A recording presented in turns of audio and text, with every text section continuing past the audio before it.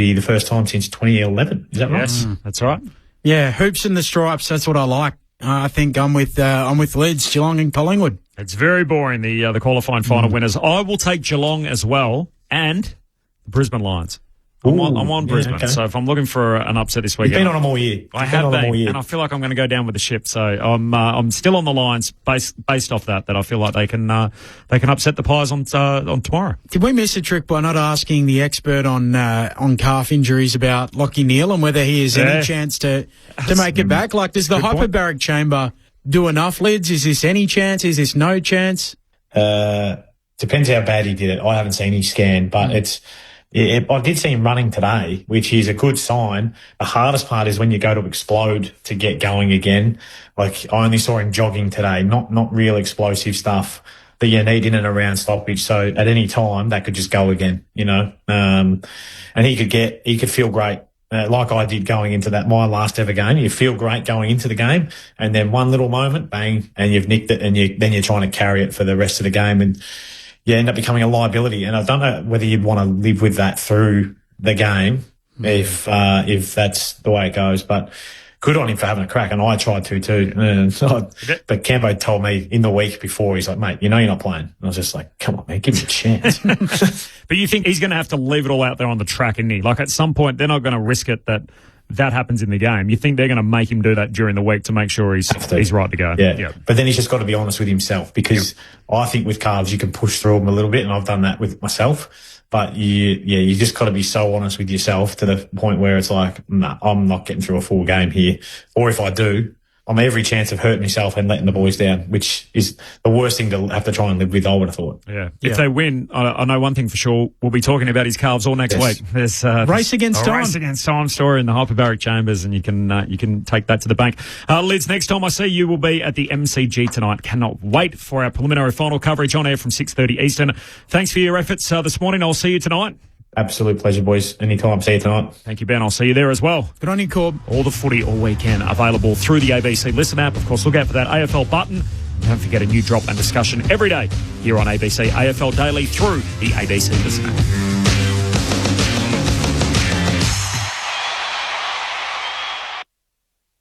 There's nothing like this love or this chaos. Officer, lock him up! Mum is in complete denial and is driving me crazy. The brand new season of Mother and Son, back September 24 on ABC TV and ABC iView.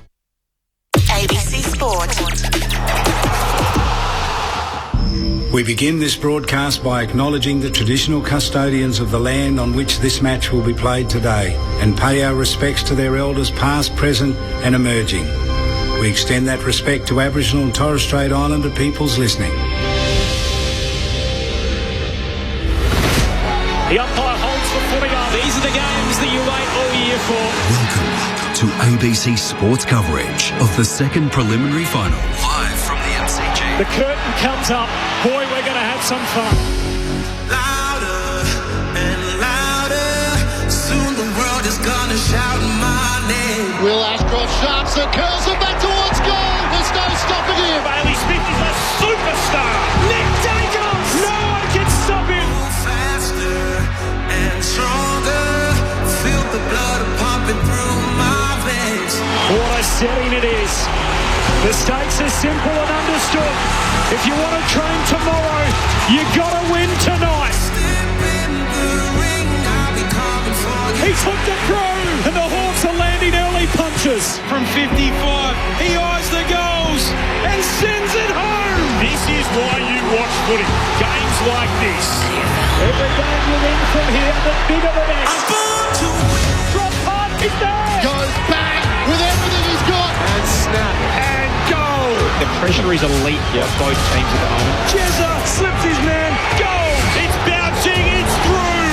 That is simply sensational. Finals footy on ABC Sport. I'm born to win. Listen to the roar. Welcome to the show. Spills to the Wizard.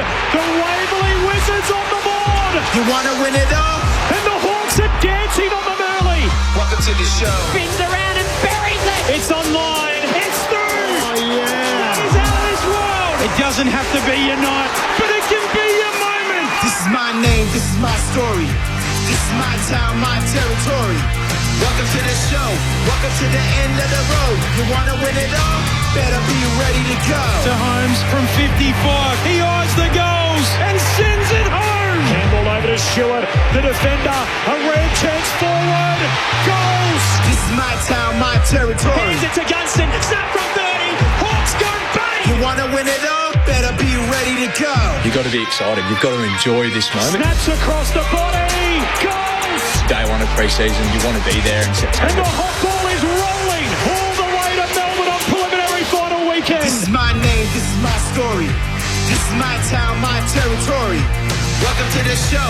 Welcome to the end of the road. You want to win it all? Better be ready to go. And the Hollywood Hawks are now showing on preliminary final night. And the Cats again take up residency in a prelim final. Welcome to the show. Runs the 50 out. You want to win it all? What a way to finish. Better be ready to go. Welcome to the end of the road. This is the second preliminary final.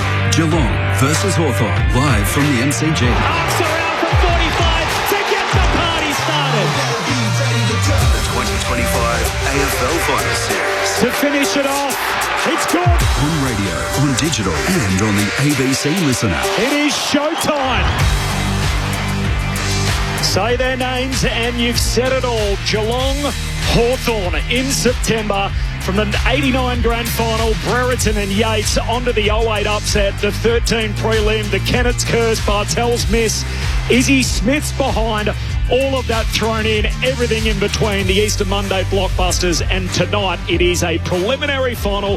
The winner sticks around to write history next week in the biggest game of them all, while for the loser they are on the scrap heap of history. It is Geelong and Hawthorn in a prelim in what is going to be an enormous 24 hours at the Theatre of the Great and the Grand, as Greg Bourne once wrote, here at the mighty MCG. It is sparkling tonight. First time in 6 years, the last 3 games of the year, all at the home of football here at the MCG. My name's Corbin Middlemass. It is a great thrill to say I'm here inside the ABC broadcast box at the MCG.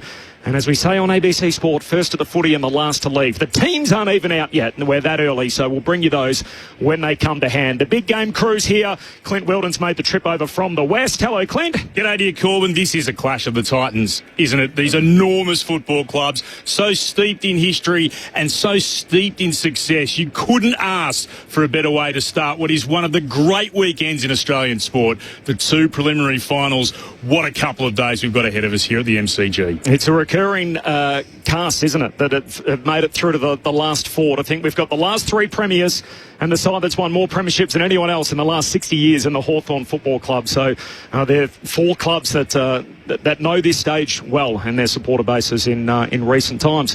And the poor old Hawks fans, there'd be 8 and 9-year-olds lugging around all this, never seen their team win a premiership, and here they are in the Final 4 again for the first time in a decade. The whole gang's here. What a crew we've assembled. First of all, the legendary Cat, a man who's a 3-time premiership player, premiership captain, Cameron Ling. Hello, Lingy. Hello, Corbs. Hello, Clint, Lids, Mick, Hodgie, the whole crew. Good evening to everyone out there. This is going to be a beauty.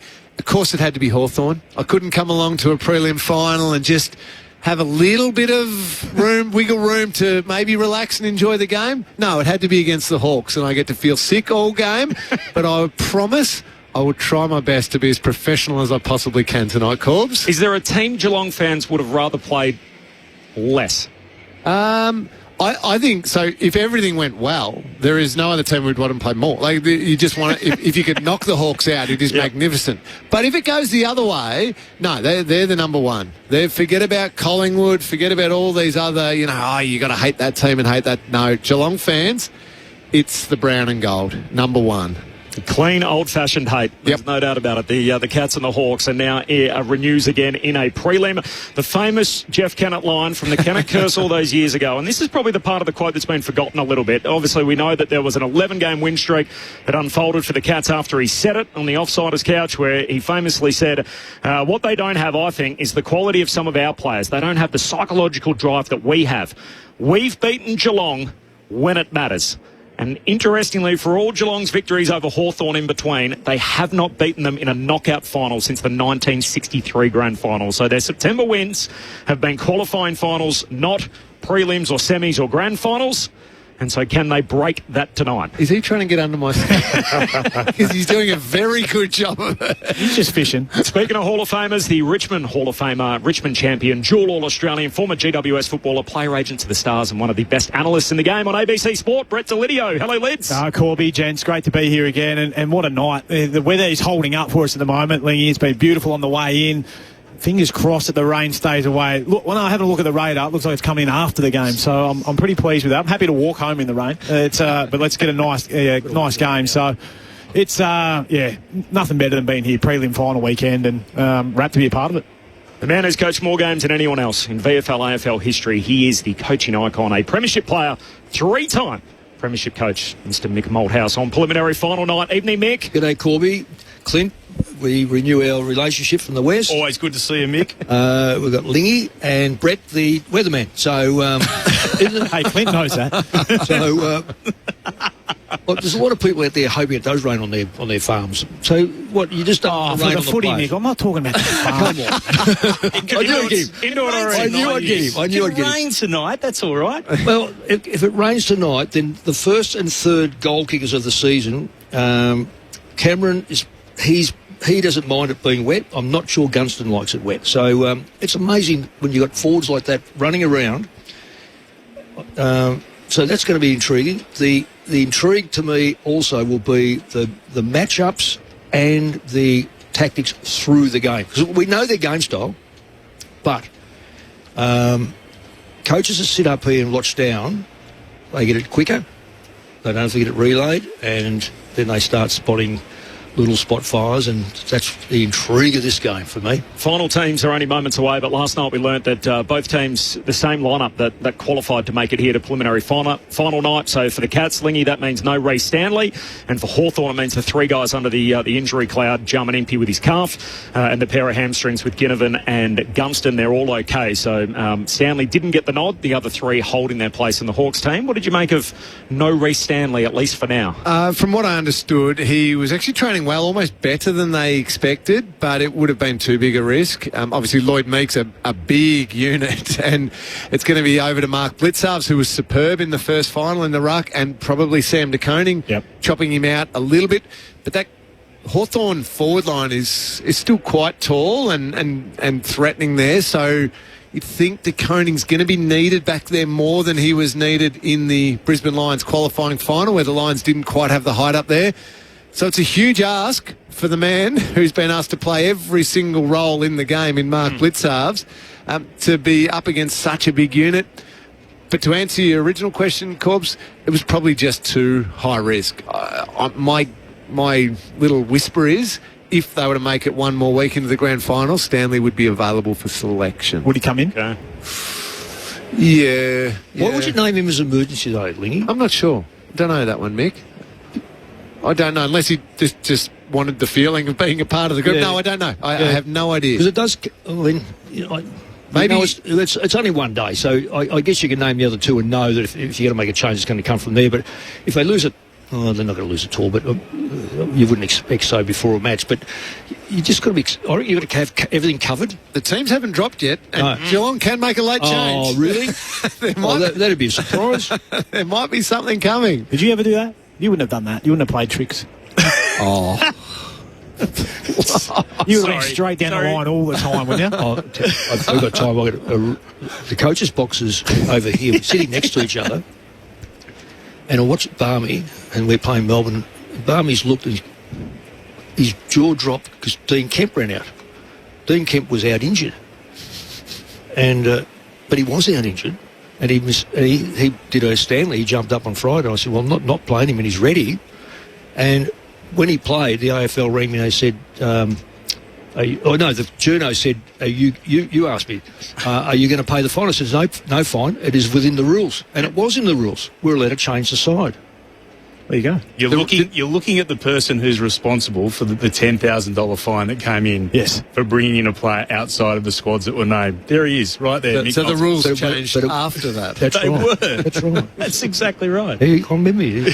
Oh, hang on, Corbs. The team is dropping. Teams are in no late changes, so no late change. They will go in as selected, and the same 23 that played in their earlier finals this September, and likewise same subs. So Jai Clark is going to be the sub for Geelong, and for Hawthorn it is Chankwath Jath.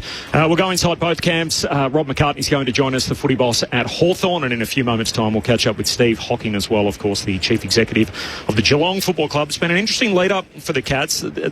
A narrative we don't ordinarily see with them, where there's been sort of questions about behaviour when it comes to both their star player and their senior coach. Is it a distraction, Lingy, for Geelong into such a big game? It's only a distraction if you let it be internally. It's been disappointing, Corbs, as a past player and as a past leader of the club. I was really disappointed with the behaviour and that type of narrative coming out of the club. The fact that I trust Chris Scott with his runs on his board over a long period of time. I can move on and forgive that one.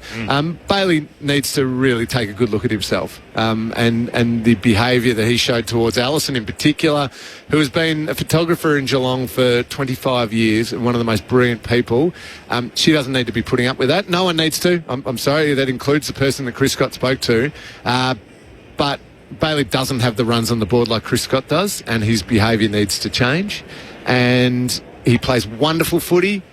He cannot let things like this just strip away all that good work that he's doing on the footy field. And at the moment, it is, unfortunately. So I was really disappointed with the week that's been.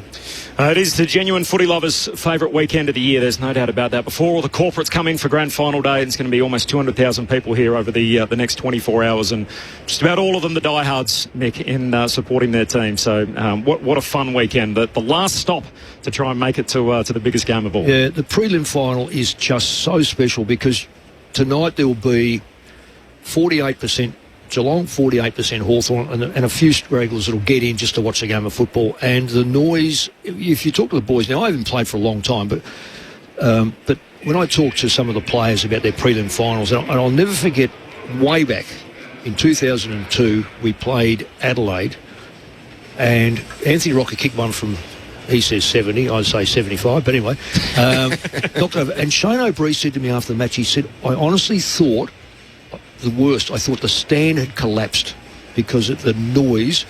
We know in a grand final there's a limited number of seats. They might get 25,000 each and the rest are all corporate. There's no question the prelim final is the rawest, and these guys are later players than me, but from what my feeling as a coach is if you lose that, it is just horrible. Grand final, well, it's horrible, but to see someone else go in the grand final because you've lost it's a shocking feel. Hawks haven't lost a prelim since that famous preliminary final back in 2011 where your Magpies, of course, outlasted the Hawks that night. And Geelong, this is old hat for them, so a 15th preliminary final in the last 22 seasons. Which brings us to our next guest. He is the Chief Executive of the Geelong Football Club. Steve Hocking's been good enough to join us on ABC Sports. Steve, appreciate your time. Yeah, likewise. Thanks for having me, Corbin. Yeah, great to be here. I'll get the difficult stuff out of the way early, the behavioural issues, which Chris Scott addressed at length yesterday, so almost a 40-minute press conference. Yes. We were a bit exhausted by the end of that, it's fair to say. But, good that he took the time to explain things and also acknowledge things as well. How do you reflect on the two episodes? Oh, not in a great way, in my own personal view. Certainly not something that you want happening too often, but acknowledging the fact that, it is a high-performance environment and times tensions do rise within that environment, and, people react accordingly at times. Both incidents were involving women. Do you have an issue as a football club when it comes to respect for women? Yeah, look, I think that I understand why you'd ask that question. I think labelling it gender-based is incorrect. I know Chris well enough. I've worked with him for 15 plus years. If he was feeling a certain way about anything, the gender wouldn't come into it. Yep. He's pretty strong on certain things. So. Yeah, it was obviously raised by certain sections of the media. Did it come up internally, and is that something that, it's easy for me to sit here and say it's not gender related. Are as someone in my position, but how do you get to the bottom of that, I guess, as the chief executive? Well, you get to the bottom of it by them admitting they're in the wrong and apologising accordingly, which they both did. And they responded really quickly to that as well, and didn't need too much encouragement to do it. Daly's situation, so I know even Chris said, look, in an ideal world I would have preferred that he called rather than Yeah, well, that's a 50-year-old man saying that, and I'm a 60-year-old man. I think young couples these days even break up via text, don't they? That's my understanding.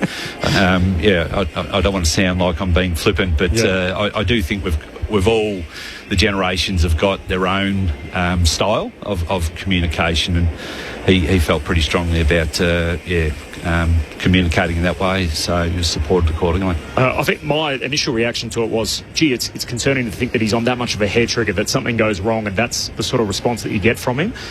Is there a way as a club that you have had to, change the way that you deal with him compared to other players, knowing that that's the backdrop? Look, you've got 75, close to 80 athletes in our program. So, there's a couple of former players here that would understand that, the needs are different for each individual. I think as a club that we're not perfect, and we're certainly not out there on our soapbox saying that we're perfect at all. We try and work individually with each player. We're sort of 5 minutes in with Bailey, and there's a lot that he's already learnt, and behaviourally, he acts a certain way, and as I say, he's 5 minutes into his time at Geelong, and over time I think we'll continue just to work together and understand one another better. Last one from me on this. You're straight out of the AFL. You come and take up, obviously, the role as the chief executive of the Cats. I would have thought out of any team in the competition that you guys would have the best relationship between AFL House and a club, and yet you can hear it in Chris's voice, and he admitted to it yesterday that, look, this is a pent-up frustration, multiple issues. How does it get to that point that, given how close you two are and your previous relationships at the AFL, that you've got your senior coach who's so frustrated with what happens in the way that the game's run? How does that happen that out of all 18 teams, you would have thought you'd be the closest, and yet you're almost at the other end? You're almost number one on when it comes to concerns, or I guess public concerns raised by a senior coach towards head office. Look, I think it varies, from club to club. Like everyone's got their relationship with the AFL. That competitive tension's not a bad thing to have, and at times if certain things aren't addressed, it can just build up within individuals. I think we all, I certainly experience that at times as well. I have played back quite often that we're running the AFL, and hopefully people understand that isn't the case. So Chris is a highly competitive person, and he's a really, really strong person around ethics and integrity and rules and so forth, but particularly rules. Like he's dynamite on the rules, as Lenny would understand, and he likes to know them, he likes to understand them, and he likes to communicate and educate the players accordingly. And when there's a bit of grey in all of that, that's where the tension comes from. Yeah. To change topics just quickly, Hawk, really great news that Stephen King's got the opportunity to be the senior coach at the Melbourne Footy Club. In years gone by, we've often seen a person appointed who then doesn't continue coaching at their assistant coaching at their previous club.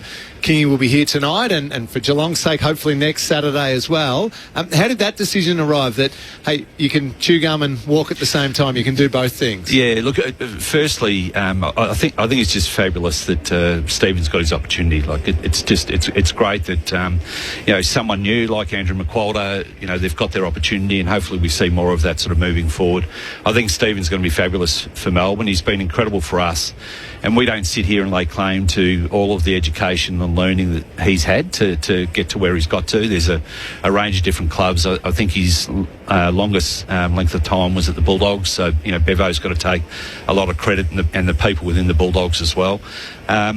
Look, I think as far as where we've got to currently, I've been in those situations where I think it was Brenton Sanderson. I think it was 2007 from memory, or was it 2011? Sorry, yes. 2011, and he was almost punted out. And I just think as we mature, as a football club and understand people more, we wanted to make sure that Stephen was part of our program right through until the end.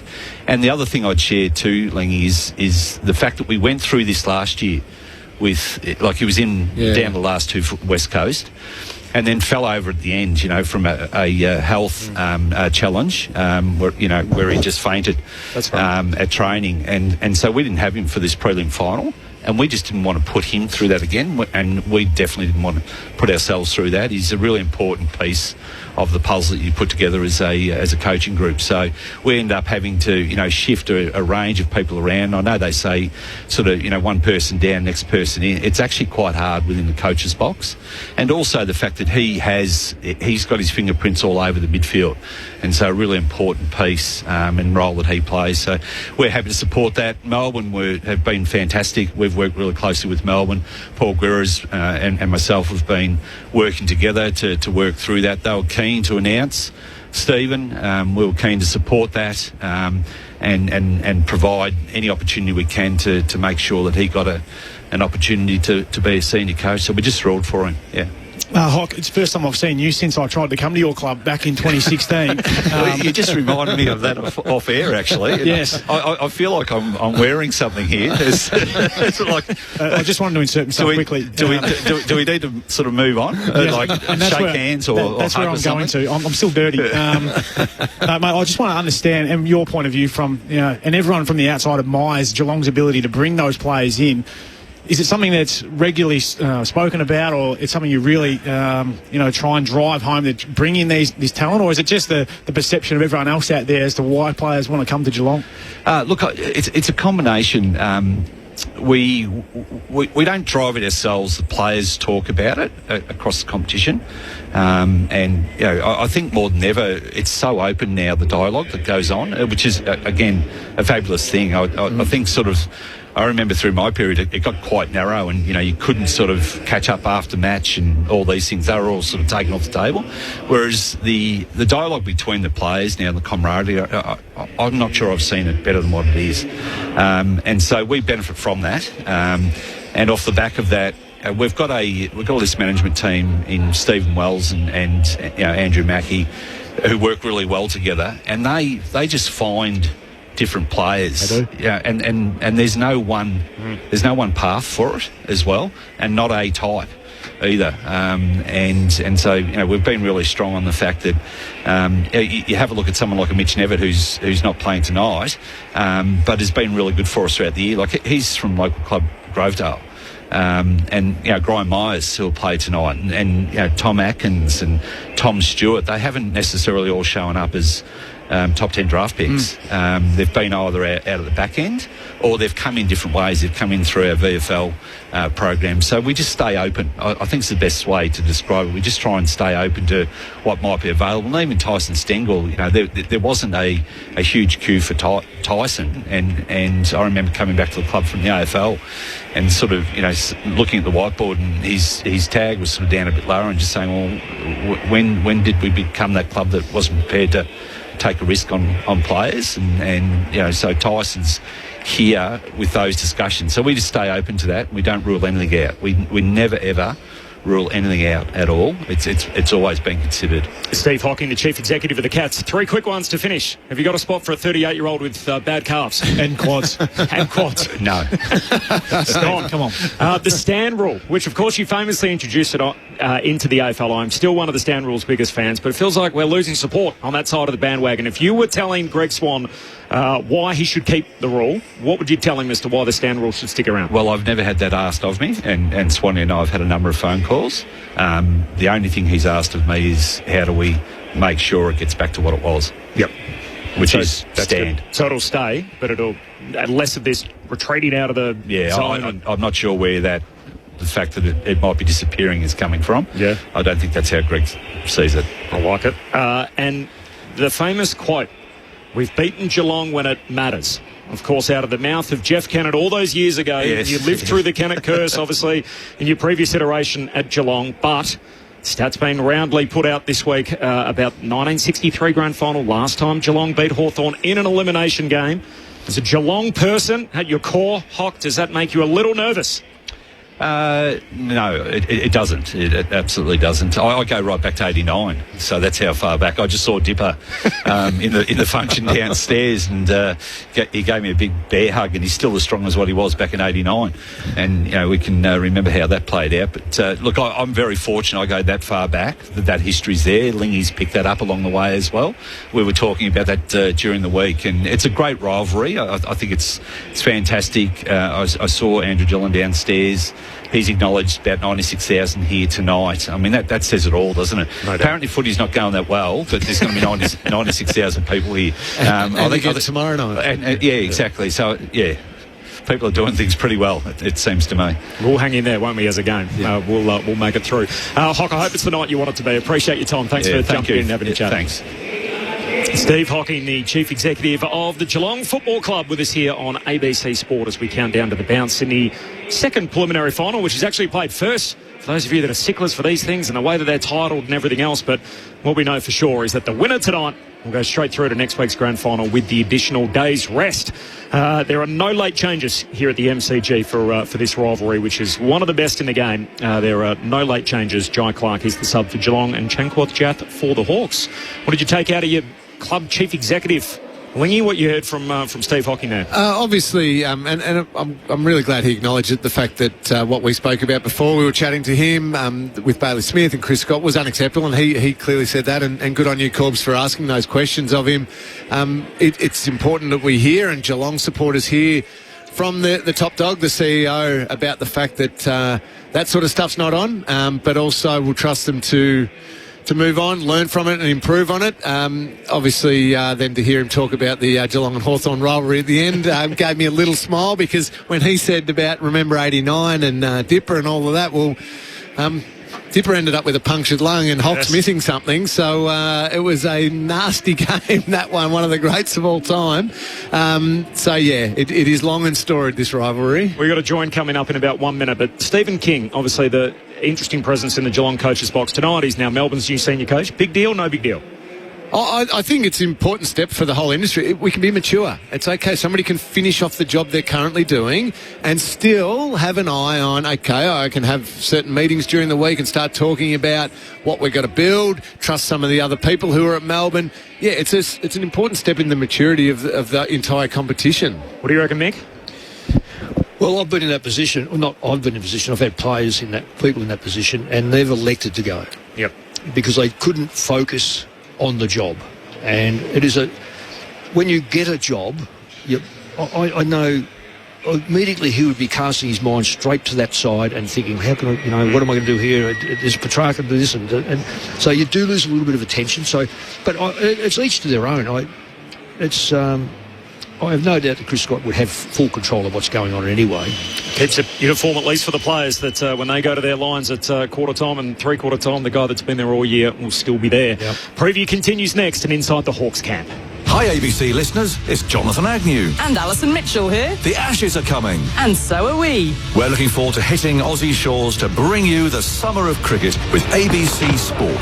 Catch every ball of the Ashes on the ABC Listen app. On ABC Sport, this is the 2025 AFL Final Series on ABC Radio, Sport Digital, and on the ABC Listen app. Geelong, Hawthorn, you don't have to overhype it. A rivalry as good as the game has. And tonight it renews again on preliminary final night. There are no late changes here at the MCG, and the lights always seem to shine a little brighter in the month of September, and so they do tonight. The last genuine night game of the season, of course, the Friday night preliminary final before we're into the twilight tomorrow, and then of course next Saturday afternoon for all the marbles back here at the mighty MCG. Corbin Middlemass alongside Clint Wilden, our experts. What a crew we've assembled. Cameron Ling alongside Brett Delidio and Mick Malthouse. But for now, the sixth member of our team tonight, he is front row in the boundary, the best boundary rider since Doc Larkins. Tim Hodges is down there. Hodgie, good evening. Rob, watch me slaughter this. Rob McCartney, the footy boss from the Hawks, has been good enough to join us straight after warm-up. Rob, can I just start about the weather? Mick loves it when I talk about the weather, but it's been wild and windy in Melbourne today. It's absolutely perfect down on ground level. Did that surprise you? I think, Melbourne at this time of year, you can get 4 seasons in one day, and I think we probably have already got that. It is really mild and still. Maybe calm before the storm, not sure. Are you thinking there might be some rain coming? The forecast doesn't look great. Yeah, look, we've been sort of planning that there could be some rain. We think actually it suits us a little bit, so bring it on. And then selection. So the teams are in no Reece Stanley. Did that surprise you? I heard Sam Mitchell this morning saying he expected some funny buggers from the Cats like normal with late changes. That you'd almost be disappointed they didn't make one. Yeah, look, I think there might be a little bit of a history there. That might be a little bit of a barb from Sam early, but look, you plan for a number of different things to happen before the game starts, and you've got all those contingencies in place. There's going to be 23 of them and 23 of us. It'll be a great game of footy, I reckon. And it's an awesome stage, 95,000 people. What's the mood like in the camp? Oh, look, it's exciting. We're still the 9th youngest team in the competition in terms of age, and our players are experiencing some of these things for the first time. We've told them to lean into it and enjoy it, not be overawed by it. I think we've shown in our first 2 finals that we're better than what we were last year in this space. So, yeah, they're just super excited to get out there and play in front of a big crowd on a big occasion, and the outcome can be some big reward. Before I send you upstairs, I did ask you just before, what do you look for in a warm-up? And you said...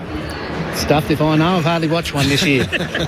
He wasn't even watching. There you go. That's the analysis we like. I'll send you Rob McCartney, the Hawthorn footy boss, has been good enough to join us. I'll send you upstairs. Mick Malthouse, Cameron Ling and Brett Delidio. Rob, thanks for your time so close to the game.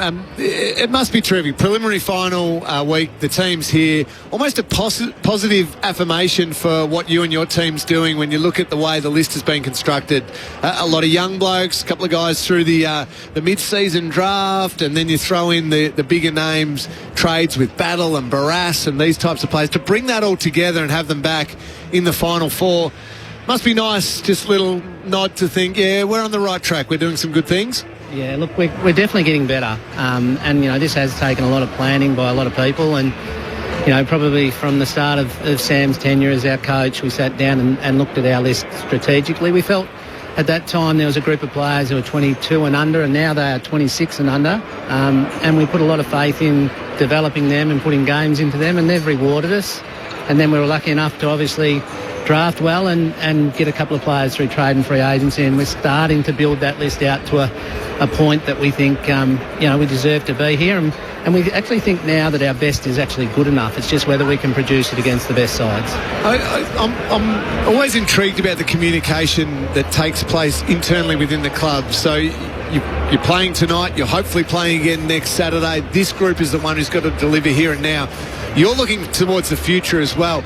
When names get thrown up like Zach Merritt and these types of people potentially coming to your club, how do you communicate that to the players who are playing now to not have them worrying about, oh, hang on, what's next year going to look like? Yeah, look, we've been really open with our players right along this journey. They know the strategic intent that we've got to build our list. So when they hear that we're talking to different players, and I'm not saying we are talking to Zach, but everyone else is, look, when that sort of thing starts to surface, it's been no different throughout the journey of these last 4 years. They know that our club is a club that is always in the search of getting better. To do that, you have to try and find new players to bring to your club over the journey, and the right type of players. So what I will say, won't talk about whether it's Zach, but what I will say is we've identified that in the next part of our journey, we probably do need another inside mid, and we'll chase after that.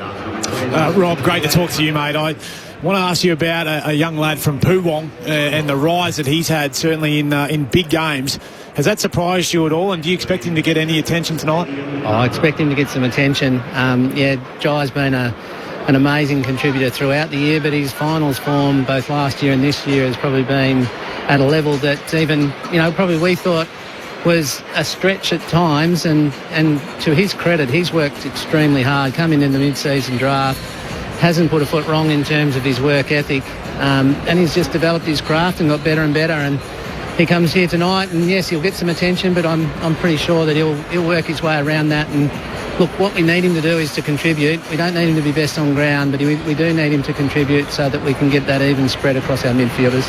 Do you play on the history at all, Rob? I mean, the stat's been widely quoted this week about 1963, the last time the Cats eliminated Hawthorn from a finals race. Does it count for anything? No. Simple answer is no. Look, even Sam, who's probably been part of the rivalry the most in our group, he really hasn't raised it. What he has talked about is what the Cats look like right here, right now. What he has talked about is what our strengths are and what our weapons are, and that we need to bring them. We need to play at our best to give ourselves a chance. So I think this is, 3rd in 14 days compared to 2 games in 27 for Geelong. Do you emphasise that with your group, that, hey, this is a team that's battle-tested and they might be a little rusty? And again, Sam's press conference, I think he said you could easily sell that either way. What I will say about our group is that Peter Burge and Zane Leonard have done an amazing job to build the physical side of our players, and we think we're really fit. We think we can run games out, and on the big MCG, I think the game is absolutely suited to the physical dynamics of our group. Rob, I hope it's the night you wanted to be. Appreciate your time. Thanks very much, guys. Rob McCartney, the GM of footy there at the Hawthorn Footy Club. What a night for the Hawks. They've come from 8th to be here, and yet I think, based on what we know about Hawthorn and the journey that they've been on, 0-5 start last year, made it through to the last 6. Doesn't feel like your usual 8th place team. And we know how congested that ladder was, that as much as they would be the first team ever in the top 8 system to make it through to a grand final, they don't feel like your ordinary 8th place team. Well, they've been impressive, haven't they? And I was one of them that wrote them off. Once Will Day went out of their side back against Adelaide, I think it may have been, with his foot, that there's no way they can be good enough to do this. But, geez, they've proved us wrong, and their ability to fight and scrap and just get the job done. They've started to find their best footy off the back of, I think, Sicily's found some of his better footy as well, and they've got their forward line structured up really well at the moment. We were questioning maybe their full tools that they went with. Obviously, Cal Shadir's gone out of that side, but there's some. There's certainly a good side to watch at the moment. Real good side to watch. The other one, you mentioned James Sicily getting back to his best form. James Worpel, I reckon, has got back to his best. He might have had just a little patch there where perhaps Jai Newcomb had taken his spot, and did he find the other spot there? I thought Worpel was superb last week against the Crows. That midfield completely dominated, and they've set themselves up a big chance in an area of the ground that Geelong's got their 2, obviously, stars, the headliners in Holmes and Bailey Smith, but it's still the one area of the ground that Geelong probably understands they're trying to add pieces to. Myers has tried it late in the year to come up. Jack Bowes goes in and plays a little bit there. So they've had to find some depth, Geelong. So Hawthorn will be thinking, hey, we can take them up into in that area of the ground. If they haven't got that total depth, though, Lingy, what Geelong have got, they're prepared to have taggers. They're one of the very few clubs that do it. They're the best. Well, going around, I'll say right now they're probably the best side, and yet they're prepared to tag. So that adds another 1 or 2 players to that midfield, because you're not having to have a genuine midfield. You're having a tagging midfield. No, I just look at some of these stats here. These are amazing stats, and I mean totally amazing. The highest tackling player for Hawthorn is Newcomb at 123. Atkins is 215. Yep.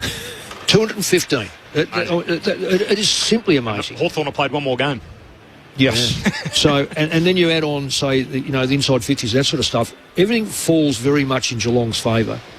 But it may be the top 6 I'm looking at here, then it must fall away. Because one of the things about Hawthorn that has been very prominent is they're prepared to throw players in a lot of positions.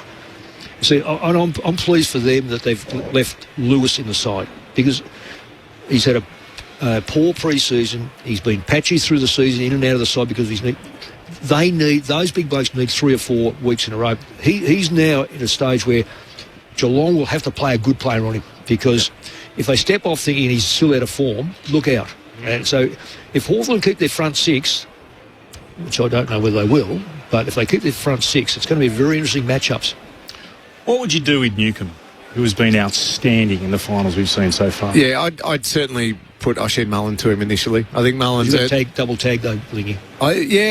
Mullen is a powerful unit, and the job he did on McCluggage, the job he's done late in the year for the Cats. Yep. I think you back him in and you trust him. You have plans B and C. You always do, and this is where I was a little surprised if Stanley was right to go. Yeah. Blitzarve as an option to just be all over Newcombe with his greater length and everything like that might have been an option, but if Blitzarve is playing the ruck, that's no longer an option.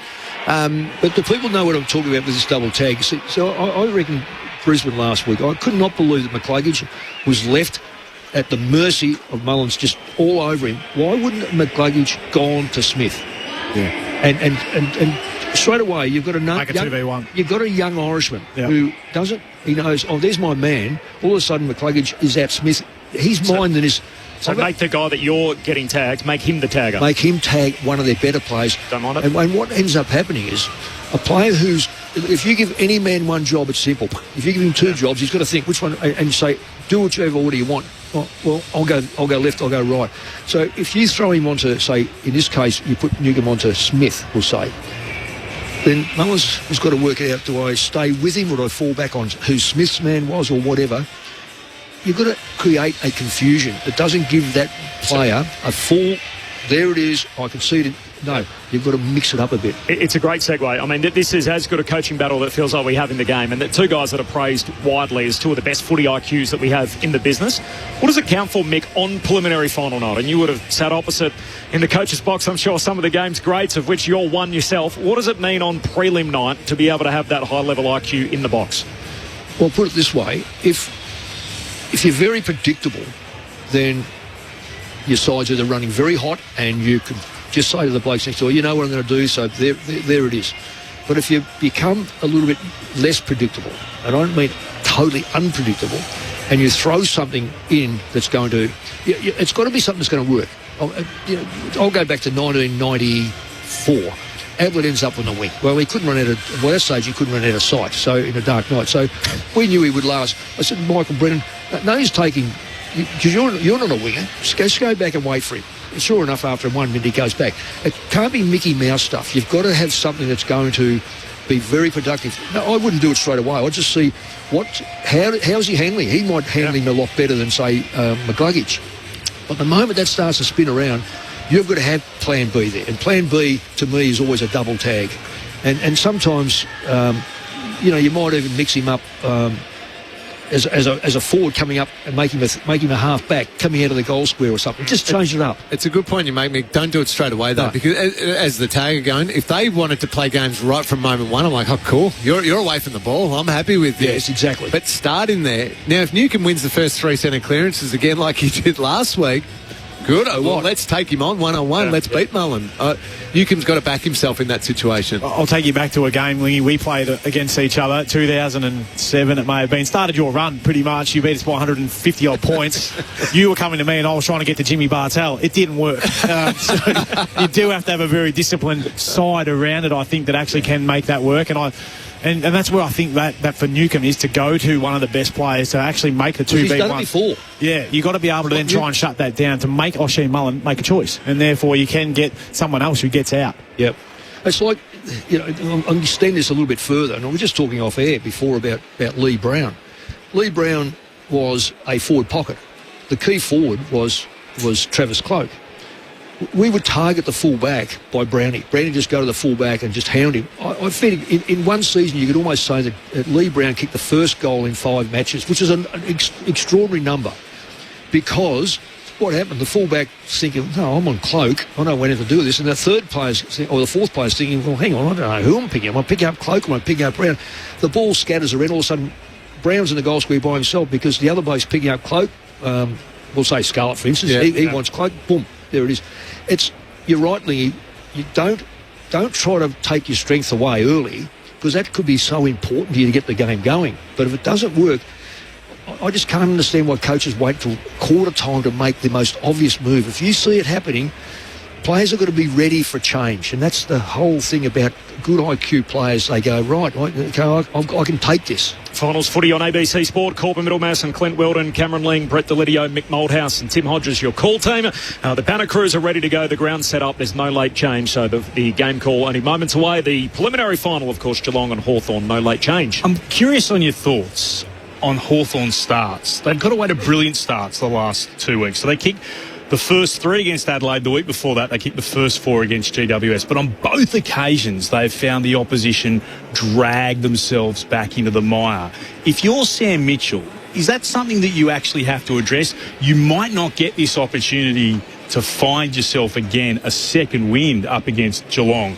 If you get yourself 3 to 4 goals in front, you actually have to maximise this. Would he bring that up in a meeting? Yeah, but he would want them to. That they play at such a frenetic pace and high energy, high pace. Hunt the ball, surge it forward. The forward line, the small forward, buzzing everywhere.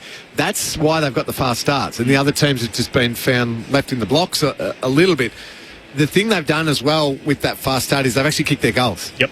So they've put that immediate scoreboard pressure on. Or in last week's case, they immediately took the crowd out of the equation and sucked all of the air out of Adelaide Oval.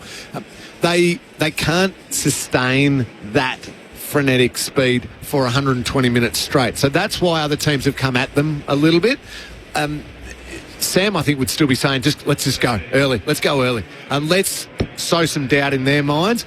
That sort of super fast, super frenetic start is exactly what we're looking for again. Luke Bruce has just been given a moment of recognition here. He's on crutches. He's out of surgery on Tuesday. And that was successful surgery repairing that torn ACL and MCL in the VFL last weekend. I'm sure it's not how he thought his career would have ended, but what a magnificent career it has been for Luke Bruce. You can hear the Bruce chant start to make its way around the Melbourne Cricket Ground. An incredible run for Luke Bruce, retiring after 306 games, twice an All-Australian and the 3-time Premiership player. The Banner crews are ready. Our team's ready. One man who's been with us all year, a man who knows what it's like to be out there on preliminary final night. 6 prelims. A 300-game umpire. He is our rules expert at the pointy end of the season. He's going to be in the box with us, the great Ray Chamberlain. Razor, good afternoon or good evening to you. Good evening, Corb, lads. It's what a great night to be at the MCG with another 95,000 of our fellow Victorians. Tell us about the green team. Who's out there tonight? Yeah, the 4 field umpires this evening are Simon Meredith, Brett Roseberry, Nick Foote and Andrew Stevens. And, Corb, we've got 130 finals between them.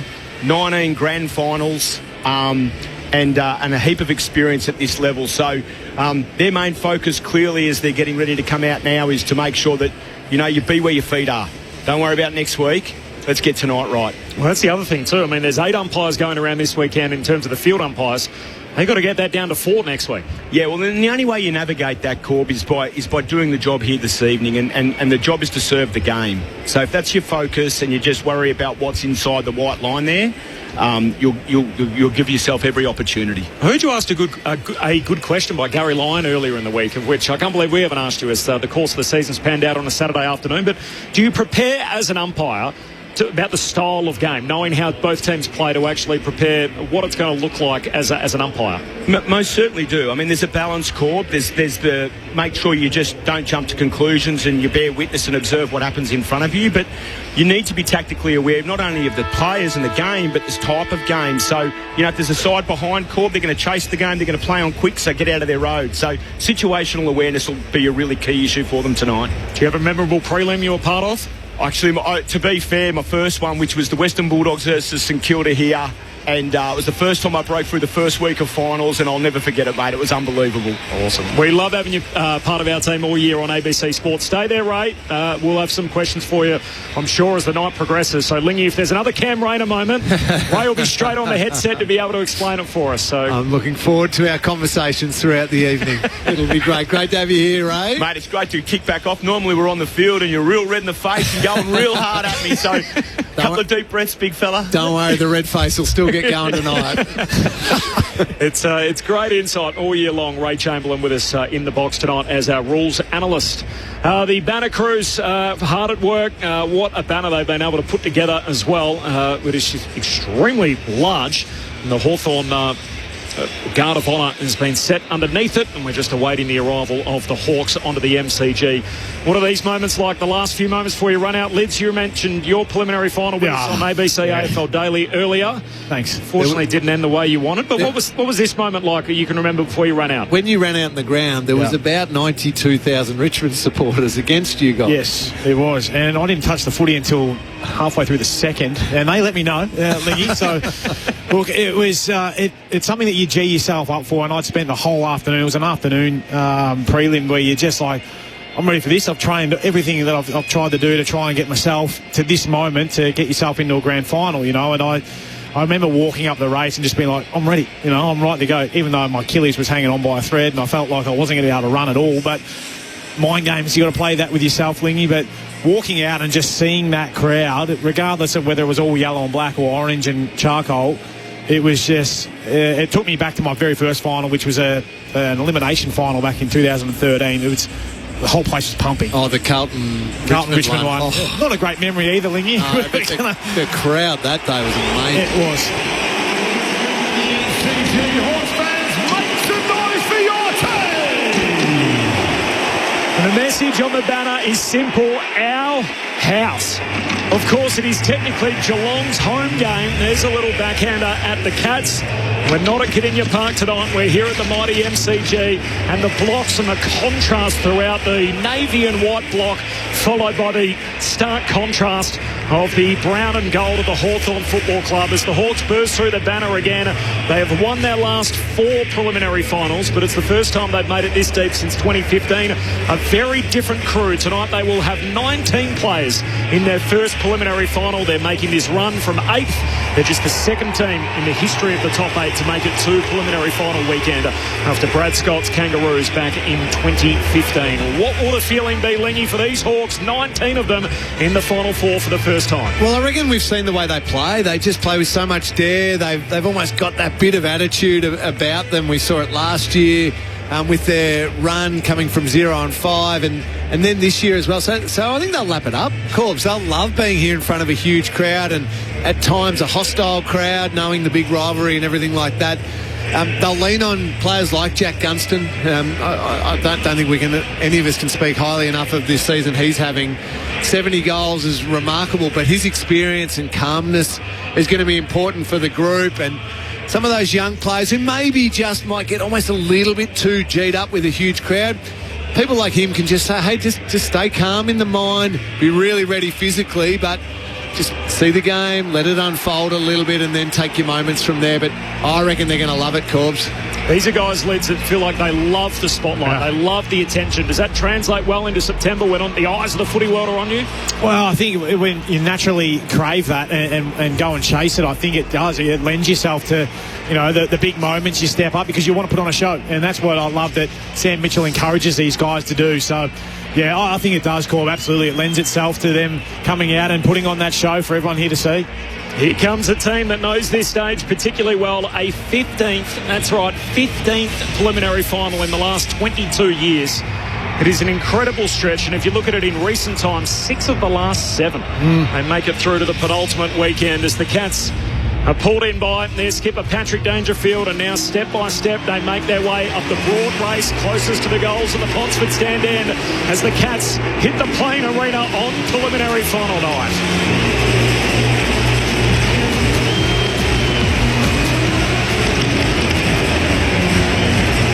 There's the pump-up song, the Penn State nod. And we are Geelong as the Cats about to burst through the banner. And the Chris Scott again, and what a run he's been on with this football club. Premiers back in 2022. They missed out on preliminary final night last year, but they've got a boatload of guys that know what it takes. 12 premiership players. And in stark contrast to Hawthorn, there are only 2 Geelong players that are here on prelim night for the first time. Jai Clark, the sub, and Connor O'Sullivan is the only other one that hasn't tasted preliminary final football in the past. What does all that count for? Well, it does count for something, but you still got to perform on the night, so it can count for absolutely nothing if you don't deliver on the night. But there'll be a calmness amongst this group because they know what it's like. But then you got to go and perform. Talk about Connor O'Sullivan being one of the players who hasn't played. He looked remarkably comfortable in that qualifying final against Brisbane. Felt like a player who's played 200 games and just was directing that back line, reading the play. So he doesn't strike me as someone who's going to be overawed by an occasion like this. He looks like a remarkable talent, but also a remarkable head on his shoulders as well. I caught up with him last week 2 weeks ago for his first final, and we went for just a little walk to try and give him my wide knowledge of what's going to happen. But the same thing again today, just to say, well, mate, go out there and play the percentages early and try and take it all in. Get out there and soak up what this crowd is.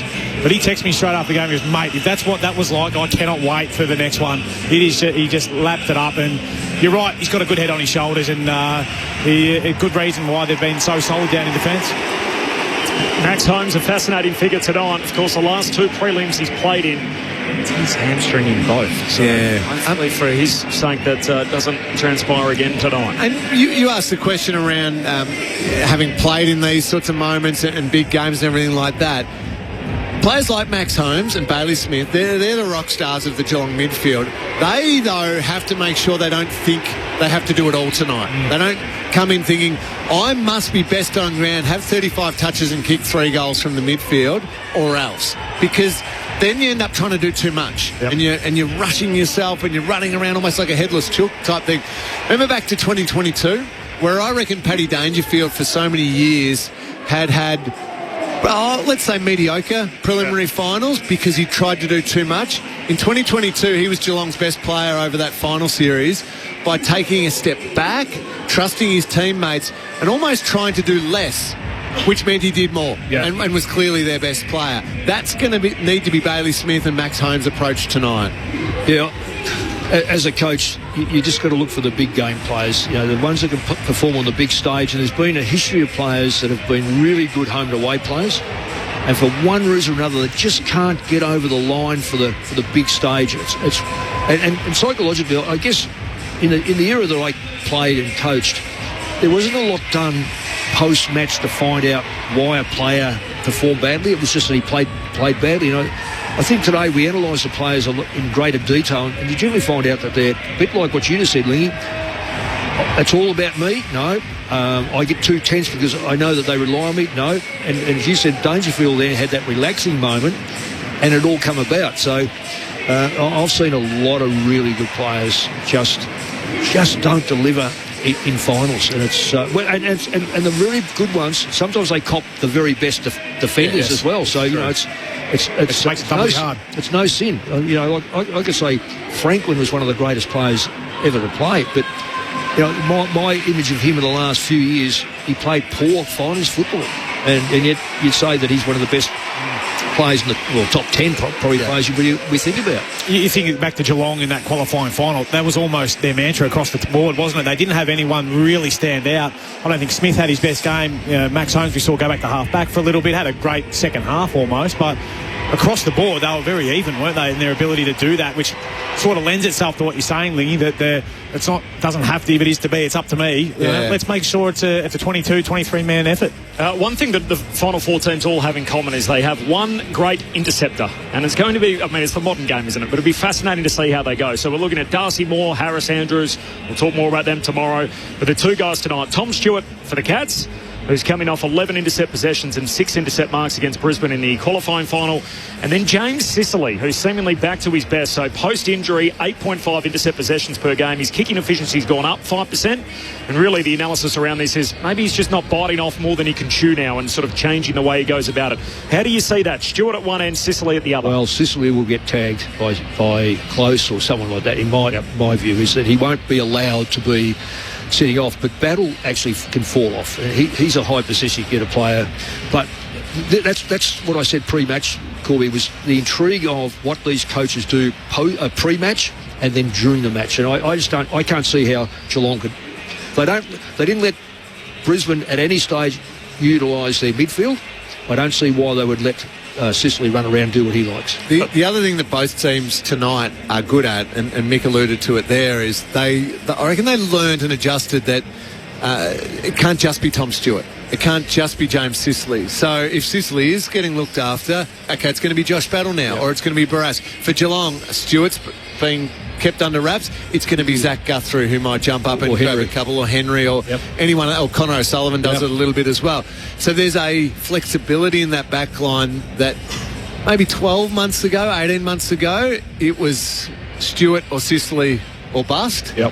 Now that's not the case with these two. The last time they met, so of course it's Easter Monday, we always go back to that particular day. It was a pretty spiteful game, by the way. This was the game where Bailey Smith threw the Sharon at Jarman Impey's head. He got done for the bird for the second time, and Connor Nash, with that sort of swinging arm, ended up collecting Brian Myers. Myers was concussed, and ultimately Nash was suspended for 4 weeks off the back of it.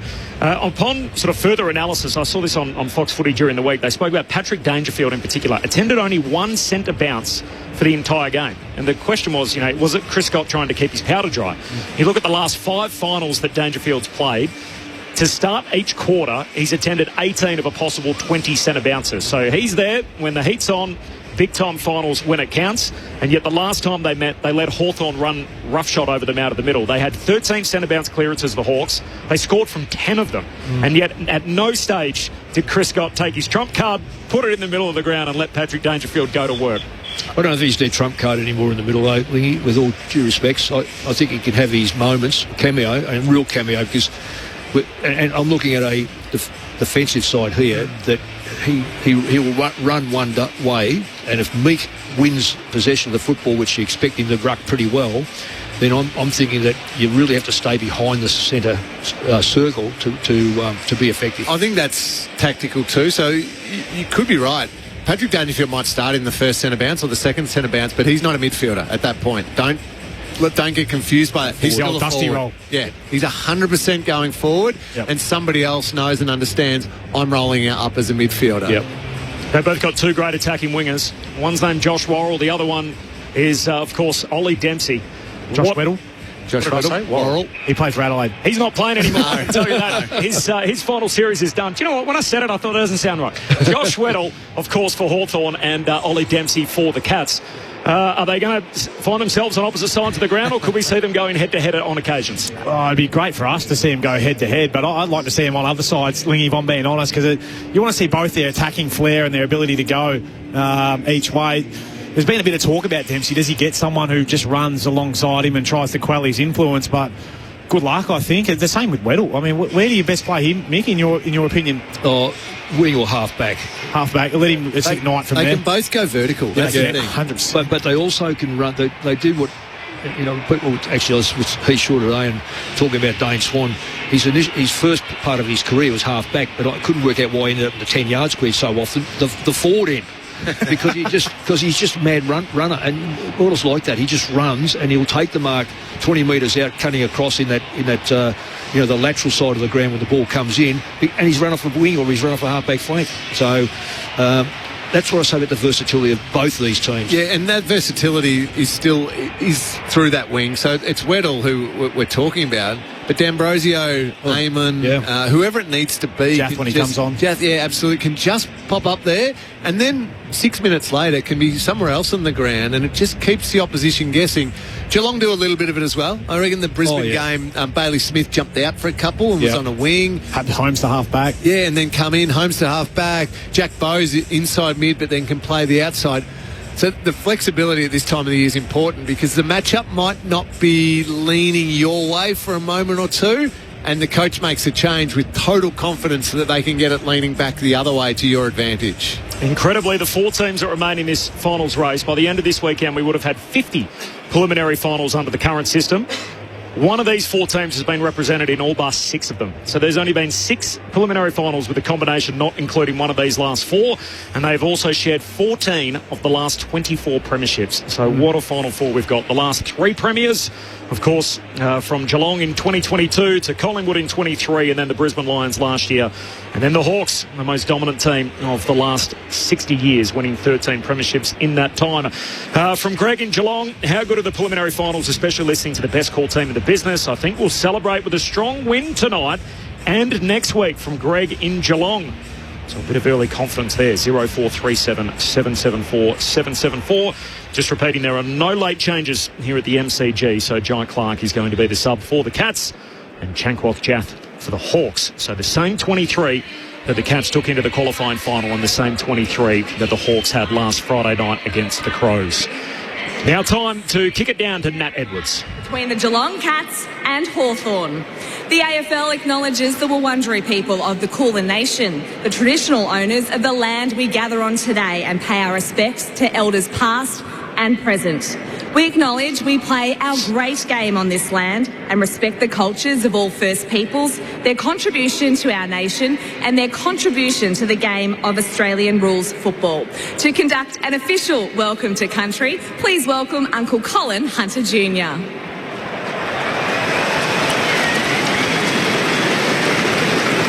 I'd like to start by acknowledging that this evening we are meeting on the lands of my ancestors, the Wurundjeri people.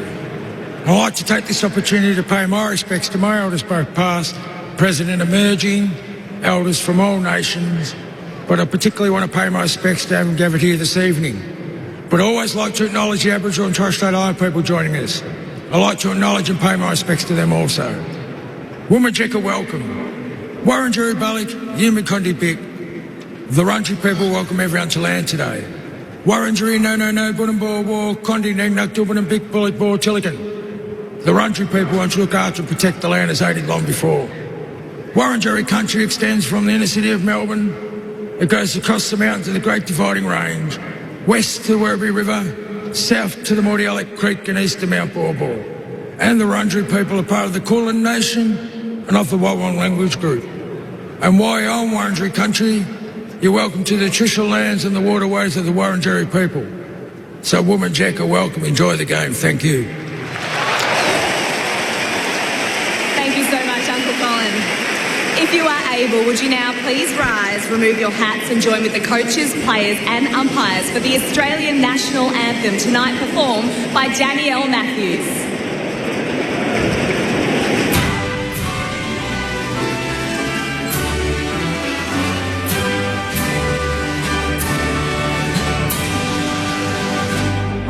Australians, oh, let us rejoice, for we are one and free, with golden soil and wealth for toil.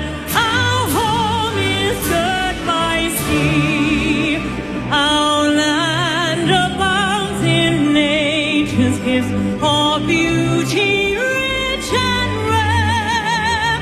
In history's page, let every state advance Australia fair.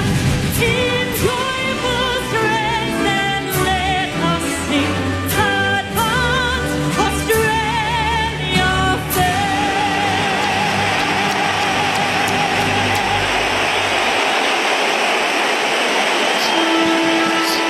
Goosebumps activated. We're ready to go for the preliminary final. Two arch rivals, Geelong and Hawthorn, and the contrast around this amazing football ground. 100,000 seats, and the brown and gold block, then the blue and white block, and so on and so forth the whole way through our Cathedral 2 football. Tim Hodges is with us in the front row of the grandstand. Good evening, Hodgie. Good evening, Corbin. Just the crowd, the atmosphere, the excitement, it's enormous. The MCC expecting to hit 95,000.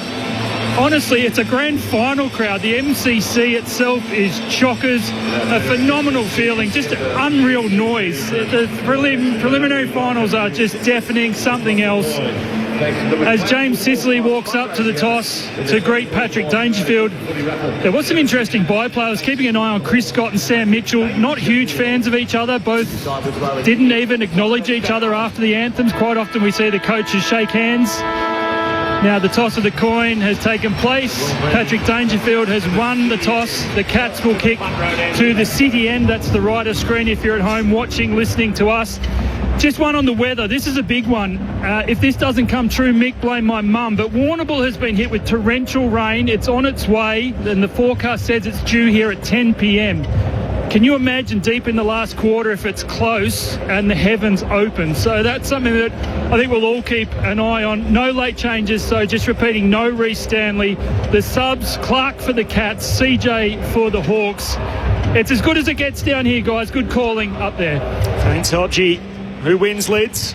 I'm going with the Cats. I think they've been the best side for most of this final series, or the first week of it, of course, but today I think they'll be too good again. Who are you picking, Mick? I'm going against Lingy because I know Lingy who Lingy's going for. And I'm only going that because I can see that this is going to be a 2v1. So I'll lean the Hawks. I think Geelong will win, but I'll go Hawks just for you, Lingy. Do I bother asking? Don't bother asking, cause my heart is currently beating out of its chest right now, and it is speaking very, very loudly, of course, for the blue and white. So Patrick Dangerfield's going straight to the centre bounce to get us going here.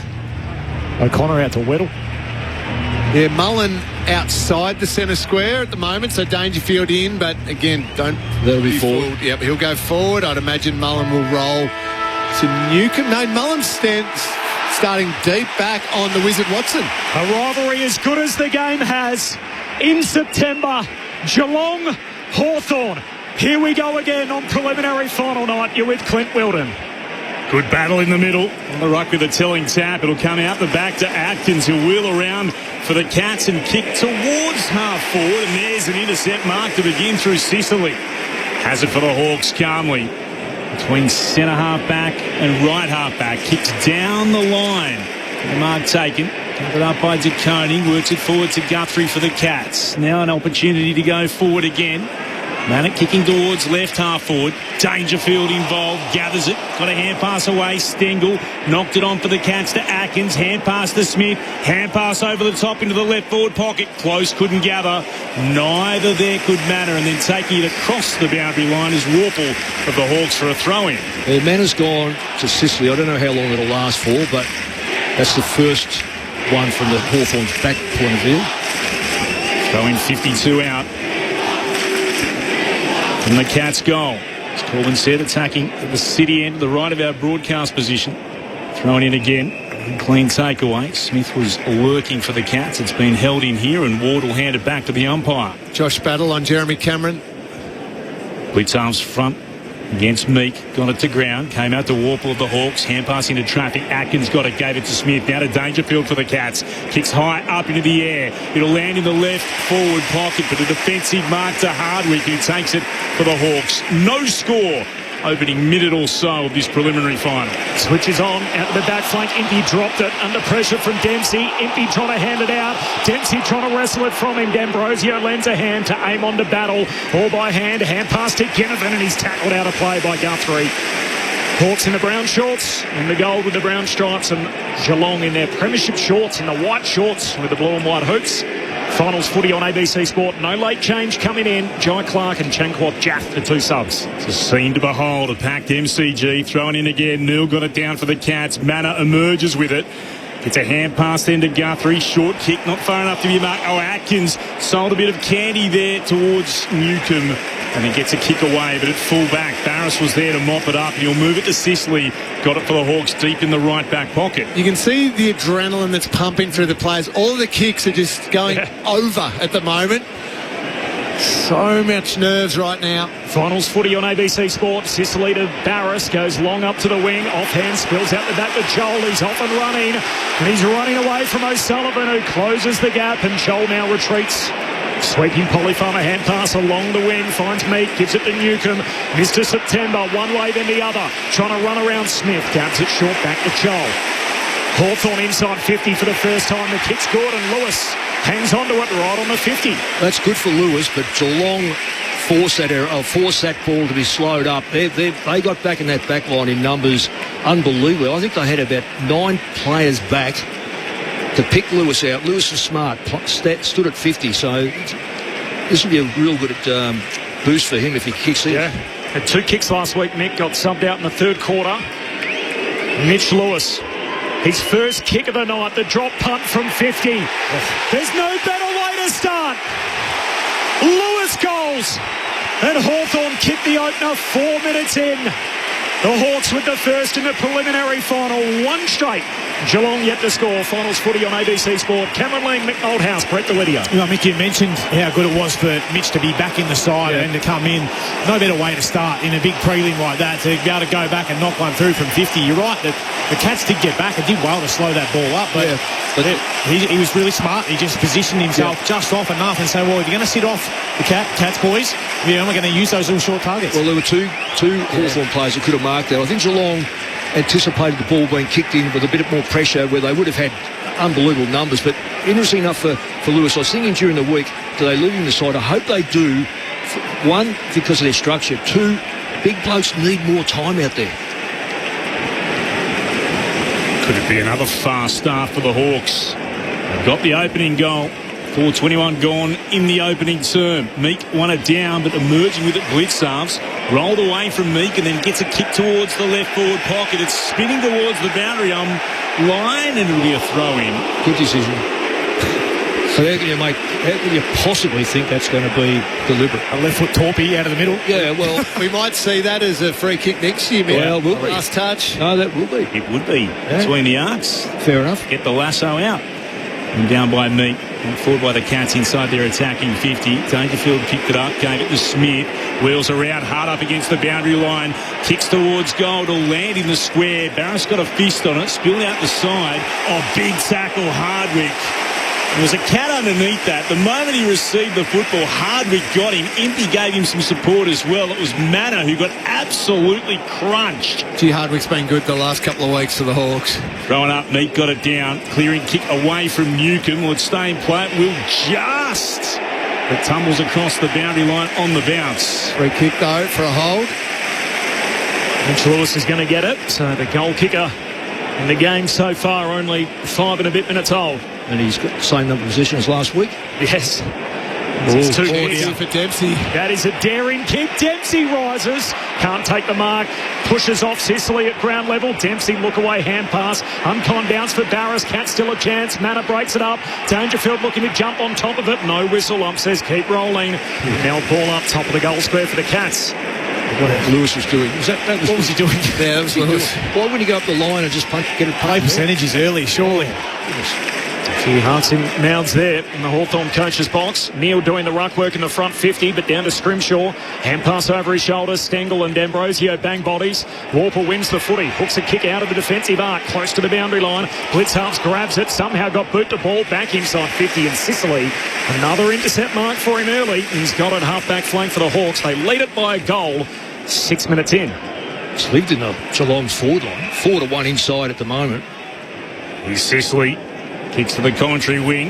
There's some battle on here. Bringing it to ground was De Koning. Trying to gather Ginnivan for the Hawks.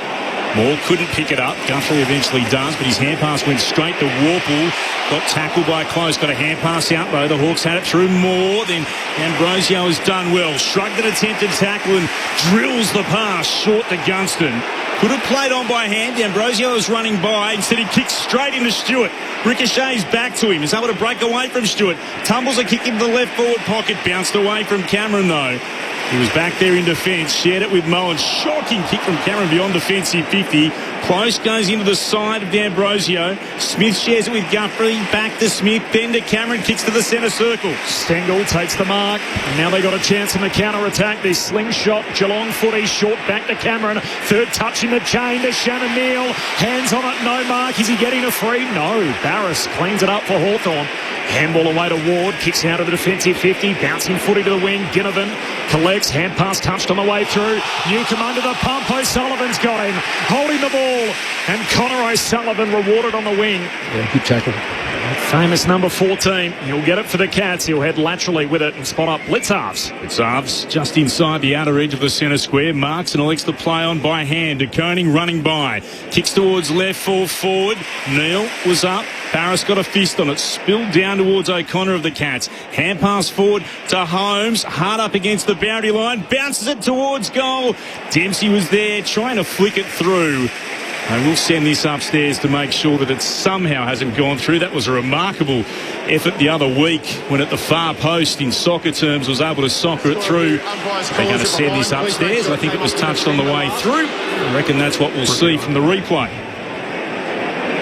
Yeah, we've got the replay in the box here. I think that's definitely come off. Ambrosio's backside? Ambrosio, yeah.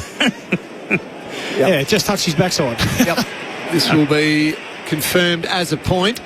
We see, Mick, you mentioned Geelong dominating the possession in their forward half, but the kicks inside 50 aren't great at the moment. No, they're not.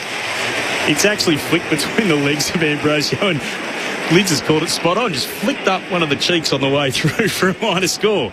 So up behind, let's put it that way. So that's telling us that Hawthorn are playing a lot of players up the ground just to squash this time out a little bit. It's the Cats' first score of the game, so one behind to one straight, 9 minutes in. Hawthorn by 5 points. Long kick to the wing, good mark Meek, and releases the run of McDonald. Handball away to Watson. Watson trying to break a couple of tackles. Under pressure, got it out. Broken up by Lewis. Back to Ward. Hawthorn still with it. Hand pass to Watson. Somehow nutmegged himself almost to Ash Centra bounce between the legs. Here's Nash. Handball away to Butler. Back by hand to Ward. Tumbles a kick forward to McDonald. Hawks are on deeper forward, and Lewis is on the end of it again. Left half forward for Hawthorn. So what's happening at the moment with the Geelong defenders is I think they're worried about Hawthorn getting out the back in that fast start that they've had throughout this final series. And Hawthorn have been really smart, just hitting the 15-metre kick, getting a mark inside about that 35 to 50 metres out from goal. Spot on, Lingy, but also Lewis is not playing anywhere near the goal square. No. He's playing 40 to 80. He's actually tested football, well, he actually got one in the back line before.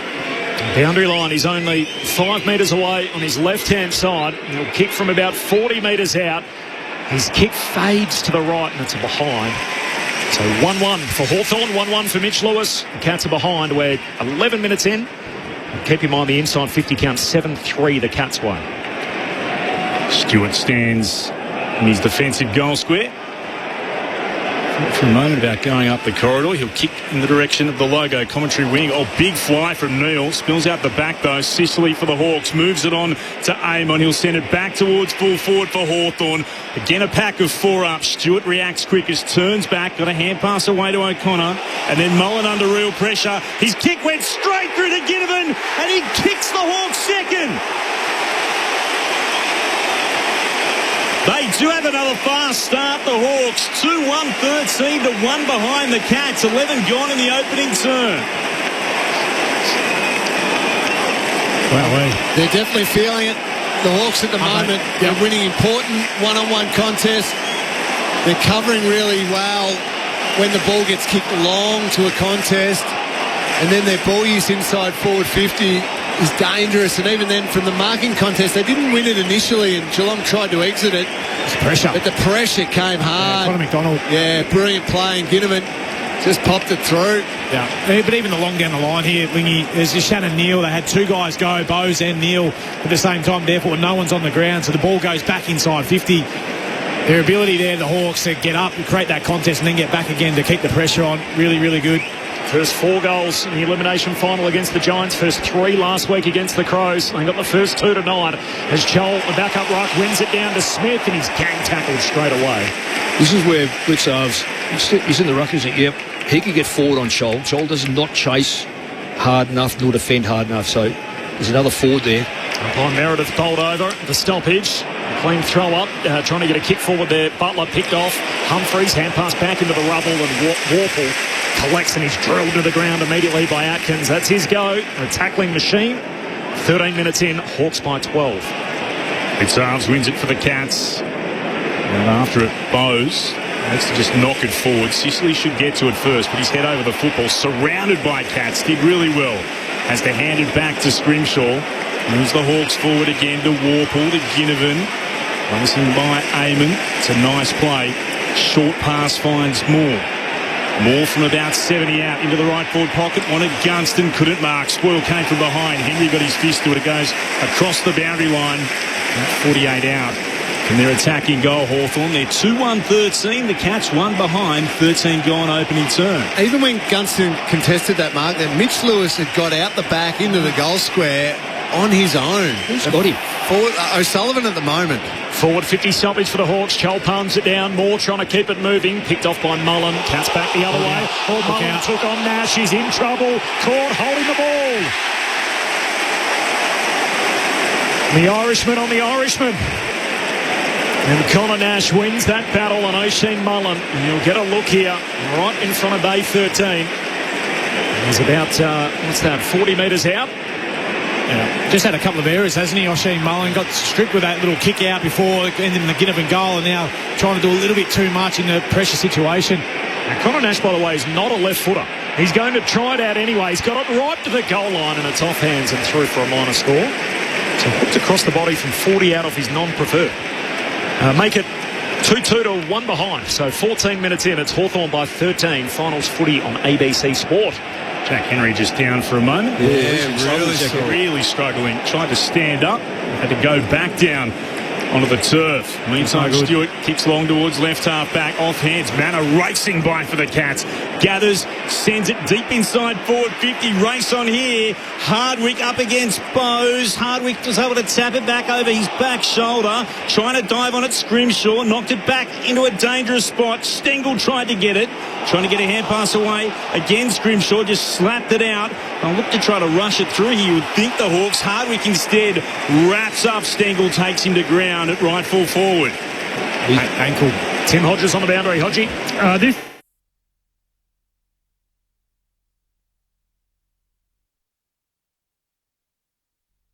is taking two trainers to lift him off the ground. They are one short down back if the ball comes down. Warple clears defensive 50, but it's coming back. Guthrie kicks to full forward. Neil threw his arms up. No free kick. Hardwick grabs the Sharon. Kicks to centre half back. Punched on by Moore. Into the path there of McDonald. Back to Moore. And the Hawks are out with not a heap up ahead. He has to buy some time. Handball away to Amon, who's ordinarily a good user. Kicks long to Connor McDonald, who's outnumbered, and the numbers win. De Koning has a fumble. Puts the Cats under pressure. De Koning forced to tackle McDonald, who jumps on top of it. And the umpire says ball up. And this is a significant moment. The Jack Henry injury, who of course missed the last time these two teams met, and Jack Gunston run amok. Did the rush behind moment just a few seconds ago, and it looked like, unfortunately for him, as he went up, O'Sullivan has landed on his left ankle as they both came to ground. On the outer side here at the MCG, Scrimshaw, hand pass over his shoulder. Atkins stole it. Broke the shoal tackle, was able to hand pass it to Smith, kicks the Cat inside forward 50. That is a good mark by Battle against Cameron. And was by hand to Sicily. Trundles forward, kicks into the middle of the ground. Nash marks in the centre square, just on the inside of the logo commentary wing. Pauses for a moment. The ball was D'Ambrosio. That's ignored. He'll flare it back to Amon, who should have marked and drops it, but has time to regather. Short kick, finds Dylan Moore, gets back in the slow play. Dylan Moore has other ideas. Centering kick to Butler. I think Ginnivan's gone off with a dislocated finger too, or a broken finger, one or the other. Okay. It's all happening on the interchange. We'll get back to Hodgie in just a moment. Jack Henry, more pressing concern, a left ankle injury. And so now young Connor O'Sullivan, your man, Lids, is standing Jack Gunston, the evergreen forward. As Amon now goes long down to half forward, punched away by De Koning, out of play. Tim Hodges on the boundary. This is not good for Jack Henry. So even the thought of him going down the stairs to the rooms was too much for him. He held onto the railings and almost slid down on his backside, such as the difficulty of walking on that left ankle. So honestly, you take your cues from the looks on their faces, and it would be a miracle if the Cats can get Henry back into this game. Meek wins it down for the Hawks. Newcomb got wrapped up. Tackle from, well, guess who? Atkins. Something he's just exceptional at. He has it for the Cats and he'll take the free kick. He could have gone short to Humphreys if he wanted, just lurking near the wing underneath our broadcast position. Instead goes back to De Koning, who'll go all the way back to fullback to Stewart. Pumps the kick. Oh, that's a poor kick to the outer side and allows Weddle to take the mark. Goes on by hand to Moore for the Hawks, sweeping it to Gunston at right half forward. Hand passes back to Weddle, runs to 51 out, kicks towards full forward. Oh, it's hit the right-hand goalpost. That would have been some sort of play down the southern stand side, the Shane Warne stand side, but just a minor score instead. The Hawks at 2-3-15, the Cats one behind, 18 gone in the first. Tim Hodges on the boundary. Any sign of Guinea down there, Hodgie? No, so the Hawks are one man short down here at the moment. He's gone down to the rooms almost at the same time as the Henry incident. I think it might have been from the same contest, so it's either a busted finger or a dislocated finger. He's in the rooms at the moment. The Cats work it up the wing. Here's close. Short kick finds Manor. Wants to play on immediately, trying to get some speed on the ball. kicks, not good, miscues it straight to Newcomb. Takes the intercept mark. Hawks back the other way. Feeling themselves at the moment. McDonald to Nash. Got a handball out. Sicily grabs it. Tried to get boot the ball. Ball comes out. McDonald got it to Impey. And he kicks wide to Meek. And Meek's got it right in front of the benches. So Sicily didn't make contact as he flung his boot at it. Doesn't have to. That's clever. He knew all he had to do was sling the boot at it because he didn't have any prior opportunity. Just had to make an attempt. So that is the correct call in the way they tell the umpires to officiate it. Long inside 50 from Meek. Chol hands to it. No mark. Spills to Guthrie. He's locked up straight away. 40 metres out from the Hawks goal. Hawthorn by 14 points. We're 19 minutes into the prelim. Umpire sends it aloft. Meek slapped it down. Watson almost onto it. Instead, he had to leave it. And pass went back. Getting it again. Kick. Warden in turn to Moore, whose kick was precise. And he finds Nash, who marks 45-degree angle to the left, about 40 out. So Geelong's come in with a plan which is not working at all, and that is to retreat a little bit and protect. But 3, 4, 5 of them are doing it at one time. Yeah. And Hawthorn are just picking them apart completely. What's he doing here? He's going to set snap. Kicks around the body. And the way the crowds reacted, that's why. What a finish. And here we are again with the Hawks up and about early doors. 3-3-21 to 1 behind the Cats. We've gone 20 minutes into the opening term, and Nash puts his name on the list of goal kickers. Oh, like he was kicking the round ball there, Mick, wasn't he? Going around the corner from 40 odd. I wouldn't recommend it. Well, it's almost, I wouldn't say straight in front, but the angle was, 60 degrees? Movement at the station. Let's head back to the bench. Tim Hodges. Hodgie. Holy hell. Back from the rooms. I don't know, is that karma that his middle finger's busted? It's been strapped to the finger beside it. He had 2 handballs on the sidelines before Nick Watson came to the bench, and he had no choice but to go back on. So Ginnivan is on out there with his hand strapped and a busted finger. Now, the amazing news here is what's happening right now. Jack Henry is back from the rooms. You can see the strapping underneath that sock, so it's a left ankle. But the good news for the Cats, he is back and he is trying to warm up. Hawks with the first 3 goals. Thanks, Hodgie. Ginnivan out of the middle. Handball to D'Ambrosio on the wing. Hand pass to Nash. Hawks are up and about. Handball away to Ward. Now the long inside 50 kick. DeConey trying to intercept. Spills down to Butler. Butler goals, but there's a push. It's coming back. Hold the phone. And a free kick for DeConey here at fullback for Geelong. Yeah, front on contact. They need to settle here, the Cats. Of course, they had last week off. Hawthorn went to Adelaide, beat the Crows. They played twice since Geelong last played. And now you find themselves 3 goals down from the jump. Long kick from Guthrie up to the wing. Picked up there by Cameron. He's tackled immediately, taken to ground, and a ball up on the logo. Southern side. Hawthorn by 20. Finals footy on ABC Sport. Time on opening term. Key players for the Cats just can't get their hands on the footy. Holmes 1 touch. Dempsey 1 touch. Myers 1 touch. Nana races away for the Cats, runs towards left half forward and puts it out of bounds on the full. Hawthorn can go for the throat here now. Geelong have not started well, that's obvious, but they're rattled by it as well. Now if the Hawks can just pile on another goal or 2 before the quarter-time break, make that buffer really get inside the Cats' heads. Battle with the inboard free kick, and he finds Grimshaw, who marks, still in the right back pocket for Hawthorn. They're up by 20 points, 22 gone in the first. The Hawks send it towards the outer side. Guthrie flew, almost got the mark. Spills down again for the Hawks. Involved was O'Connor to Newcomb. They swept it forward to Nash. It comes down to Moore. He'll take a bounce forward to the wing. Looks to hand it off again. Beautiful little, almost a 1-2 from D'Ambrosio, trying to get it onto Moore. Instead, intercepting it was Dempsey. Tapped down by Blitzarves. Comes back again to the Hawks, and Millen's attempted kick smothered away over the boundary line for a throw-in. At 49 out from the Hawks attacking goal. Of course, they're heading to the punt road end to the left of our broadcast position in this, the opening term. They're up 3-3-21 to 1 behind the Cats. 23 gone in the first. Kicked the first 3 goals now in all 3 finals. Hawthorn from the boundary throw-in. Meek palms it down. Smith trying to get a hand pass away, but coughs it up. Straight to Newcomb. Handball back inboard to Moore. Gives it to Nash. Tumbles a kick to full forward. Stewart's got a play on it. Punches it through for a rush behind. So 3-3 to 2 behinds. Hawthorn lead it by 20 points. 23.5 goal opening term, so that game high margin was 21. Kicking efficiency, 73% Hawthorn, which is elite. 56% Geelong, really poor. That's the difference at the moment. Hawthorn's so much more composure. Stewart wasn't sure where to go, so he decides to send it long towards right half back. Off hands, it spills down to a Hawk. Donald looks to kick back inside forward 50. Quick hands from De Koning, shares it to Manor, then to Bowes. Kicks towards the logo. Scrimshaw's up. Wings it down for the Hawks. Oh, that's a poor kick. Straight to Bailey Smith, almost like he was trying to find him. He plays on and gets told to move it on now by the umpire. Smith for the Cats towards left half forward. Had a little bit too much on that. And the kick floats inside the forward 50. And a mark there to D'Ambrosio of Hawthorn. 3-4 plays one behind. The Hawks by 21 points. And we've gone 24 minutes in the first. Wide to Newcombe. He just stabs it short to Amon. And then the short kick finds Meek. The big ruckman told to go. Looking for a runner. Eventually gives it by hand to D'Ambrosio. Kicks up over halfway. Here's Moore between wing and a half forward. Again in Hawthorn's hands.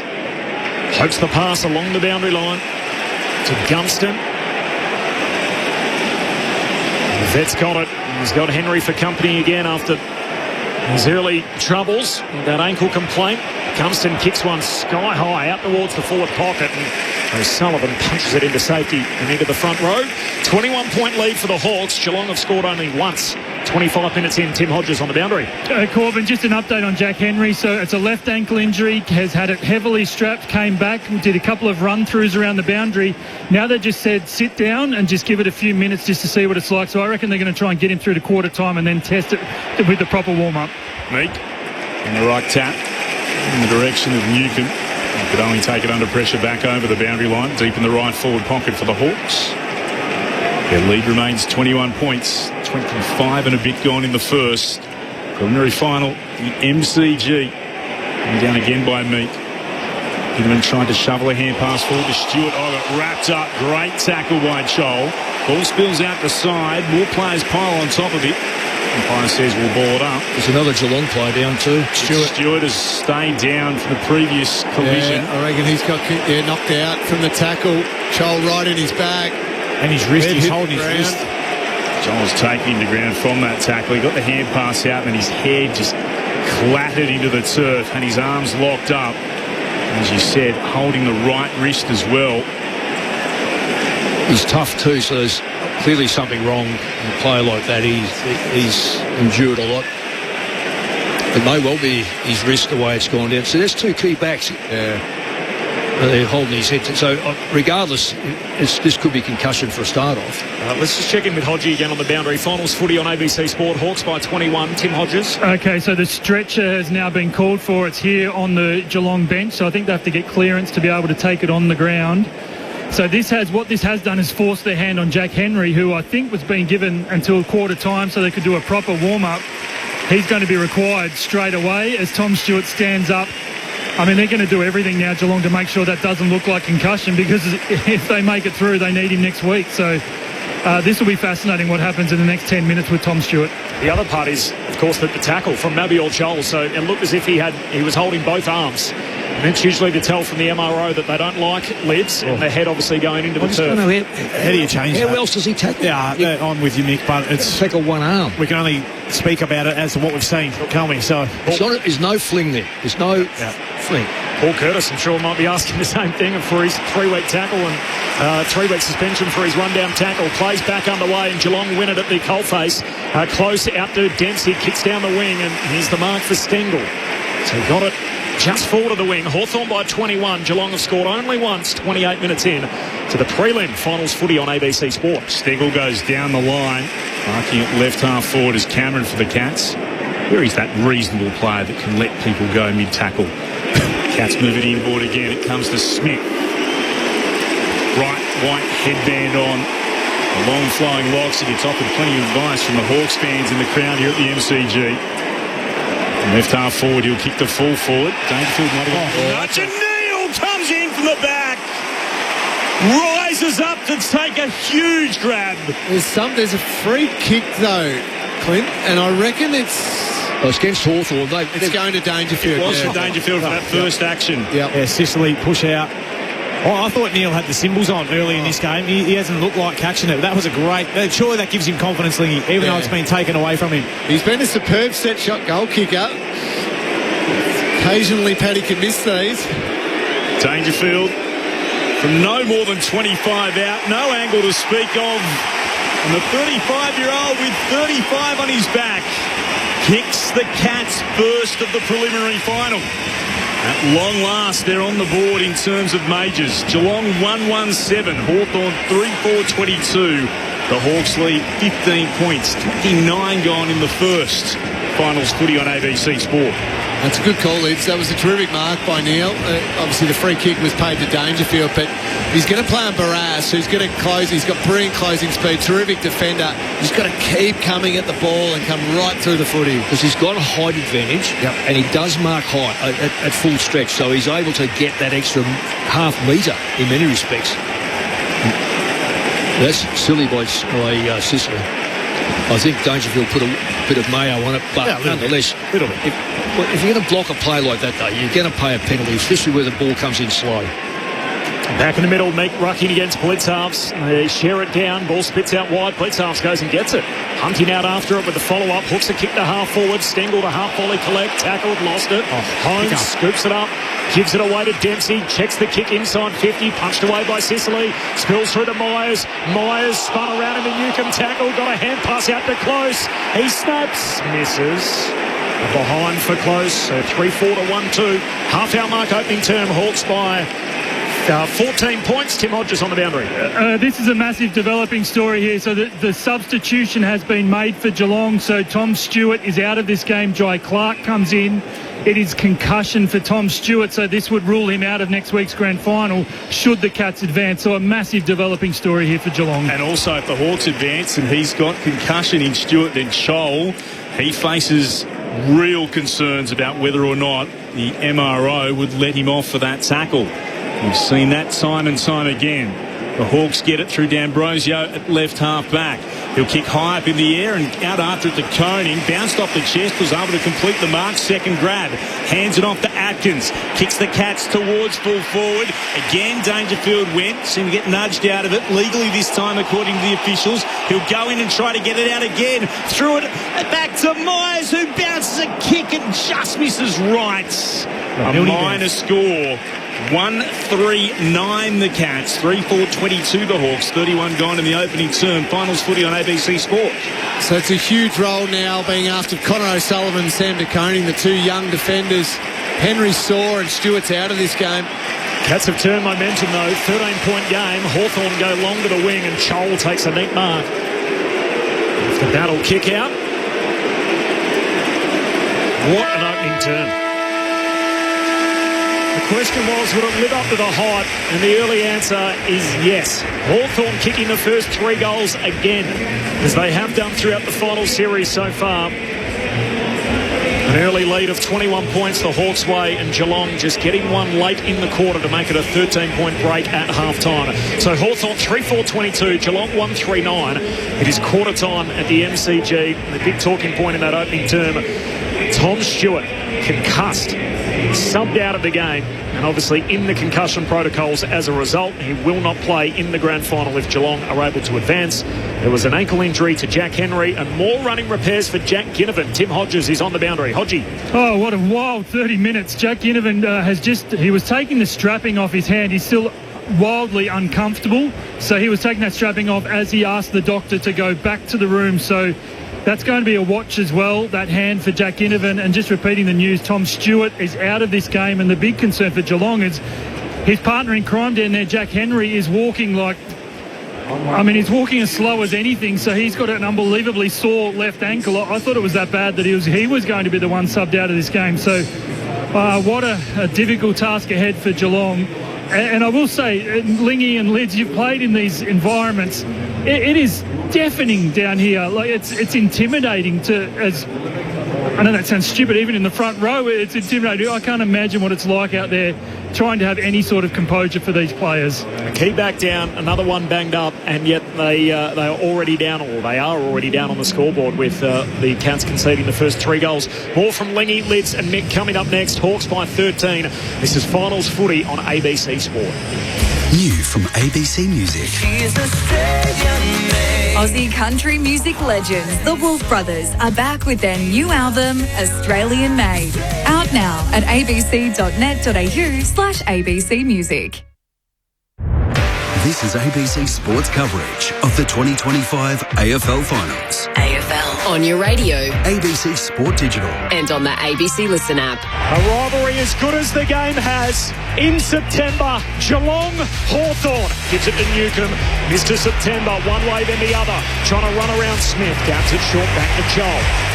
Hawthorn inside 50 for the first time. The kick's good and Lewis hangs on to it right on the 50. His first kick of the night, the drop punt from 50. There's no better way to start. Lewis goals. Again, a pack of four up. Stewart reacts quickest, turns back, got a hand pass away to O'Connor, and then Mullen under real pressure. His kick went straight through to Ginnivan, and he kicks the Hawks second. They do have another fast start, the Hawks. Henry just down for a moment. Really struggling. Tried to stand up, had to go back down. This does not look good for Jack Henry. Cannot put any weight on his left side. Some more, whose kick was precise. And he finds Nash, who marks 45-degree angle to the left, about 40 out. He's going to set snap. Kicks around the body. And the way the crowd's reacted, that's why. What a finish. There's another Geelong player down too. Stewart has stayed down the previous collision. Yeah, I reckon he's got knocked out from the tackle. Joel right in his bag. Left half forward, he'll kick the full forward. Janelle comes in from the back. There's a free kick though going to Dangerfield. It was for Dangerfield for that first action. Yeah, Sicily push out. Dangerfield from no more than 25 out, no angle to speak of. And the 35-year-old with 35 on his back. This is a massive developing story here. So the substitution has been made for Geelong. So Tom Stewart is out of this game. Jai Clark comes in. It is concussion for Tom Stewart. So this would rule him out of next week's grand final. The 2025 AFL Finals Series. On your radio, ABC Sport Digital Radio, and on the ABC Listen app. What a start to the prelim. Hawthorn by 13 points at quarter time. Finals footy on ABC Sport. Ray Chamberlain's here in the box, our rules expert. Ray, concerns around obviously the Tom Stewart incident. Not only for Tom Stewart, who's concussed and seemingly his season is over. What does it mean for Mabior Chol? What did you make of the tackle? Yeah, looking at review there's two tackles. The initial tackle, I think it's Ginnivan down in that end of the field, actually is part of what brings Stewart forward and towards the ground. Chol's tackle's legal. There's no rotation. He doesn't place Stewart's head in a vulnerable position, and there's no tip and dump. So I don't think there's any case to answer here for Chol. I just think it's an unfortunate set of circumstances that's led the head to hit the ground. So I don't foresee that Chol will have a case to answer for here, and we just hope that Tom's going to be okay. That's why we got him. Did you think that Paul Curtis had anything to answer? Different tackle, different level of force. So we talk about excessive force and driving the player forward. In this instance, Tom Stewart's going forward into ground by his own volition in the initial tackle. Not the case here with Chol. Great insight, Ray. Appreciate that. And the centre break out of the middle that went out of bounds wasn't deliberate? Yeah, people won't love it, but there's a direct instruction coming out of centre bounce that if a player wheels around, like in the case with Blitzarves, and goes forward in their direction, you do not pay insufficient intent.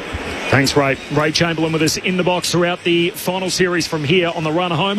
Hawks by 13. It's quarter time in the prelim. What a start. Cameron Ling, Brett Delidio, Mick Moldhouse. Well, so much to unpack. We were trying to throw everything together there just in that little break. And the stats at the moment we've been looking at, Hawthorn's ability to mark the ball, control the ball, uncontested possessions was high half forwards. Yeah, far in excess of Geelong. To highlight it, the marks in that quarter, 31 marks to Hawthorn, only 12 to Geelong. So Geelong were rushed with their kicking, tried to go really fast, but blasted away, no composure.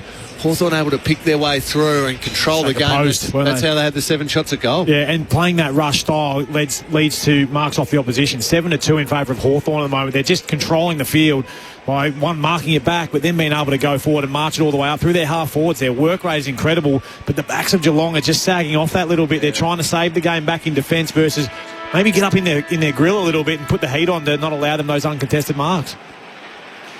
Top line thoughts, Mick?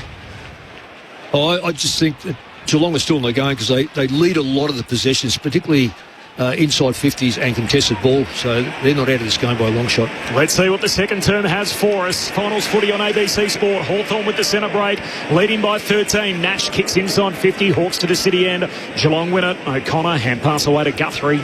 Kicks out of the defensive arc. Up to the wing. Here's Dangerfield. Marks plays on Butler. Wetton got him. Good tackle. Hand pass comes out. Hawks win it. Amon. Handball reward. Middle of the G. Hand pass further afield. Amon a fumble out in front. Trying to paddle it. Picked up by Smithy. Hand pass straight into his teammate's head. Off the bolts of Atkins and back into dispute.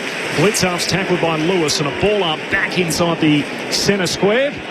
Hawthorn by 13 points. I've seen Amon now fumbled, 2 or 3 times? Yeah. Really badly too. That was an Atkins diet of football. Restart.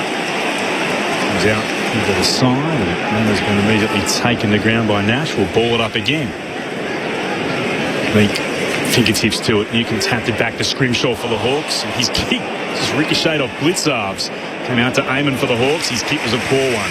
Down the throat of DeConey, who marks it right half back, just on the defensive point of the centre square. There's been a lot of mistakes, ball handling mistakes. I know it's finals. Oh, yeah, another one. Turnover again to Chol from that kick. Chol, the Shane Warne there, turns and then kicks inside forward 50 to Gunston, who marks. 49 out from goal, 2 metres in from the boundary. He's got every bit of this too. All his experience. Had a quick look. Saw if something was open, but I've seen him do that his whole career, I reckon, Lingy. I'm looking, but the ball's in my left hand, so I'm not going to kick it, am I? I'm a right footer. it's a telltale sign. The form that Gunston's in. Why would you? Exactly. You'd back him from here. Boots cross the 50. Kick is on its way from Gunston. Looked all right. It's just across the face and off hands and through for a minor score. 3-5-23 the Hawks. Opening 2 minutes of the second term. The Cats remain 1-3-9. Max Holmes has taken this kick out. I mean, that's to get himself going a little bit. He's only had 2 touches in this game. Runs a long way and then goes with a long kick. Puts it out on the full. Good pressure by Chol. Yeah. Chol came across, hurried the kick. Hawthorn went it back. So the kick from Gunston down to half forward. Finds Ward, brings it back inboard. This is Nash, takes the mark. Hand pass away to Amon. Trying to get on that weapon of the left foot. High bomb to the top of the goal square. Blitzarves puts his fist through it. Still a live footy. Butler collects. Tackled through the behind line. Minor score. Hawks by 15. They did lead the game by as many as 21. 3 minutes gone, second term. Tom Stewart out with concussion. So his season is over. The Cats make it through, Mick Malthouse.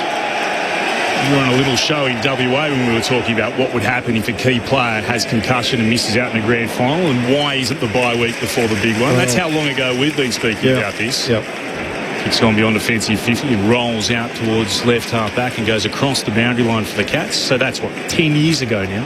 There was always going to be a moment, wasn't there, and a flashpoint with the pre-finals bye and where it's best suited, and here we are. Thrown in again. Blitzarves for the Cats. Got to it first. Didn't get a telling tap away. Meek picked it up off the ground. Went straight to Smith. His kick was in the direction of Dangerfield, who's done well to lean forward and take that mark. It was an awkward one. Immediately kicks inside forward 50. O'Neill up against Barris.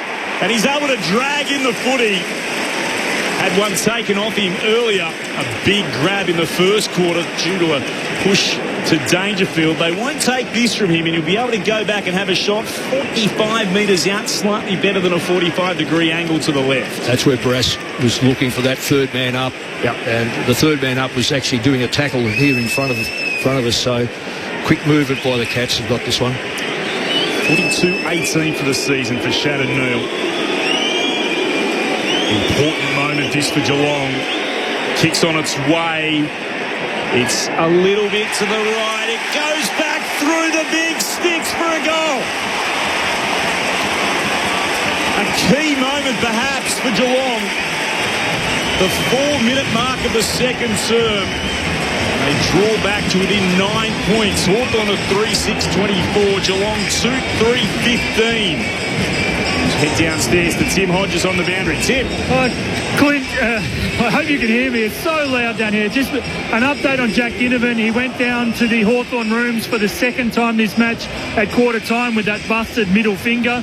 He took the strapping off. He came back just to listen to the quarter time address and then has just spent the first 4 minutes of this second term on the sidelines having those fingers re-strapped together.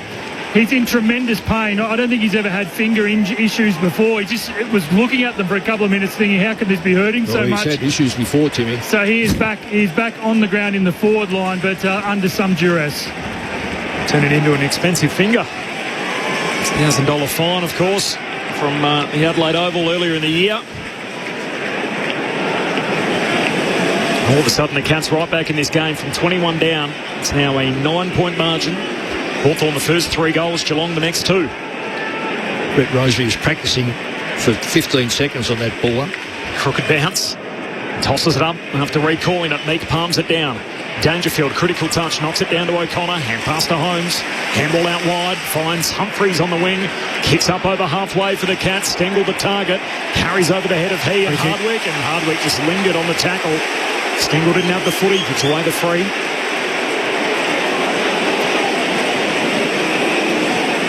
Cats losing Tom Stewart through concussion in that opening quarter, subbed out of the game.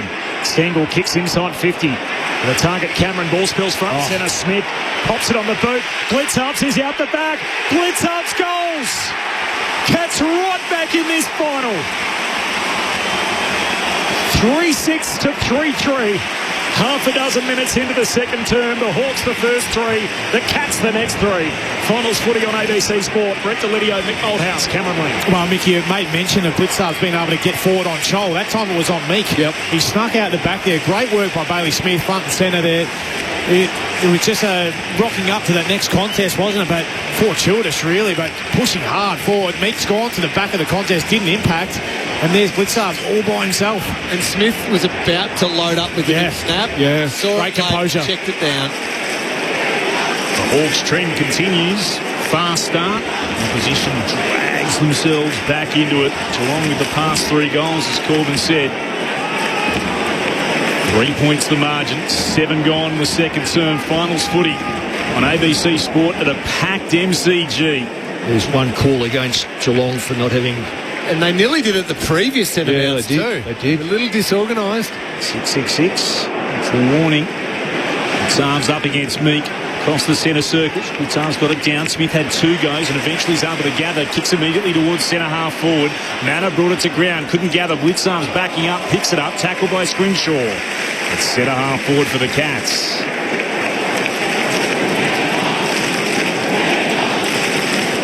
And puts it aloft. Meek trying to palm it down. Warple gathered. Threw it on the boot. Land on the logo in front of the Shane Warne stand. Heads towards the boundary. Guthrie should get there first. He's able to gather. Hard up against it. Hand pass back inboard. Sullivan couldn't quite take it. Holmes looks to soccer it forward. Cleverly finds Close, who marks on his chest. He'll pop it over the top to Manor. And he marks about 55 from goal. Right up against the boundary at right half forward for the Cats. That's changed this game as he just kicks into the man on the mark on that occasion. Intercepted by Warple, who laid the initial smother. Dabs it short to McDonald. Marks plays on. Hand pass away to Nash. Goes bursting through the middle of the G. Kicks forward to Gunston in a one-on-one. That'll test out Henry's ankle.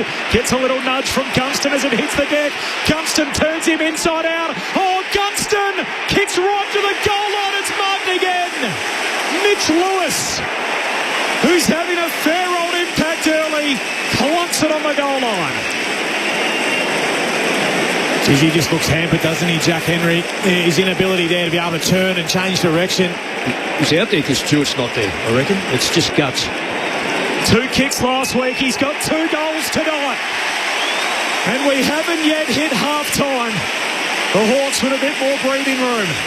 9 points at the 9-minute mark of the second term. 4-6 to 3-3. Finals footy on ABC Sport. We are constantly talking about really highly efficient quality attack complementing your defence. The Sean Manor kick there, if that's a good kick inside forward 50, even if it's just a longer kick into a dangerous part of the ground, Geelong can set up something behind it. But instead, a shocking turnover, and then Hawthorn just had all the play through the middle of the ground. And Jack Gunston, one-on-one in space against Jack Henry, knowing, as you said, Liz, Henry's a little bit proppy, so I've just got to turn him, just got to keep him moving. And was able to get it deep to Lewis for a good, strong contested mark. It's another goal off turnover. They average 11 goals a game off turnover, the Hawks. They're 16 at zip when they win points off turnover. And they're in front by 9. 9 gone in the second turn here against the Cats. And the restart will come out the side. The Hawks will have it through Newcomb, picking up off the turf. Kicks with a bouncing ball inside forward 50. Lewis trying to get a hand pass away. Knocked down here by the Cats. Guthrie will send it towards the southern wing. Trying to get it was Impey. Couldn't gather. Picked up by Bailey Smith. Sweeping hand pass forward to Close. Close will kick Geelong into the right forward pocket. Cameron had 2 to beat. He was battling away against Battle and then sliding in from the side. Hardwick punches it across the boundary line for a throw-in. Got a little bit too Jezza-centric there, didn't he? Probably had another couple of options. But I get it with the noise and everything. You've got to make your decision so quick. Well, that was Impey's free kick. It was over the head, so... Against Manor. Well... Forward 50 stoppage for the Cats. Ball comes out in the Cameron direction. Hand pass away to Humphreys. Ball runs into oncoming traffic. Ball comes out. Impey sockers it further afield. Picked up by Butler. Hand pass away to Ginnivan. Handball to Lewis. He's meant to be the next link in the chain. Decides just to kick long to Gunston in a one-on-one. Oh, works his way in front of Henry and marks. Jack Gunston still got every bit of it. And Blitzhalf's just a little slow to arrive to make it a 2-on-1, and Jack Gunston makes sure Hawthorn are in control here. Short to Lewis. And then on the mark is right on the 50. I don't really get why players can see a player who can kick 50 allowing the luxury of getting to 50 and taking a mark. Play in front of him, make him have to get around you. He's kicked 2 already. I mentioned last week, that was the first final he's ever played, by the way, coming in for the semi-final for the injured Kel Shadir after being omitted for the Week 1 game against the Giants. He's going to kick a casual drop punt. He's got every bit of it. Straight through it goes, and Mitch Lewis has got 3. He is having himself a night. And Hawthorn by 15 points, a dozen minutes played in the second term. 5-6 to 3-3. Finals footy on ABC Sport. Geez, you're right about being casual. I thought there's no way he's making the journey. He's just going to lay this up, but he has timed that beautifully. But his first kick was like that. I'm unaware of... I can't remember his kicking style. He's been out for so long, but it is measured. He's obviously got a very long leg for part of. And accurate. Yeah. That was a beautiful kick. In all fairness, though, Geelong, knowing that he's kicked 2 from marks, I know one was in the goal square, you've got to take the leading off him. It's been a clear mindset from moment one, Absolutely. though. Geelong are just retreating, going, I'm going to guard space back inside forward 50. Hawthorn are picking them off. If they don't adjust to that now, this game will get away. It's Ginnivan and Watson, they're scared of running into open goals. Well, they're not kicking goals. Well, Ginnivan kicked 1. Blitzhalves won it down to Dangerfield. Hand passed over the shoulder. Ginnivan was there. Scooped on it, then kicked straight into Dangerfield. Ball ricocheted away to Chol, immediately tackled. The ball up on the outer edge of the centre square. So the Hawks kicked the first 3, the Cats kicked the next 3, and then the Hawks have kicked the past 2. And they lead 5-6 to 3-3. 13 gone in the second. From the restart, it's going to be locked in again here. Atkins doing the tackling with Manor. They wrapped up Newcomb. And sent up into the air again. Blitzhalves slapped it forward straight to Dangerfield. Cleverly immediately kicks deep inside the right forward pocket. The ball's allowed to bounce. Then tries to tap it back inboard to Martin. Instead, Scrimshaw's there. Mops it up for the Hawks. Gave it to Battle. It's beyond defensive 50. Tries to find Butler. He goes up. Can't mark. At the drop, comes down to Bowes. He sends it inside forward 50 to Manor, who marks 45 from goal. Just better than a 45-degree angle to the left. He was superb, Manor, in the first final, but tonight he's been a little jittery with his kicking. He's normally a beautiful kick. He's had a couple of uncharacteristic mistakes. This will be important for him to just settle those nerves back down. If he can go back, kick this goal, kick right through it. Doesn't have to steer it. It's full kicking action. 28 goals, 20 for the season. Sean Manor, boots cross the 50. Kick looks okay. The Cats fans rise behind the goal. The punt right ends. And Geelong respond. And we're back to a 9-point margin at the 15-minute mark of the second term of the preliminary final between the Hawks and the Cats. Hawthorn 5-6-36. Geelong 4-3-27. Finals footy on ABC Sport. Well, there's a nice bit of composure from Bowes, wasn't it? His ability to find one in there. Just rather than blaze away and look for Jez, which have done a hell of a lot, just to lower the eyes and get it to Manor, who was hitting up, which is exactly what Hawthorn have done to them. We spoke about it before the game, Lingy, and that ability, what they did in that qualifying final was don't try and overplay it. Don't everyone try and be the hero. They've probably fallen into that trap a little bit here so far today. Just got to pull together and make sure that you're trying to do it all as one rather than by yourself. 15-minute mark, second term. Hawthorn's lead trimmed to 9 points. Back in the middle, Atkins first disposal. Got a hand pass away under pressure to Smith. Handball out the back of the centre square to Humphreys. Jams it on the boot in front of the wing. Close, clever. Just knocks it down to Clark. Working his way through. Short kick, turnover. And Sicily with the intercept mark. Starting to string those together in the long sleeves. What a night already. Tom Stewart concussed in the opening quarter. His season's over. He'll miss next week's grand final regardless if the Cats qualify or not. Long kick down the line, spills to Warple, tumbles a kick inside the forward 50, intercepted by Bowes. Oh, hand passes straight into Watson, who swats it down, and now the ball's out of play. Half forward here for the Hawks, kick into the city end. Tim Hodges on the boundary. Amazing crowd. The MCC Corbin has just said they think they've hit 99,000. This is going to get close to 100,000 people for the prelim final on Friday night. Phenomenal turnout. Looks like a grand final. It feels like one with the pressure at the moment. The Hawks through D'Ambrosio. Gets a kick long towards full forward. Gunston! Holding free kick. Oh, it's gone the other way. Holding free kick allows Henry to immediately move it out towards right half back. Here's an opportunity for Clark, the sub, who's on because of the concussion to Stewart. Kicks in the direction of O'Connor, who can't mark, and the ball across the boundary line for a throw-in. Let's have a look at the replay here. Threw him out of the way, Clint. You just can't do that. There's not a lot in it. That's not a free kick. It's not much. You see that all the time. I reckon the slip of Henry made it look worse. Yeah, because he slipped. Free completely. Thrown back in again. Slip. Coney won it down. Trying to move it. O'Connor got it to Myers for the Cats. Now to Atkins. Has to turn back to Myers. Gets the kick away in the direction of Cameron. He's in front of Battle and he takes the mark. Tumbles to ground. Bounces straight back up the cap. Hawks have got the spare back. 2 kicks from goal. Cameron wheels inboard. Will put it into the right forward pocket. And then Sicily just read it beautifully. Saw it coming in. Arms up, leapt up into the air, and he takes the defensive marks for the Hawks. He read it well. Jack Martin read it horribly. Martin has not touched it yet, Nick. Hawks by 9 points, 18 gone in the second. Sicily's up to 4 intercept marks. Shares it with Scrimshaw off the back flank. Long kick down that southern wing. Gee, Mitch Lewis. He's having himself a final. This is only the second time he's played in September. He's kicked 3 already. Big, powerful pack mark there. Lays it off to Amon, who's off and running. Hand pass away to Battle.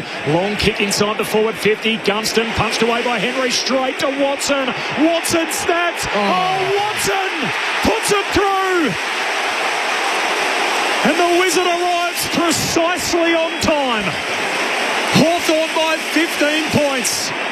6-6 to 4-3. 18 gone in the second term. And every Hawthorn fan on the ground is on their feet. Finals footy on ABC Sport. Well, that's almost an impossible goal. You don't call it a fluke because I suppose he does it often, but I just think that was almost defying mathematics, physics, anything else you want to say. Yeah, that's as good a prelim goal as you'll see. Coming back, hitting the pack. Grubbed it beautifully. Yeah, left foot running towards the boundary and then to hook it back over a defender as well. This angle will give us the best look at it. Over Bowes. And he's hit that beautifully. Oh, great goal. He didn't need it to bounce through either. It cleared the goal line off the boot of Nick Watson. Tim Hodges on the boundary. Hodgie. Just a spiteful incident. Jack Gunston came to the bench, eyeballed the umpires. There was some verbal after that free kick on the goal line before Brett Ratton, who's directly in front of me, had to leave the bench and grab him and put him in a bear hug, almost drag him away from the emergency umpires. Almost had the perfect moment. Holmes just about run down by Watson. Cats move it inside forward 50. Bowes misses. Goal at his mercy from 40 out. Misses to the left-hand side.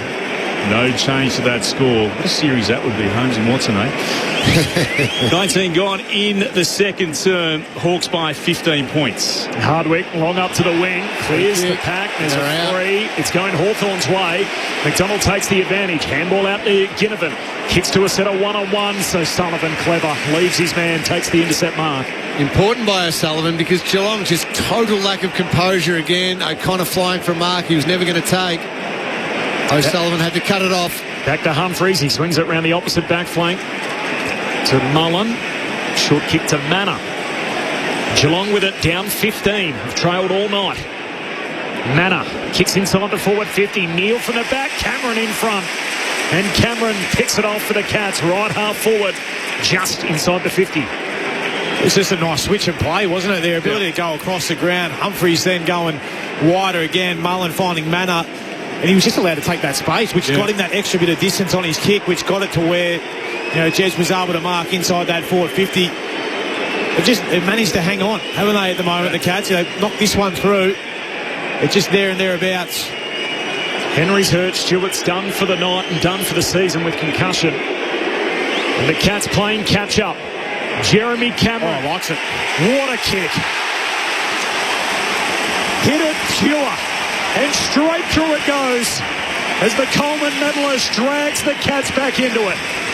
21 gone in the second. 5-3-33 Geelong. Hawthorn 6-6-42. 9-point game. Hawks on top.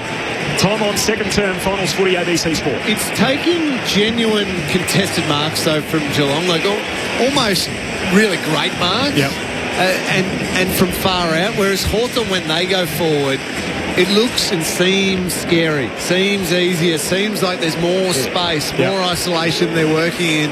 So Geelong are holding on. They've got it back to 9 points, but it seems like it's hard work for them to score at the moment. So what do we got?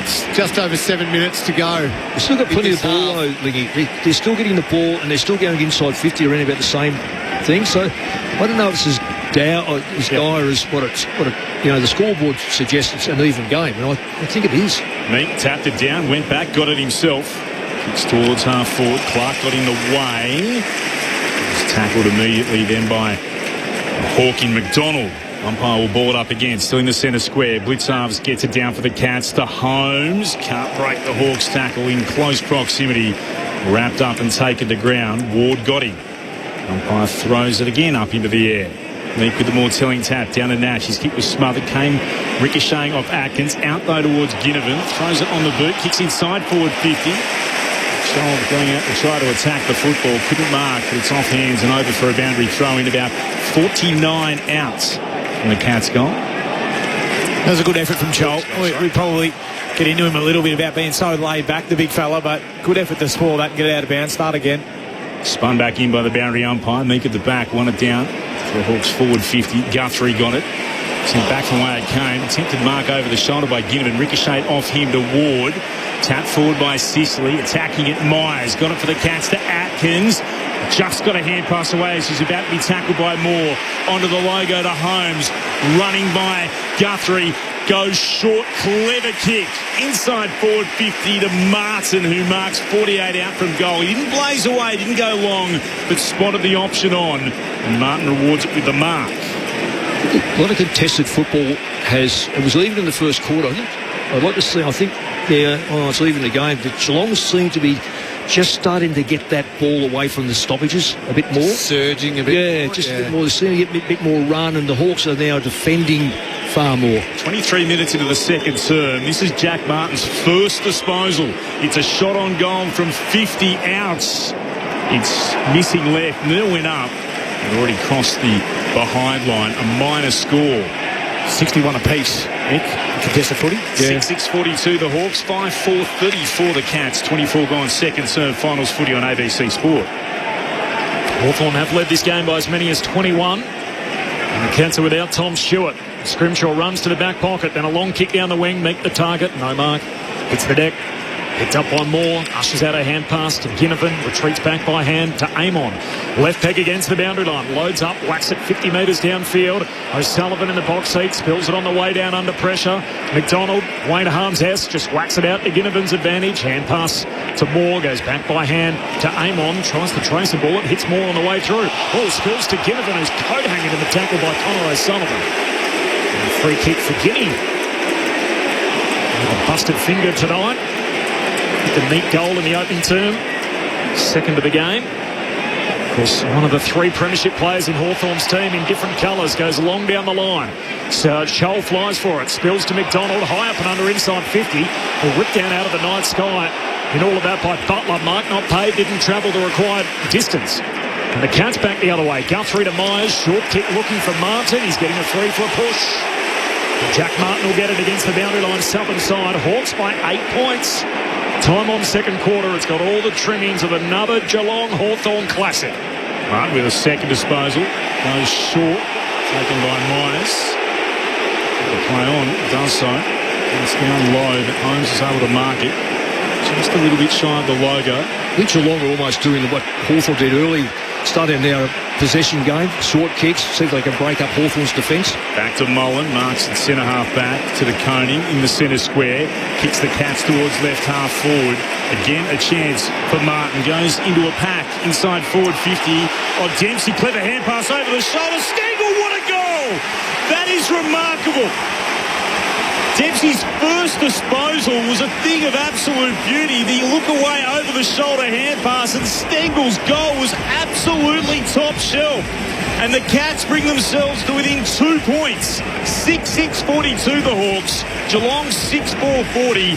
26 and a bit gone in the second term. Finals footy on ABC Sport. The preliminary final at the MCG. Yeah, you're right, Mick. You can see Geelong really shift there in their ability to hold on to that footy and march it down the ground. Actually kick and mark for a little bit. I mean, the Jack Martin, I feel like he overkicked that ball just there. And that ability for Dempsey just to insert himself. First touch of the quarter, flick it over the top of the head and get it to Stengel, who's been well warmed by Hardwick as well. 19 marks to 12 this quarter. When we think of the first quarter, it was 12 to Geelong, 31 to Hawthorn. Yeah. So they're able to control Hawthorn's marking, but just control it a little bit themselves. Yeah. Closest Geelong have been since scoring began. Hawthorn by 2 points. Smith the hand pass. It's retreating though. Back towards Clark. Geelong keep it. Gives it to Atkins. Hand pass out to Holmes. Long kick to half forward. Ball Stengel leaps for it. No mark. Spills down to close. He's tackled and the ball up. That's a free kick, surely. Ray, where was that one? Wow. That's over the shoulder. Didn't control it. Write that one down for Razor. As Meek palms it down. Newcomb. Hand pass. Here's a free kick for a high tackle, but it's going Hawthorn's way. You're not going to like that one. I think. What is it about late in the second quarter? Finals of the MCG. It was the Rayner episode about this time a couple of weeks ago. Newcomb takes the free laterally to Sicily. Long kick on the right half-back flank all the way to the left-back pocket for Hardwick. Now the switch is on. And Barris has hit all the way up to give them an option here. Marks on the wing. 2-point game. Hawthorn lead it, having led by as many as 21. Hand pass to Ginnivan. That's just a rush kick forward. Turns it over. Intercept mark for Guthrie. Cats back the other way. Short kick to Stengel. No mark, but plays on. Handball to close. Kicks inside 50. Dangerfield. Bursting out of the lead in characteristic fashion. He marks it right half forward against the boundary. Great turnover. They set the ground up really well there, Geelong. They forced that short kick for Ginnivan, then the rush kick as well. It's been... he's going to move it off. Hand pass inside to Cameron. Unloads from 50. Misses. 1 point game. 6-6 to 6-5. The Cats claw within a point. Right on the stroke of half-time. Hawks by 1. The shift has been that Geelong have been able to bring that little bit of pressure you're talking about, Leeds, where just force the Hawthorn player to kick a little earlier than what he wants and then try and get a good bit of attack going on the back of the turnover. Amon runs to the left back pocket for the Hawks and kicks towards left half back. Big pack up off hands. Clark had it, taken the ground by Chol. Ball's been locked in. Mark O'Connor's doing a good job on Josh Weddle. He's only had the 2 touches so far for the half. Going up. Off Meek's fingertips. Warple's out after it. Ward was there. Couldn't gather. Myers went to the side, then scooped up here by Blitzarves and eventually locked into him. They'll ball it up again. Half an hour gone, 1 point ball game. This is the second term. Hawks still in front of the Cats. Ball worked down the wing. Blitzarves was there. Got it away towards Atkins. Kick towards right half forward. Dangerfield. Strong. Got the hand pass away to Stengel. Spun around in a circle. Kicks inside forward 50. Sicily couldn't mark Dangerfield. Bumped into his own player in Cameron. Ball spills forward. Dempsey runs it along the ground and across the face. Barris was there making sure it's across the behind line for a minor score. And we're all locked up. Half an hour gone in the second. Both the Hawks and the Cats 6-6, 42 apiece. Look out. Pat Dangerfield, how good was those couple of moments? Got the acceleration going. Carl Amon on the kick-out duties. Goes long up towards half-back. Meek flies for it, no mark. Spills back in dispute. Atkins trying to hold it in. Releases. Guthrie charges through for Geelong. Hand pass over to Stengel. Tumbles a kick into the forward pocket. Here he is again, Danger. Got a hand pass away to Dempsey. Pulls the kick back inboard. Hawks with the numbers. And Newcomb takes the intercept mark for the Hawks. Takes the kick out wide for Butler. Hawthorn trying to load up for a switch here. Sicily wants it brought back this way. They're not going to see it. Butler trying to go short to Ward. That was dangerous. A turnover. Guthrie intercepts. Hand pass away to Myers. Handball to Atkins. Gives it back to Myers. He kicks laterally. Clark camped underneath it. Marks. Able to play on immediately. Kicks inside forward 50. Coming out Cameron. Couldn't quite mark it. Pressure came from Scrimshaw. Dangerfield there. Gathers. Hands it off to Bowes, who snaps from 35 out but misses left again. It'll give the Cats the lead though. 6-7 to 6-6. They're up by a point, Geelong.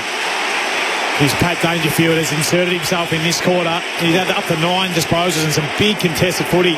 5 of those have been contested. Really trying to impose himself. Lead change number 1. Cats by a point. Sicily goes long up towards the wing.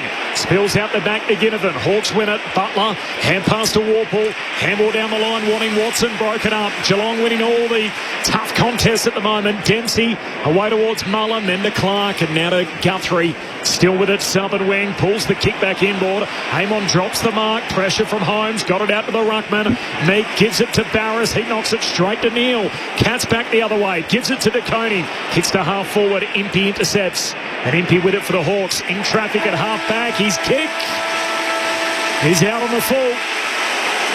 And that is half time. With Geelong on top by 1. Having trailed for most of that first half of the prelim. They fell behind by as many as 21 points at one stage. They lost Tom Stewart on the run. Jack Henry's out there but banged up with a left ankle concern. And at half-time, Geelong lead it by a point. All the trimmings of another classic between these two arch-rivals. Geelong 6-7-43, Hawthorn 6-6-42. The Hawks previously by 21. It's Geelong by a point at the half. They kicked 5 goals to 3 in that quarter in front of a raucous crowd expected to be upwards of 99,000. The goal kickers. First of all, for the Cats, 6 individual goal kickers. So that was the theme from their qualifying final where they had 13 different contributors on the scoreboard. Cameron, Manna, Stengel, Neal, Dangerfield, Blitzarves, all with 1 each. Meanwhile, for Hawthorn, 3 for Mitch Lewis, and then singles for Nash, Ginnivan and Watson. It's half-time in the prelim. A 1-point advantage for Geelong. Finals footy on ABC Sport. Cameron Ling, Brett Delidio, Nick Moldhouse. And true finals footy we got in that first half. The pressure was relentless. And Lids, you spoke about it in the first quarter, the fact that Geelong was retreating and they were letting Hawthorn mark the ball. Why don't they need to come at them and get in their face a little bit more and go hunting after them and try and create some turnovers? That's what shifted in that second quarter, and in particular the second half of that second quarter.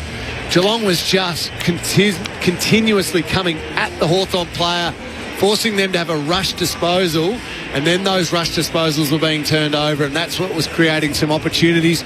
Not all of them finished off, as is the case in finals, but it swung the entire momentum of the game, the fact Geelong were able to get in the face a little bit of their Hawks opponents. Yeah, look, I think it goes hand in hand, Lingy, with that, not retreating, but also the pressure at the source was a lot better as well. I think they forced those longer, higher, scrappy balls, which then Zach Guthrie's had a great quarter there. He's had the 10.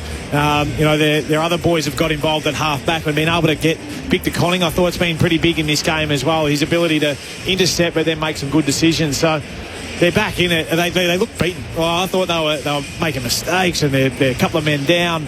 Jack Henry's on one leg. Stewart already out of the game. Geez, they found a way. And then off the back of probably Paddy Dangerfield, I thought in that quarter, his ability to insert, and then Jeremy Cameron as well up forward. Their big name players have stepped up. And Mick, you started speaking about the contested possession throughout that second quarter, and I think when we spoke about it, it had got to even. But you just felt like it was Geelong who was winning more of those and starting to break away. By the end of that half there, they're +4, which doesn't seem a lot, but they were starting from a bit long way back, and really surging past them. And there's a couple of things that just stand out to me is the metres gained that quarter, 1,600 to 1,400. So there's a side that's gone from only marginally being beaten in the first quarter, admittedly, but have turned around and now running the ball and using the longer ball. So those metres are forward of where you take the football. The other thing is too, and you can't disguise this, 112 possessions Hawthorn first quarter. Second quarter, 73. That's 40-odd possessions, or thereabouts. 40 possessions. Where are they? The marks have been taken away. No one's really dominating the ball. They're getting now tackled, whereas before they were able to get a little bit of space and use the football. So that's a significant amount of drop-off. And you got to remember also, that quarter, Hawthorn still had a considerable lead. Now we find Geelong in front. So they have actually dominated the last 10 to 12 minutes, both with the football, inside 50s, contested footballs, clearances, and the fact that they're forcing Hawthorn to do things. I've been amazed at the kickoffs for a start-off. That every one of them has gone to the left-hand side, and yet we've seen a Hawthorn player. I've watched a Hawthorn player here stand here by himself. They're not prepared to come this side of the ground. Now, that's an instruction, clearly. Otherwise, you would take that free man and start to bring him down the ground. It's not like the old local footy where the wind is on one side, blowing to one side of the ground. It doesn't make sense. Every kick has gone to the far side. Left footers and right footers kicking off. So there's some significance about that. So it's almost like these players here, Geelong have picked that. Like you could. So what they do, they get their players from the middle of the ground across. So they outnumber them. And that's what they've been able to do, Geelong, that quarter. To get back in the game, they've outnumbered Hawthorn. They have. Hawthorn heading into the rooms at half-time. They just need to settle a little bit as a group. They were a bit frantic, a bit frazzled in that last 10 minutes. They've got to trust the fact that when they do get through, they actually look dangerous when they go in that forward line. Jack Gunston had probably one taken off him and has had another one. Mitch Lewis has kicked the 2 goals in that quarter. It feels like there's space and isolation in that forward line. They've just got to keep getting it there enough without Geelong being able to create the turnovers first. I think we're in that first quarter, the half forwards of Hawthorn really cut Geelong up. In that quarter alone, Watson won, and that was that great goal that he kicked. Moore gets 2. Pardon? That was all he got. That's all he got. McDonald only has the 3, so they're not getting that run. And Ginnivan did really well. He inserted himself as well, but he went up to the wing a little bit more. So those half forwards, they just couldn't get a lick. Were they a little rusty out of the gates, the Cats, having not played for 2 weeks? I think it's more the game structure that Hawthorn brought to the game. I think in the rooms or through the week, I just reckon Geelong were told this is where they get you out the back, just keep dropping back, and Hawthorn picked it off easily by marking the ball all around about between, say, 50 and 40 metres, so they were able to pick them off. That quarter they didn't, they come up the ground, didn't give them that anywhere near that space at the 50-metre mark. Mick's right. The planning all week would have been to have one back, but one, I reckon the coaches would have wanted, whereas in the heat of the moment, you think, I've got to be the one back. But then you realise, you look around and think, there's 3 of us or 4 of us standing back there, and Hawthorn used it. So I reckon they fixed that up. Zach Guthrie was the one back in that quarter. The others get up in their face, take the ball off them straight away. Half-time at the G. It is a 1-point lead for the Cats after Hawthorn led by as many as 21. Ray Chamberlain is our rules official. And, of course, our 300-game umpire, man who's been here 6 times previously in the preliminary finals. 2 marking contests to speak of, Ray, in that quarter. Yeah, quarter 2, Cobb. We had one down in the goal square with Gunston and Henry, and a free kick was paid. And on review, you sort of look at it, and as Lingy intimated, Henry trying to sort of bolt down and hold his position, lost his footing and slipped. I I think play on and a mark is a better call there. And we had one just over here on half forward outside towards the boundary line. It's a really challenging spot on any ground, but particularly the MCG, when the ball goes in that direction, trying to adjudicate on marking contests, you often get caught looking at their back. You don't get to see what you want to see, and I think a free kick for holding the man was warranted in that circumstance. But by and large, they'll be under there having a review of what transpired in the first hour, and I think they're just doing their job. You know, they're bouncing the ball straight, they're tipping him when you expect, and they're letting them play. For people that have just tuned in, there was an incident in the opening quarter where Tom Stewart was concussed. We'll talk all about that, I'm sure, Ray, in the next couple of days and weeks ahead as we get ready to, a week ahead as we get ready to go for the grand final, particularly if Geelong win. It'll dominate Talkback Radio, I'm sure. But the Mabior Chol side of it, who was laying the tackle that ultimately concussed Tom Stewart, should he be nervous? Yeah, look, we've looked at this a couple of times, and the interesting part prior to it, right before it, it's Butler makes initial tackle with Stewart, who drives through that tackle. They clip legs, he's going forward and towards the ground. Chol's tackle isn't what drives him into the ground at all, and in fact, Mabior tries to roll off to avoid a push in the back. He doesn't rotate Stewart, he doesn't put Stewart's head in a vulnerable position, and he doesn't tip and dump him on his head. I just think it's a really unfortunate set of circumstances that led to Tom being concussed. Love it, Ray. Appreciate that, Ray Chamberlain, with his insights. And very quickly, before we get the latest from the ABC newsroom, Tim Hodges, who's with us on the boundary. Hodgie, we've got the windows open here. Has the breeze just picked up significantly? It feels like it's blowing an absolute gale out there. Corbin, the change has hit, and I reckon in the last 10 minutes, the flags on top of the scoreboard are blowing off the posts. The change is well and truly here, and with it is coming some torrential rain. It says on my weather app that it's going to hit about 10 o'clock, which will be about halfway through the last quarter. That would be right, Corbin. So I've been told it's serious rain, so this could be an extra added spice to this phenomenal prelim final. Just a word on Tom Stewart. Geelong's doctors took turns heading down to the rooms just to spend time with him. Like, not only is he completely devastated, you would think, with the concussion that has ruled him out for the rest of the season, regardless of whether Geelong makes the grand final or not, but also just keeping an eye on him after that concussion, just helping him off the ground. He had some serious jelly legs. There was no doubt that they had to make sure that was concussion. So I'm not sure whether we'll see Tom Stewart. It would have been really interesting whether he comes out and confronts his players when they arrive into the rooms downstairs at halftime now. Thanks, Hodgie. Kenny and Sandringham off the SMS. Weather has turned nasty down here. Wind and rain coming in sideways. Watch out at the G. And from Marcus in South Melbourne, a howling gale has just hit in South and Port Melbourne. So that's not far from our seriously strong gale force winds. The rain is coming. Absolutely it is. So the change in weather that was forecast maybe a little earlier than we predicted. At halftime, it's Geelong by a point. Hawthorn led it by 21 early. Tom Stewart's out for the day. Gee, this final has delivered so far. The winner plays off for the premiership next Saturday back here at the MCG, while for the loser, their season ends tonight.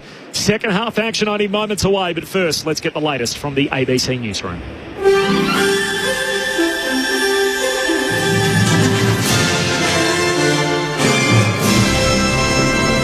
ABC News. Good evening. I'm William Howard. The Optus boss is apologising for a 000 outage, which has resulted in the deaths of 3 people.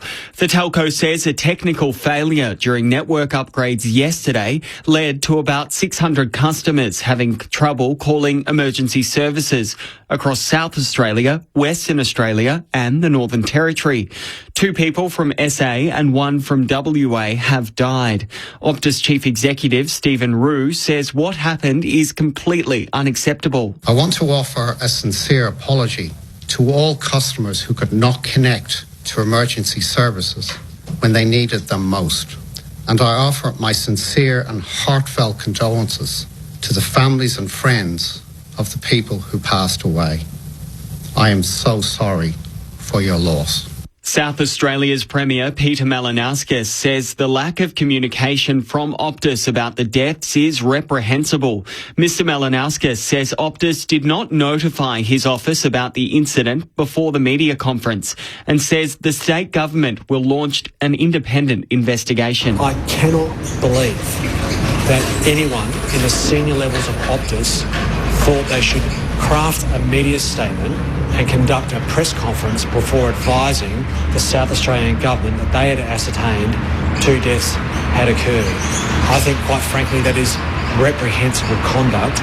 Police in Western Australia say they are still conducting welfare checks following the outage. The Premier, Roger Cook, has described the event as unacceptable and says he is seeking further details from Optus. Police have recovered a pilot's body from the wreckage of a light plane crash in southern New South Wales. The aircraft, which was on its way back to Sydney, went down in dense bushland near Batemans Bay yesterday. Emergency crews have reached the site on foot, where a body, believed to be that of a man in his 60s, has now been discovered. An investigation into the crash is underway. The head of Britain's Foreign Intelligence Agency says there is absolutely no evidence that Russia wants to negotiate peace in Ukraine. With more, here's Patricia Tiano. In an outgoing speech at the British consulate in Istanbul, the chief of the Secret Intelligence Service, Sir Richard Moore, says Russian President Vladimir Putin has been stringing us all along. He goes on to say Mr. Putin wants to impose his imperial will by all means, but doesn't believe he will succeed, stating the Russian leader underestimated Ukraine and has bitten off more than he can chew.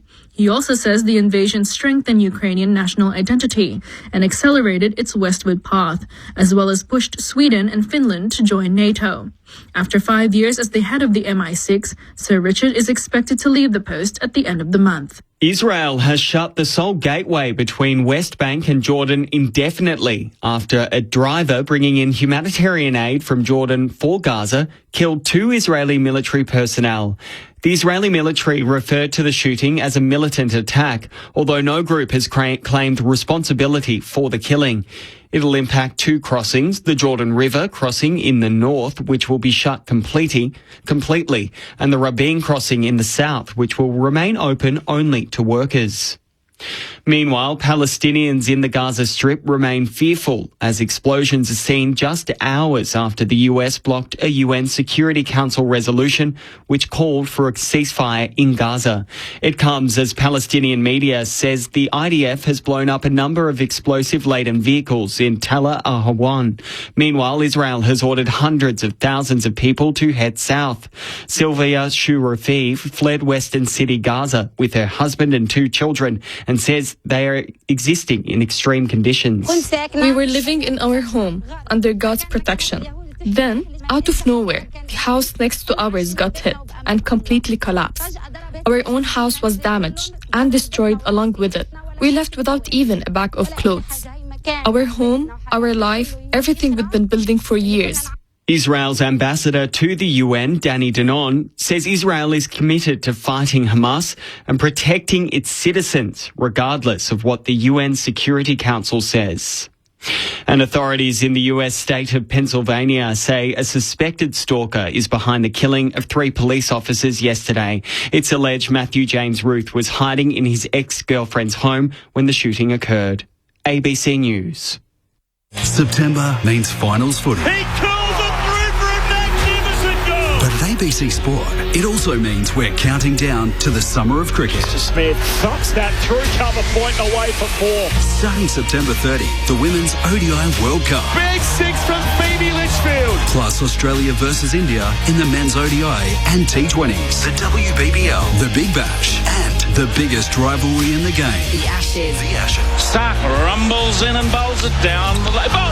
He's bowled it. First ball. ABC Sport and the ABC Listen app. Your home of cricket this summer.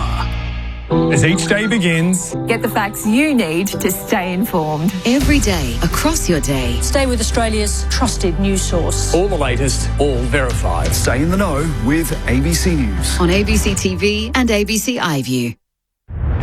This is ABC Sports coverage of the 2025 AFL Finals. AFL. On your radio. ABC Sport Digital. And on the ABC Listen app. Stengle kicks inside 50. The target, Cameron, ball spills front centre. Smith pops it on the boot.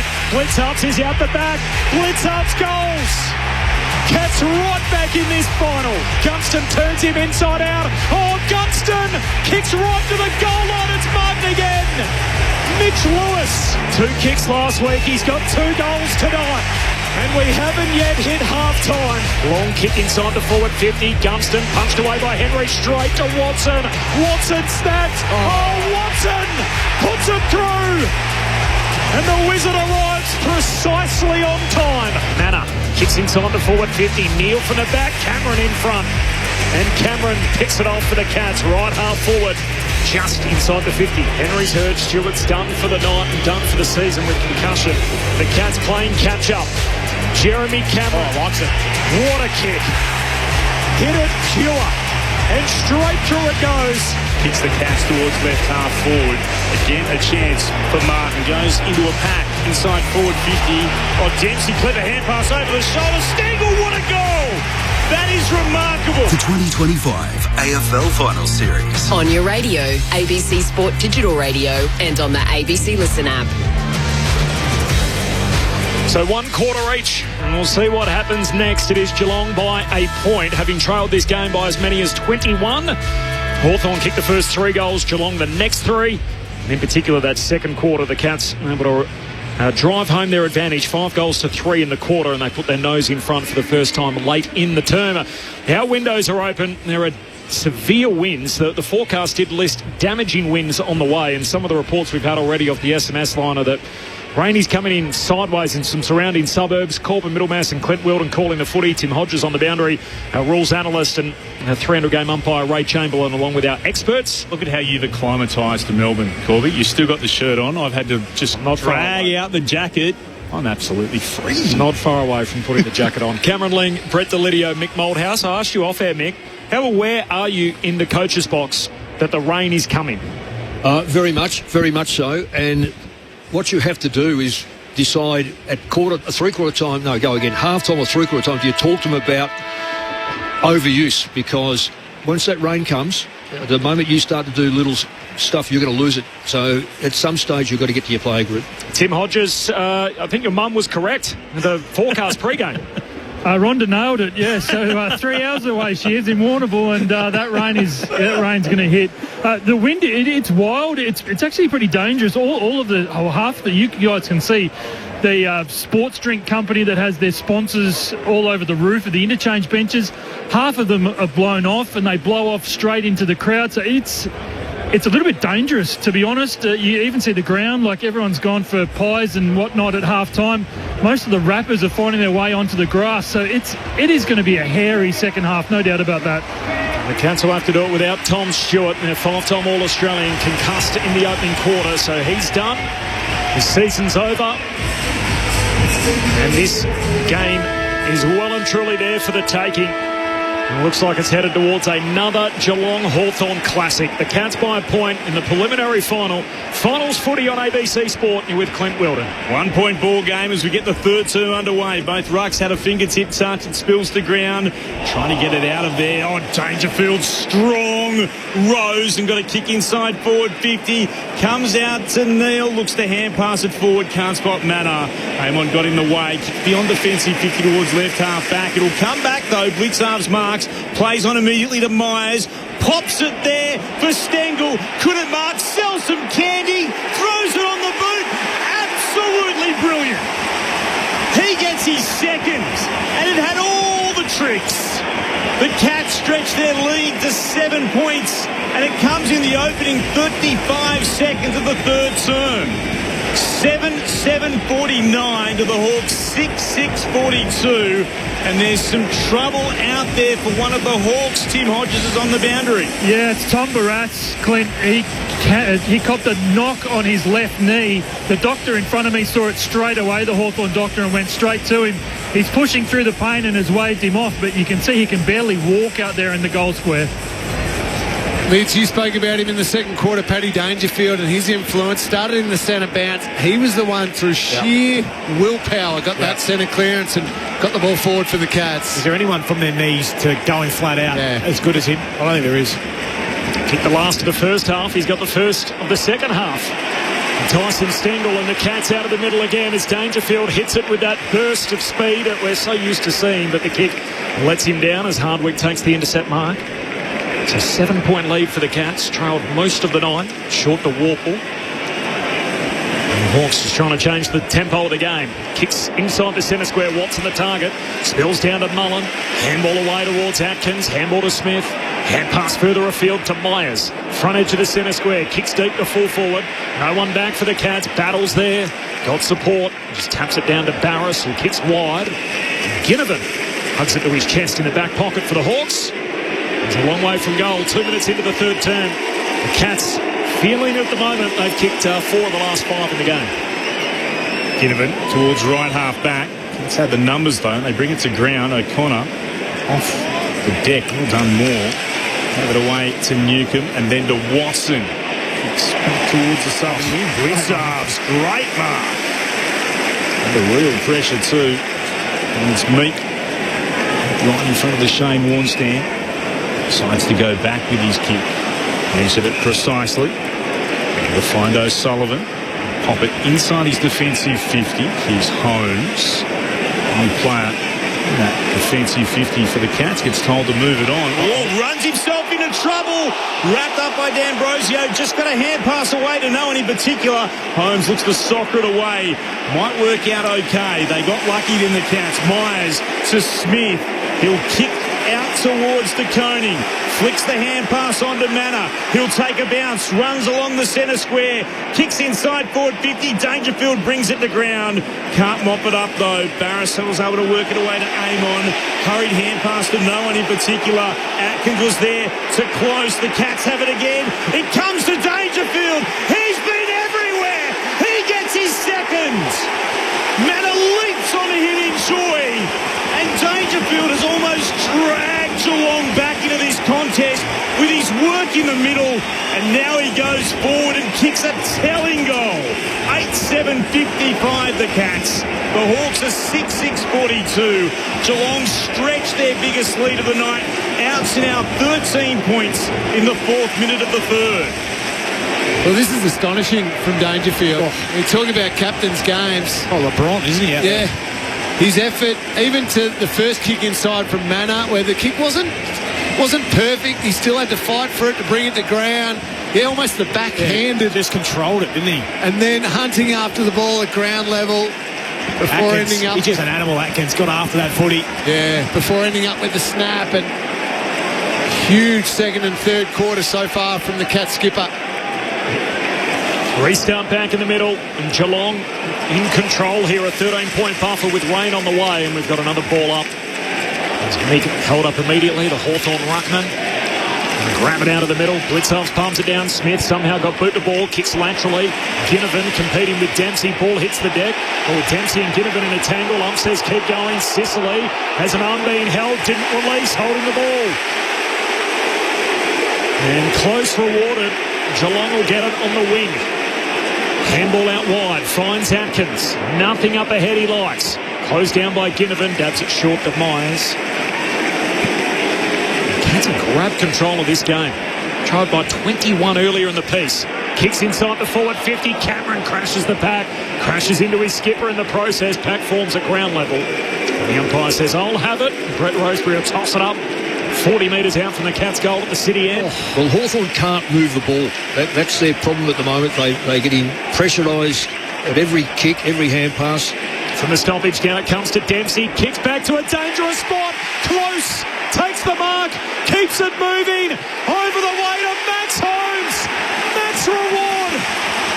The Cats have kicked the last 5. And the tenor of this game is completely changed.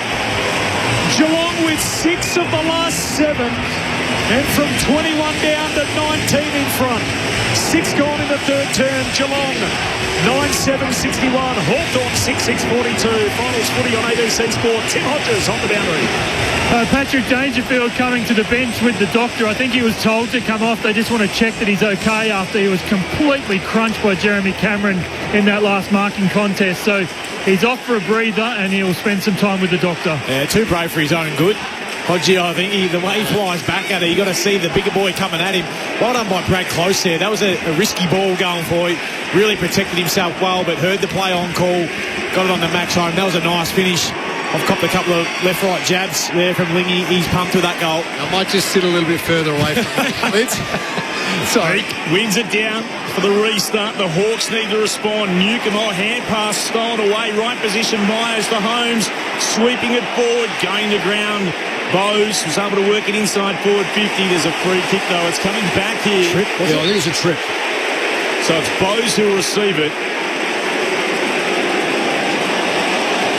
Bowes decides to play on quickly by hand. Smith running by from 51 out. He won't have the accuracy. No problems with the distance, but he misses to the right-hand side.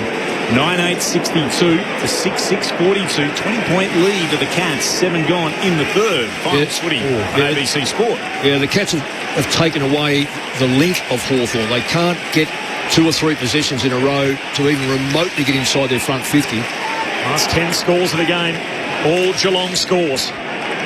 As Weddle with the kick-out duties up to the wing. Spills off a series of hands, but straight to Guthrie. Pumps Geelong back inside 50. Bursts through the hands of Stengel. Ball hits the deck. Barris jumps on top of it. Holds it in. Young's happy enough with that as the pack forms around him. Hawthorn kicked the first 3 in this game to lead by 21 points. Tom Stewart was concussed around that time. And without him, Geelong have been able to kick 9 of the next 12 goals to lead it by 20 themselves. Manor releases. Picked up by Warple. Had the blinkers on and Myers got him. Good mates too, aren't they, those two? Big time chase down tackle. Grind Myers on James Warple. Falcons teammates together. And now Myers can head inside the forward 50 onto the chest of Cameron. And the Coleman medalist hugs it to his midriff. He'll have a look here from about 25-30 out, just right of centre. He wastes no time. He whacks it through for another. And the Cats have brought out the whooping stick. That is 6 in a row for Geelong. Cameron's got a couple.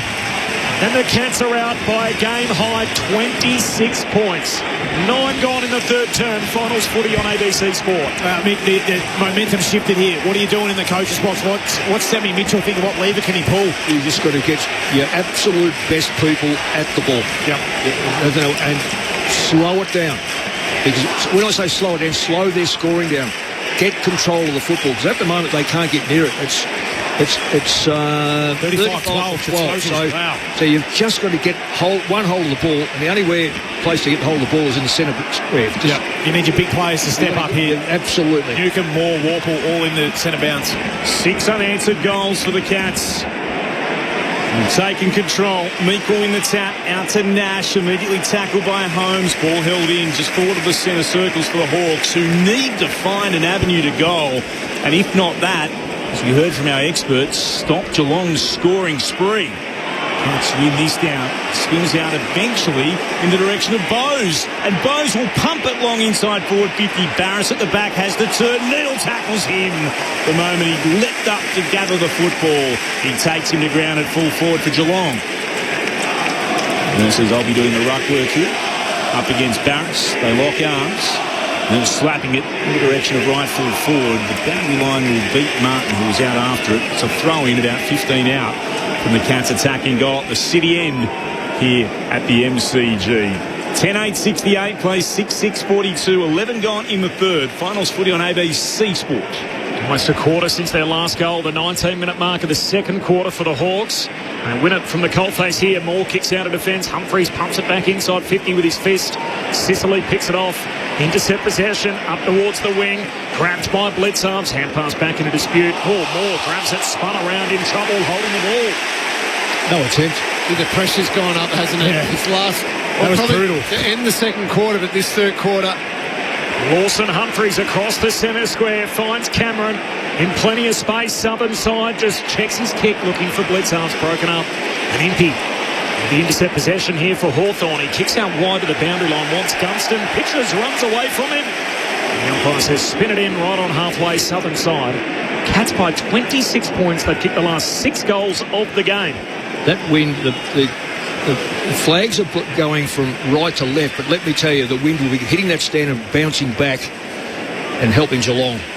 It's halves against Meek. It's Meek who punches it forward for the Hawks. And sock it on the ground through Nash. It'll go over the boundary line at right half forward. The Hawks. They've not been down here for a while. Hawks are going to make their sub soon. Hodgie will be all over it, but big question about who it's going to be. Where do they need to get that drive coming from? Do they bring it tall off, maybe with the rain on the way? Gaff the sub, of course, as Meek wins it down again. Hurry kick forward here by Moore, up into the air. After the mark, it's off hands. It spills down in the direction of Clark. He's tackled there by Butler. Still at right half forward for the Hawks. 1 to 12 inside 50s, I think, this quarter. Yep, you're right. Yeah, 1 to 12. Hawks need the next one. Meek palms it down. Watson charging through, left it behind. Warple got it out to Sicily. Kicks to full forward. Gunston. That's superb, isn't it? Truly superb. Wins the one-on-one with Henry. When you're coming at the ball at that speed with an opponent right with you and a bit of a mongrel kick, to just know exactly where it's going to drop and almost make the mark look simple and easy. This won't be an easy kick with this wind, let me say. He's waiting 3 prelims. He's never lost one. And he doesn't want to start that tonight. Pops it through. A much-needed one for the Hawks. And they hang about in this prelim. 10-8 to 7-6. Geelong's lead trimmed to 20. 13 minutes gone in this third term. Finals footy on ABC Sport. It was a really clever mark by Jack Gunston. Butler coming off now. I suggest that he's the one to be the sub here, Lingy. Looks like it, doesn't it? Yeah. Is that right, Hodgie? That looks like young Sam Butler. Tim Hodges on the boundary. But there's confusion. They still haven't. I don't think they've put their paperwork in, and no one's been given the T-shirt. So I think it might even be Josh Ward. Wow. So no one's been given the subs T-shirt. So they've gone a little bit rogue here, Hawthorn. So I'll keep you posted. But right now there are 5 players that remain eligible to come onto this ground for Hawthorn. Sam Butler's just got off the phone too, still sitting in the front row. And he's moving now to the back row. So Butler's out of the game and Jats in. Meantime, Dangerfield has one possession of the football again. Just near the logo, Southern wing. Worked it out to Clark. His kick down the line is turned over. Battle marks for the Hawks. Sends it to Moore. Marks up against the boundary. Southern wing, and he's spotted Impey in space. The kick goes his way. Marks turns, plays on, goes looking for McDonald, who marks at full forward for Hawthorn. He'll line up in front of the left-hand goal post and put boots of ball from no more than 25 out. That is a truly elite kick. Yeah, how much the penetration on it? How did he get so free?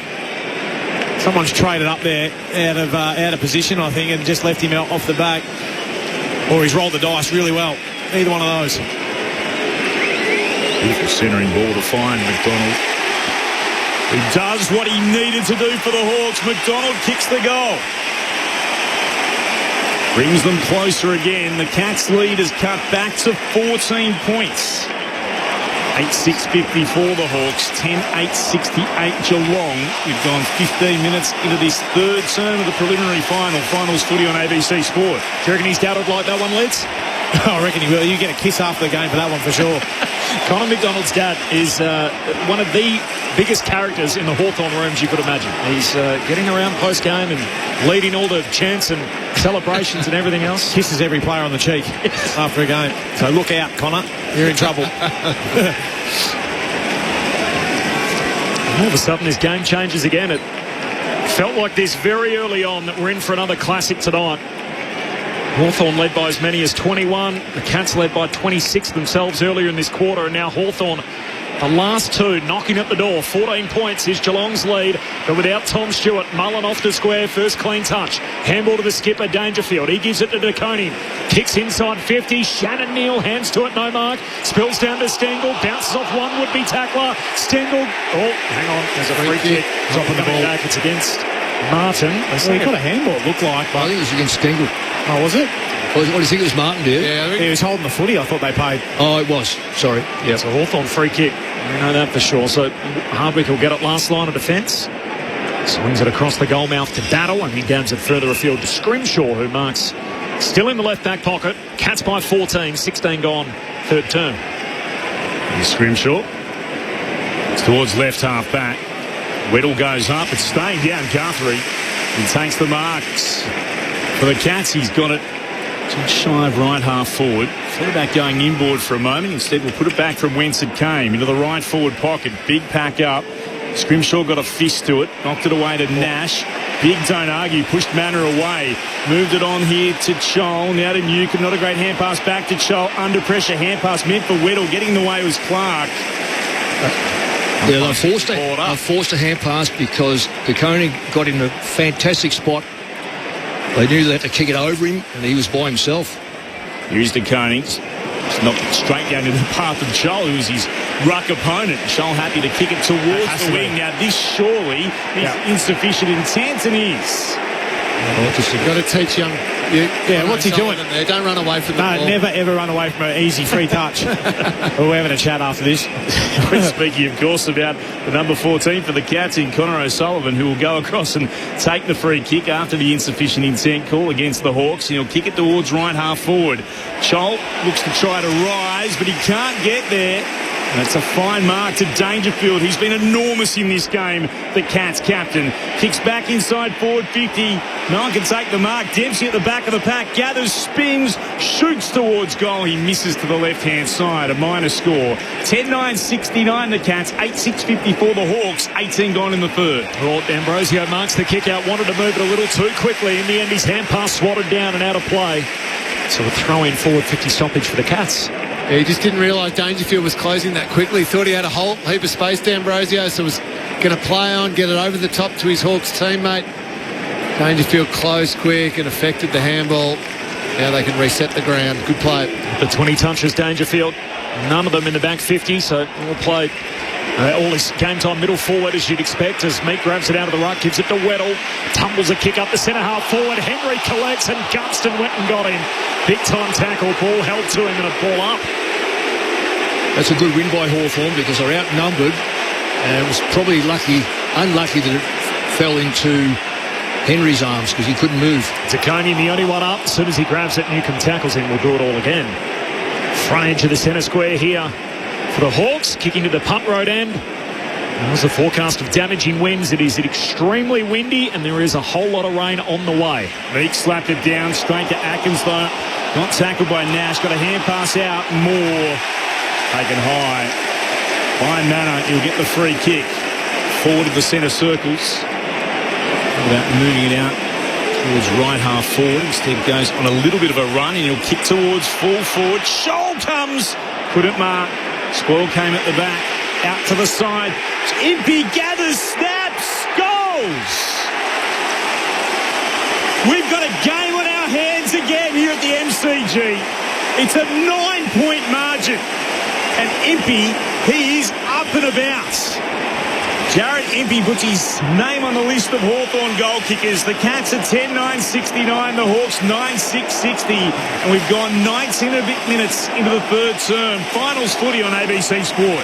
It's been very impressive by the Hawks to be able to completely shift the momentum of a game. Yeah. It looked like it was slipping away a little bit. The Cats were scoring, the Cats were hunting, they were winning the contest. Now it's all Hawthorn at the moment. They're covering the ground brilliantly well. They're winning the 50-50 balls. What an inspired move to put him forward, though. I think he's playing most of the first half in the back line, then they come forward. You usually see it as a big guy. Their ability to clunk it or do something different. He's just done it at ground level. Hit the gritty as well. Yeah. In celebration. You have to explain that one to Mick, I would imagine, Corp. It's not just a Mick. The kids will know what I'm talking about. Yeah. 30-year-old Jarman Impey, but happy to keep up with the young boys. And a nice celebration on the back of the goal. The Hawks have kicked the last 3. Your boys didn't know about that one, Lingy. The gritty, surely. I've seen the gritty get broken out a few times. Oh, free kick in the middle here going Dangerfield's way. Balks his way around Warpool. Sends a hand pass forward to Smith. Kicks into the forward pocket for the Cats. Took a deflection off Weddle on the way through. Martin still a chance. Breaks through the tackles. Handball away to Bowes. Kick smothered. Never went out. Still alive for Geelong. Here's Cameron at half forward. Trying to break the Scrimshaw tackle. Hand pass coughs it up. Hawthorn with it. Nash to Newcomb. Sweeping handball back to D'Ambrosio, who started this chain close to the boundary line. Smith sockers it forward. Sockers it straight into Manor. And ricochets off his teammate and out of bounds. Nash trying to untangle himself from Smith, and the umpire very maturely just says, hey, everybody settle. We'll have a boundary throw in half forward here for the Cats. Hawthorn have kicked the last 3 goals. Geelong lead it by 9 points. 22 gone in the third. Everything we hope for so far. Meek took clean possession, hand pass down, stolen away by Manavo for the Cats, sends it long towards full forward. Weddle went up at the back. Oh, Martin ran straight into traffic, trying to work it forward. Just bumped straight into Jack, and then it's gone across the goal line. Touched by the Hawks for a minor score. 10 points that margin. Hawthorn will stream away down the outer side. Jack didn't take a hand pass cleanly at right half back. He's run down by Neil. Ball still in dispute. Players will pile on top of it. Ball up will be the call. There's a noise. Yeah. The roar is enormous. I haven't heard it like this all year. There's no doubt about that. A 10-point margin. Cats over the Hawks. Geelong previously led by 26. On the restart, O'Connor tackled straight away by Ginnivan. Will do it all again. Just as it felt like Geelong were about to bust this prelim open, Hawthorn have answered. They've kicked the last 3 in the game. From the restart, Smith goes to ground. Socked forward by Myers. Picked up by Stengel. Hand pass inside 50 to Manor. Handball into the pocket for Dangerfield. Running out of room. Gets it back inboard to Jack Martin. The captain sets it up. Martin does the rest. And the Cats answer again. And Patrick Dangerfield has his fingerprints all over this final. 16 points, Geelong's lead. 11-10 to 9-6. 16-point advantage for the Cats. 23 gone in the third. Finals footy on ABC Sport. Well, you talk about Paddy Dangerfield having his fingerprints all over it. Up to the 8 touches now. 4 clearances, all of them from the centre. Yeah. Mick, his ability to bust tackles open, but just influence big moments in the game. I don't think he was meaning to probably get that one to Jack Martin, but fortune favours the brave, doesn't it? It's a powerful statement by a captain, though, the way he's played when they were down. He was the one that stood up when they were down. Yeah. It's okay to be the cream of the top. It's getting there. So he's been extraordinary, really. That week's rest for a bloke who's older. Yep. It's been unbelievable. There's a run of 3 unanswered goals from the Hawks as Blitzarves tries to take it away, but the tap went in the direction of Newcomb, gave it to Meek, terrible kick, rolled along the ground, picked up by Nash though, and then Smith got him, and just crunched him into the turf, and then gives him a bit of extras too. There's a fair bit of physicality out there at the moment, Clint. Some of those tackles got a little bit extra. Just lent the knee into him afterwards. Blitzarves, probably the more telling tap, back into traffic, though Nash emerges with it, kicks the Hawks into the right forward pocket. There's too much on that. There's the wind, grab that one. Yep, right behind it, sort of sail away across and over the boundary line. Free kick to be taken here by Guthrie, deep in the left back pocket. The Cats lead is 16 points, 25 minutes gone in the third term of the preliminary final here at the MCG. This is Finals Footy on ABC Sport. Still dry for now, but significant winds and rain on the way. As Cameron hits up and marks the Guthrie kick, back flank. This takes a few moments and then goes along with the contest kick down the wing. Scrimshaw leaping from the back takes the intercept mark. Looks corridor for the Hawks. Ginnivan the target, has to be precise, got it to him. Hand pass away to the runner Nash. Feeds it forward by hand to Warple. In the famous number 5. High bomb inside 50 for the Hawks. At the drop, O'Sullivan knocks it away. The Cats win it. Guthrie, hand pass to Smith. Surge kick out of defence. Bouncing footy up in front of Blitzarves, close to the boundary line, and Jaff picks his pocket. Somehow lays the tackle, wins the ball, and then runs away from Dempsey. Chanquok Jaff puts it on show. The kick lets him down. And Henry takes the intercept mark in the back pocket for the Cats. 16-point lead for Geelong. 26 gone in the third. It's that run and dare that Jaff might be able to bring late in this game, and they need to chase a lead down. Oh no, Smith. Oh, turns it over from the right back pocket. That's that wind. That wind is playing havoc with that football. And that's why it stopped short and it allowed Scholl to mark up against O'Connor. Mitch Lewis is just leading again and again. So Geelong, like you spoke about, they've got to be aware that Lewis can nail it from the distance. Mind you, Scholl looks like he's going to go back and have a shot now. So he must feel the wind behind him a little bit. Yeah, I reckon it works the other way with that breeze. It hits the sand and comes back. So Scholl will have to kick it all of 53 metres from left half forward. He's going to set it up to the top of the square, punch away from Henry. Ball hits the deck. Atkins going through for the Cats. Gave it back to Smith. Got knocked over by Eamon. Got a kick away, though, towards left half-back. No mark taken. Jath tries to knock it off. It comes out the way of Warple, threw it up into the air to Jath, and he was tackled immediately. No chance of getting rid of that. Manor wrapped him up and took him to ground. Ball up. Left half-back for the Cats. Geelong by 16. Time on third term. Up it goes. Meek palms it down straight to Smith. Hand pass over his shoulder. Dangerfield out in a bit of space. Eamon tackles him. Ball comes out. It's a free. Tackle without it. Dangerfield drives a 60-metre drop punt down to half forward. Sicily picks it off. And that's his MO. The intercept mark just dabs it very short to Scrimshaw, and he's going to have to switch. There's not a heap of options. Now he's got to get rid of Neal. Just got a hand pass away to Battle. Hawks under pressure in their D50. Handball to D'Ambrosio. Off the back flank. Kicks down the wing. Chol the target. Low trajectory mark. Takes it just millimetres off the turf. He's got it on the wing. 16-point lead for the Cats late in the third. They've got some bigs back. They wanted it in there quickly, but he's been slow. Almost blowing the flags off the poles on top of the big electronic scoreboard. The kick from Chol towards left half back. He had two to deal with here. Moore coming across. Guthrie was able to knock it across the boundary line. Jaconing was there as well. Interesting choice by Chol. He's got Meek and Lewis. And Lewis up on that 35 to 45 metre kick.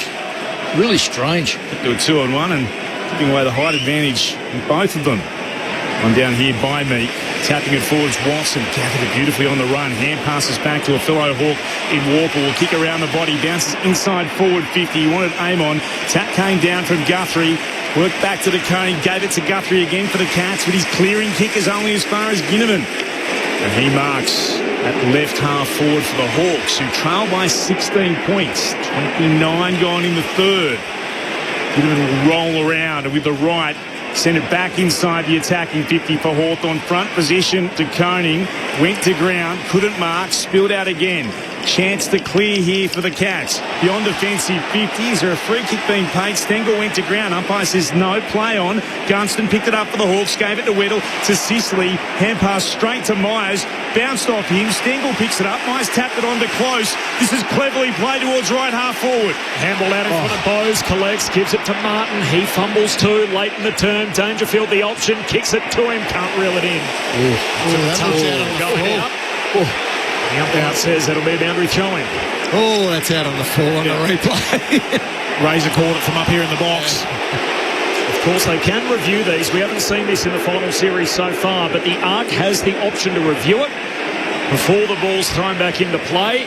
If it's done quick enough, they won't delay play for it. And as a result, the review wasn't completed in time. The ball spun back in. Forward 50 stoppage for the Cats.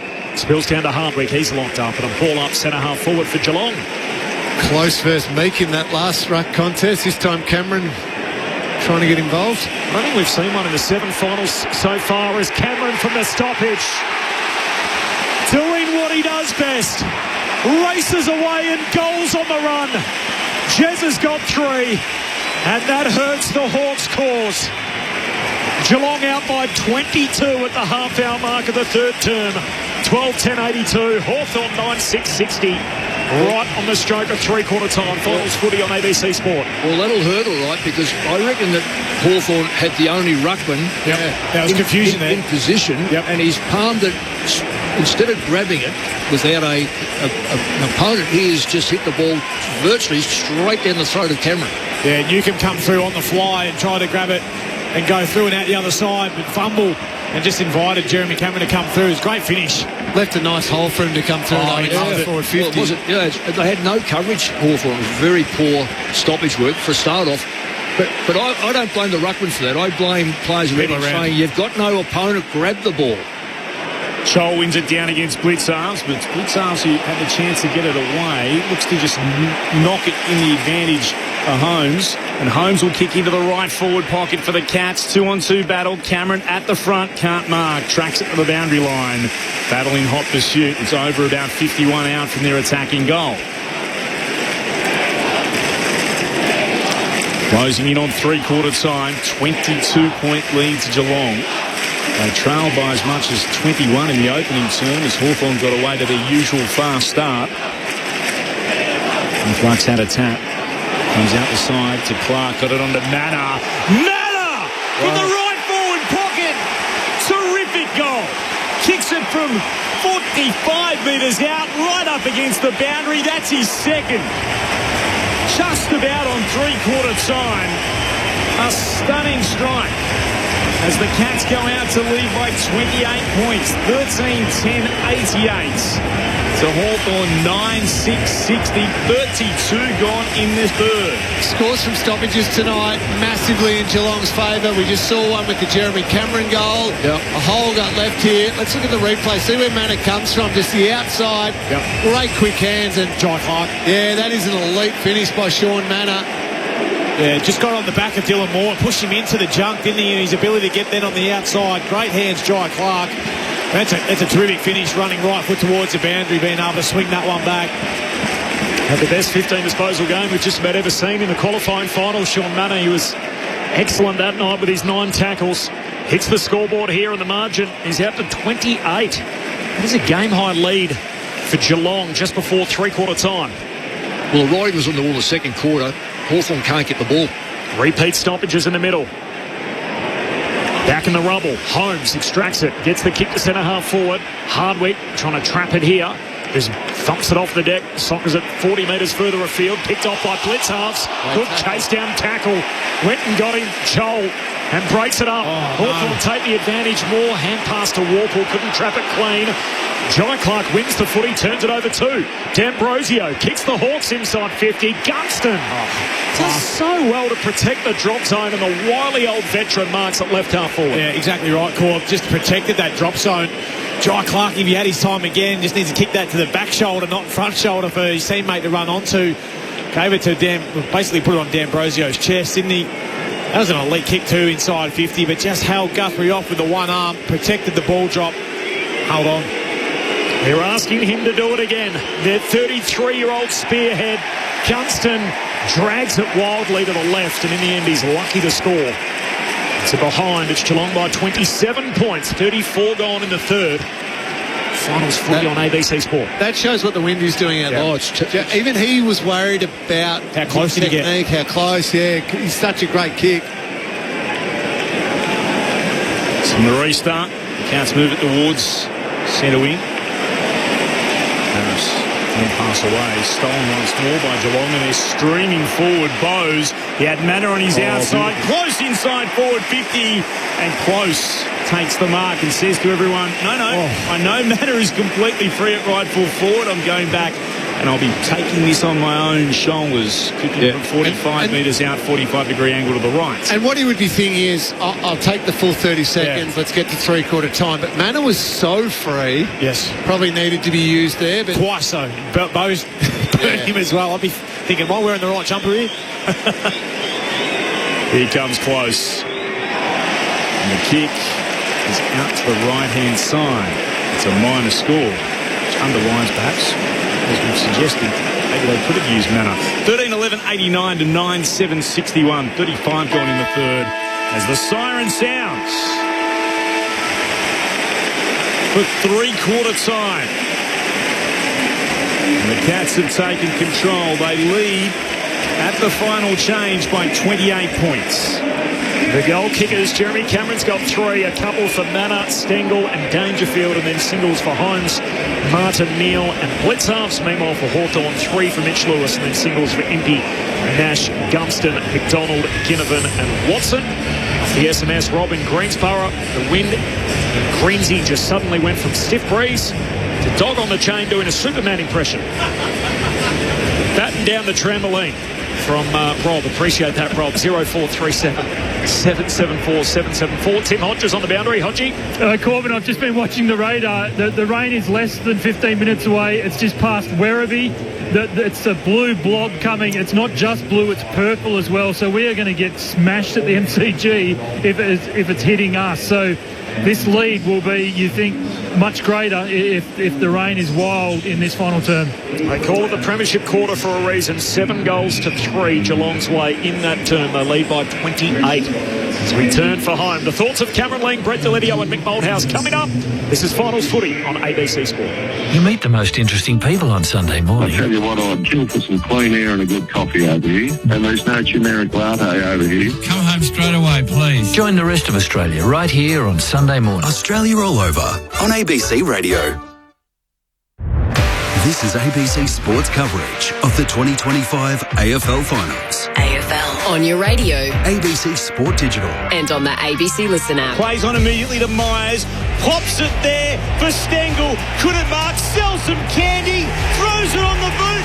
Absolutely brilliant. He gets his seconds. And it had all the tricks. Atkins was there to close. The Cats have it again. It comes to Dangerfield. He's been everywhere. He gets his second. Manor leaps onto him in joy. And Dangerfield has almost dragged Geelong back into this contest. From the stoppage now it comes to Dempsey. Kicks back to a dangerous spot. Close. Takes the mark. Keeps it moving. Over the way to Max Holmes. Max reward. The Cats have kicked the last 5. Hawks need the next one. Meek palms it down. Watson charging through. Left it behind. Warple got it out to Sicily. Kicks to full forward. Gunston. He's played in 3 prelims. He's never lost one. He doesn't want to start that tonight. Pops it through. A much needed one for the Hawks. And they hang about in this prelim. The kick towards full forward. Shoal comes. Couldn't mark. Spoil came at the back. Out to the side. Impey gathers, snaps, goals. We've got a game on our hands again here at the MCG. Handball into the pocket for Dangerfield, running out of room. Gets it back inboard to Jack Martin. The captain sets it up. Martin does the rest. And the Cats answer again. The 2025 AFL Finals Series. On your radio, ABC Sport Digital Radio, and on the ABC Listen app. Hard to believe, time on in the opening term. The Hawks led this game by 21 points. Jack Henry was banged up with an ankle concern, and Tom Stewart was concussed, subbed out of the game, and from that point on, it has all been the Cats. They've kicked 13 goals to 6 from that point on. 13 goals to 6 since those sequence of events in the opening term. Cameron Lang, Brett Delidio, Mick Moldhouse on ABC Sports. To zone in on the third quarter alone, the wild momentum shifts in that quarter was crazy. Yep. It looked like Geelong by how far at about the 10-minute mark, 12-minute mark of that third quarter. And then Hawthorn came flying back and thinking, okay, this is game on big time. Yep. And then Geelong kicked those late goals. It was a crazy shift. Hard to understand exactly why, other than Geelong's ability to win the ball around the contest. Yeah. Clearance. Time and time again. No fumbling. But 17-8 clearance. Yeah, that's right. Inside 50 is just staggering 22 to 10. Yeah. Metres gained, smashed Hawthorn. But the Hawks had, just for all the Hawks supporters, you had 112 possessions in the first quarter. Then you've gone 73 and 71. If you allow a side like Geelong to have 81 in the first quarter, then 99 and 92, you're in all sorts of trouble because you're not winning the ball to put pressure on any sort of remote chance in the back line. The back line, the Cats that quarter were able to put a player behind the ball, and every that's why Meek was able to do that ruck work by himself, because Glissos was behind the ball, just setting it up and just allowing.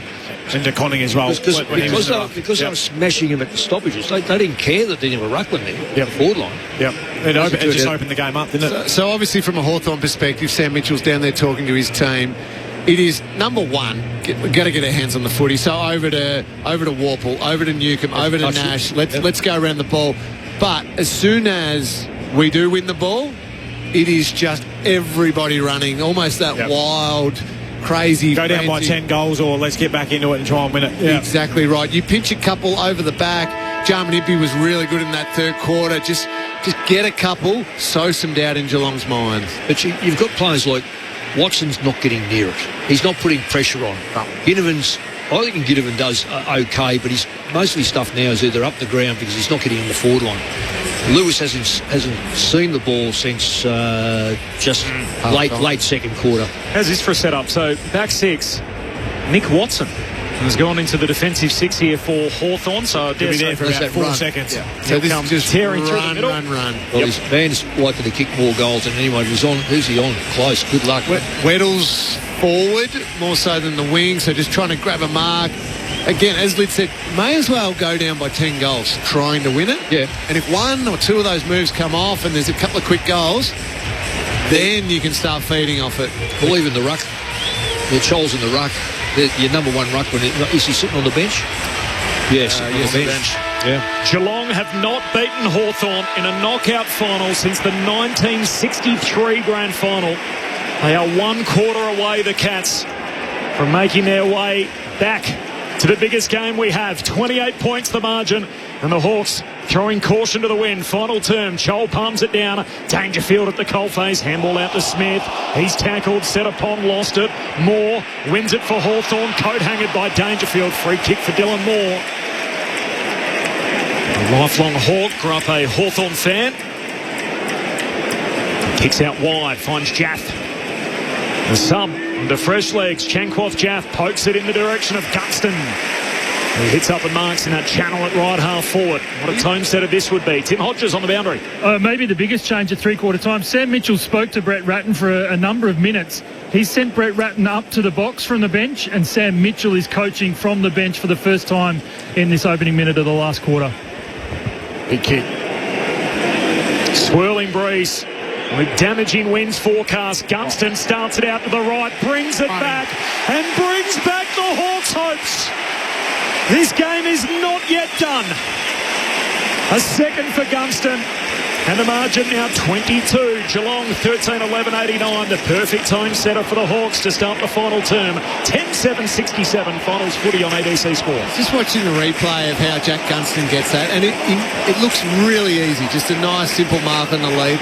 The work that he did in the previous 30 seconds, taking Jack Henry away and then a little push-off at just the right time and then leading almost behind another Geelong and Hawthorn pair just to get him another quarter of a metre break, and he takes a simple mark. That is just years of practising his forward craft, and he just doesn't stop. Nails it. He doesn't stop moving, and that's the key for all good forwards. They don't stop and just wait for it to be bombed on their head. They keep moving. The bounce in the centre. Likes that a touch. Oh, Dangerfield was held without it. Surely, yes, he'll get the free kick. How much Natch protests. Dangerfield decides to play on. Wheels around to his right and then kicks it inside the attack. If you think close in front of Watson, takes the mark. Yeah, well, 45 from goal in the left forward pocket. Brad Close is not that big himself as a player, but one-on-one with Nick Watson, just knew he had the... He's going to back himself, isn't he? Yeah, inspired in terms of run, like try and give us something, Wizard, but I don't reckon under that sort of circumstance it's not your first go-to. At 170 centimetres. Here's Brad Close on his way in. We're right behind the kick. It'll need to swing back to the left. It doesn't. Just landed in play and then is punched through by Eamon for a rush behind. 13-12-90 the Cats. 10-7-67 the Hawks. 3 minutes gone into the final turn here at the preliminary final at the MCG. This is finals footy on ABC Sport. Amon plays on, some indecision, decides to hand pass it to Battle. His kick smothered. Shannon Neal paddles it out in front of him, close to the boundary line. Dangerfield crashes in, got it out. What a bull he is, got it to Stengel. His hand pass picked off Battle. Hand pass away to Amon, kicks the Hawks out of danger. Up the centre half back in a tangle to Koning and Nash. Ball hits the deck. Hawks win it. Newcomb through centre half back. Handball to Jaff. He's off and running. Takes a bounce. Closed down by Close. Great chase. Kick away. Great chase. Affects the kick. And the intercept mark for Holmes. On the back of it, Tim Hodges. The heavens have opened. The rain is just starting to fall ever so lightly, but there's a lot more coming. 23-point lead for the Cats. 4 minutes gone, final turn. Here comes Bailey Smith, shy of the logo. Commentary sign of the MCG. Kicks towards left half forward. Weddle went up. Should have marked. Couldn't. Slap forward by Neal to Atkins. Hand passes into space, really. Watson touched it. That is deliberate if he doesn't touch it. Takes it across the line, which means it'll be a throw-in rather than insufficient intent. Because there was absolutely no one there when the ball was hand passed that way. And Sicily comes off as a backline player when the ball's on the backline. I just can't get hold of that one, I'm afraid. They're going to rethrow this one in, Well, that's the only thing that saved Sicily coming off, and then there was a Scrimshaw, was it?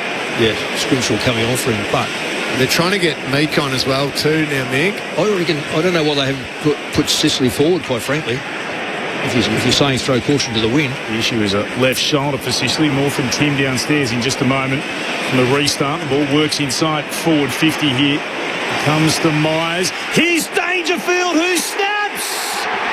On tonight of all nights, the MCG truly is Dangersfield's. He's got another one. That's 3 for the captain, who has been nothing short of magnificent for Geelong this evening. Huge. 14-12, 96 the Cats. 10-7, 67 the Hawks.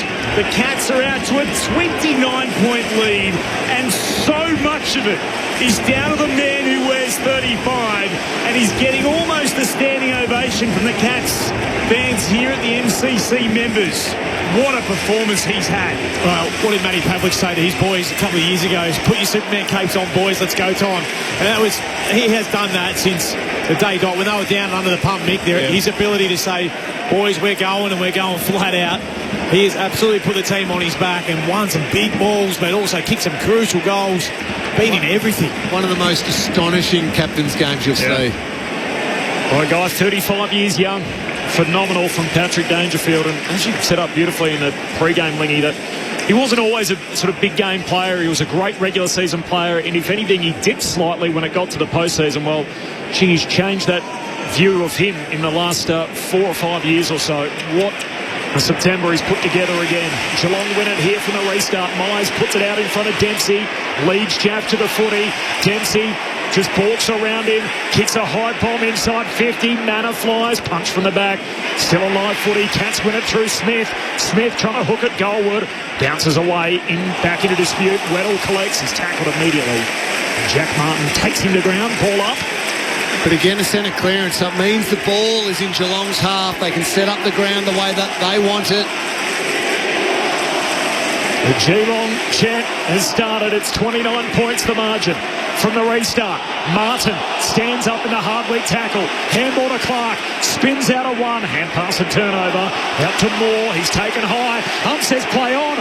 Clark gets the handball. Intercepts for the Cats. Handball away to Stengel. Hooks it back to the goal line. Looking for Neal. Punched away from him. Still inside the forward 50 for the Cats. O'Connor wins it. Hand pass to Myers. Gets his right leg free. Myers pops it through. And he whips the Cats fans into a frenzy. New game high. Geelong by 35 points. And they can sense it now. 1 week from tomorrow. 7.5 gone in the final term. 15-12, 102. Hawthorn 10-7, 67. Finals footy on ABC Sport. Brett Deledio, I want to take you all the way back to the first quarter and the things that you said there. Geelong retreating, living back, protecting, thinking, oh, don't let him get out the back. You said the words, they have to get up and get in Hawthorn's face and start coming at them. From the moment they started doing that, they've ended up with goals like that, where that frontal pressure's come at them. Hawthorn have turned the ball over, and there are shots at goal left, right and centre. Spot on. Their ability to put pressure on at the source, but then to have their backs come forward rather than retreat has been huge in this game. They must have, with Meek sitting there, not being in the ruck. Amazing. Really worked pretty good on 10 minutes this quarter, 8 minutes. He's now full forward. Yeah, I know, but goodness, I don't know if he's a full forward. 35-point margin seems fitting at the moment. Comes down for the Cats again. They win it out of the middle. Holmes will kick towards right half forward. Will nudge on Martin. Full kick paid. Battle look to soccer it away. Picked up here by McDonald, but his kick is straight down the throat. Finding Clark, who moves it short to Manor. 60 from goal. Hard up against the boundary. Tries to fire a low pass inside forward 50 to Blitzars. Blitzars had got forward hard then, out of the ruck. Just well cut off. Amon reading it well. Steps around Blitzars, but his kick actually was smothered by him. Allows the ball to go the way of Manor, though. He'll pop it back inside forward 50, and Martin marks. 45 from goal, about 5 in from the boundary, right forward pocket for the Cats. What that says to me is just playing the little things, Mick. Just being tall on the mark, every little attention to detail. Wow, that's a huge attendance, Corp. I don't know whether that's come through on your screen. 99,597. 99597 for the first of two prelims. Here comes Martin looking for his second goal. Kicks on its way, won't quite have the carry. It's marked defensively in front of the goal line by Weddle of the Hawks. I was interested to read during the week, biggest weekend build at the MCG since. I was thinking, it must be the 2019 prelims or some other major sporting event. Taylor Swift from the Eras Tour, where she had 200,000 through the gates, plus in a couple of days. What a draw she is as the Hawks go through the middle of the ground. Warple puts it inside 50. Gunston gets it out the back. Slips the Humphreys tackle. Hand pass back inboard. Moore collects, tackled, lost it, holding the ball. Yeah, good tackle. That's what the Cats have done. They've forced the issue, and every loose football, they've either won it or forced Hawthorn to have to go back. To be fair, though, Corbin, if you could sell seats on the ground for this game, that gives Taylor a little bit of an advantage. As Atkin goes wide with the kick to Mullen, puts it down the wing for the Cats. Slides past its intended target. Weddle for the Hawks. Hand pass to Jaff. His hand pass knocked down. The Cats still sweating on him, waiting the piece. As Jaff gets it back on the end of a series of handballs, or pokes the kick up into the path of McDonald. Broken up by Atkins. And that has been the story of the night. Just wanted it more as Atkins kicks down to half forward. Barris went an unorthodox climb. Neal comes down with the footy. Now Battle tackles in. Somehow got it away, but too late. Holding the ball, free kick for Battle. If he got around, it was a certain Geelong goal. Was it Jeremy Cameron? Yeah, Jez was free. He just couldn't get himself free of the tackle. Battle. So Amon marking hard up against the boundary between left half back and the southern wing. He'll kick down the line. It's just flipped inside the boundary before it goes across. McDonald, no chance of being able to get that in. The crowd, 99,597, have said that might be enough as the rain gets a little bit heavier and many of them decide to retreat away from where they're getting wet to a position where they can see from a little bit of a drier location. From the restart, umpire spotted a free kick. It's coming back here. It'll go the way of Moore. High contact. Moore for the Hawks, just shy of left half forward. Kicks inside the attacking 50. Henry knocks it down to Clark, who's tackled by Warple over the boundary line for a throw-in. Henry has battled on despite all the problems with the ankle in that incident where he really did have it fallen upon in that first turn, but he's continued to stay out there and had to with the injury to Stewart, the concussion. Weddle palms it down against Blitzarm, slapped inside forward 50 here by Ward, comes out again to Moore, kicks long towards goal. It's bouncing through. Now they're claiming it was touched here, the Cats, but the goal has been signalled, and that's a much needed one to give them, well, just a smattering of hope. So Moore gets his name on the list of goal kickers, his first of the evening, 23rd of the season. And it's a 29-point lead again to Geelong at the 13-minute mark of the last. So it was a free kick, clear free kick against Max Holmes. And then, he's entitled to take the advantage from there, Dylan Moore. Geelong players thought the umpire had said, no, you go back behind your mark. But it was his free kick. He can take the advantage, and he kicked the goal. I hope I'm right in saying that, Razor. Get the thumbs up. Thank you very much.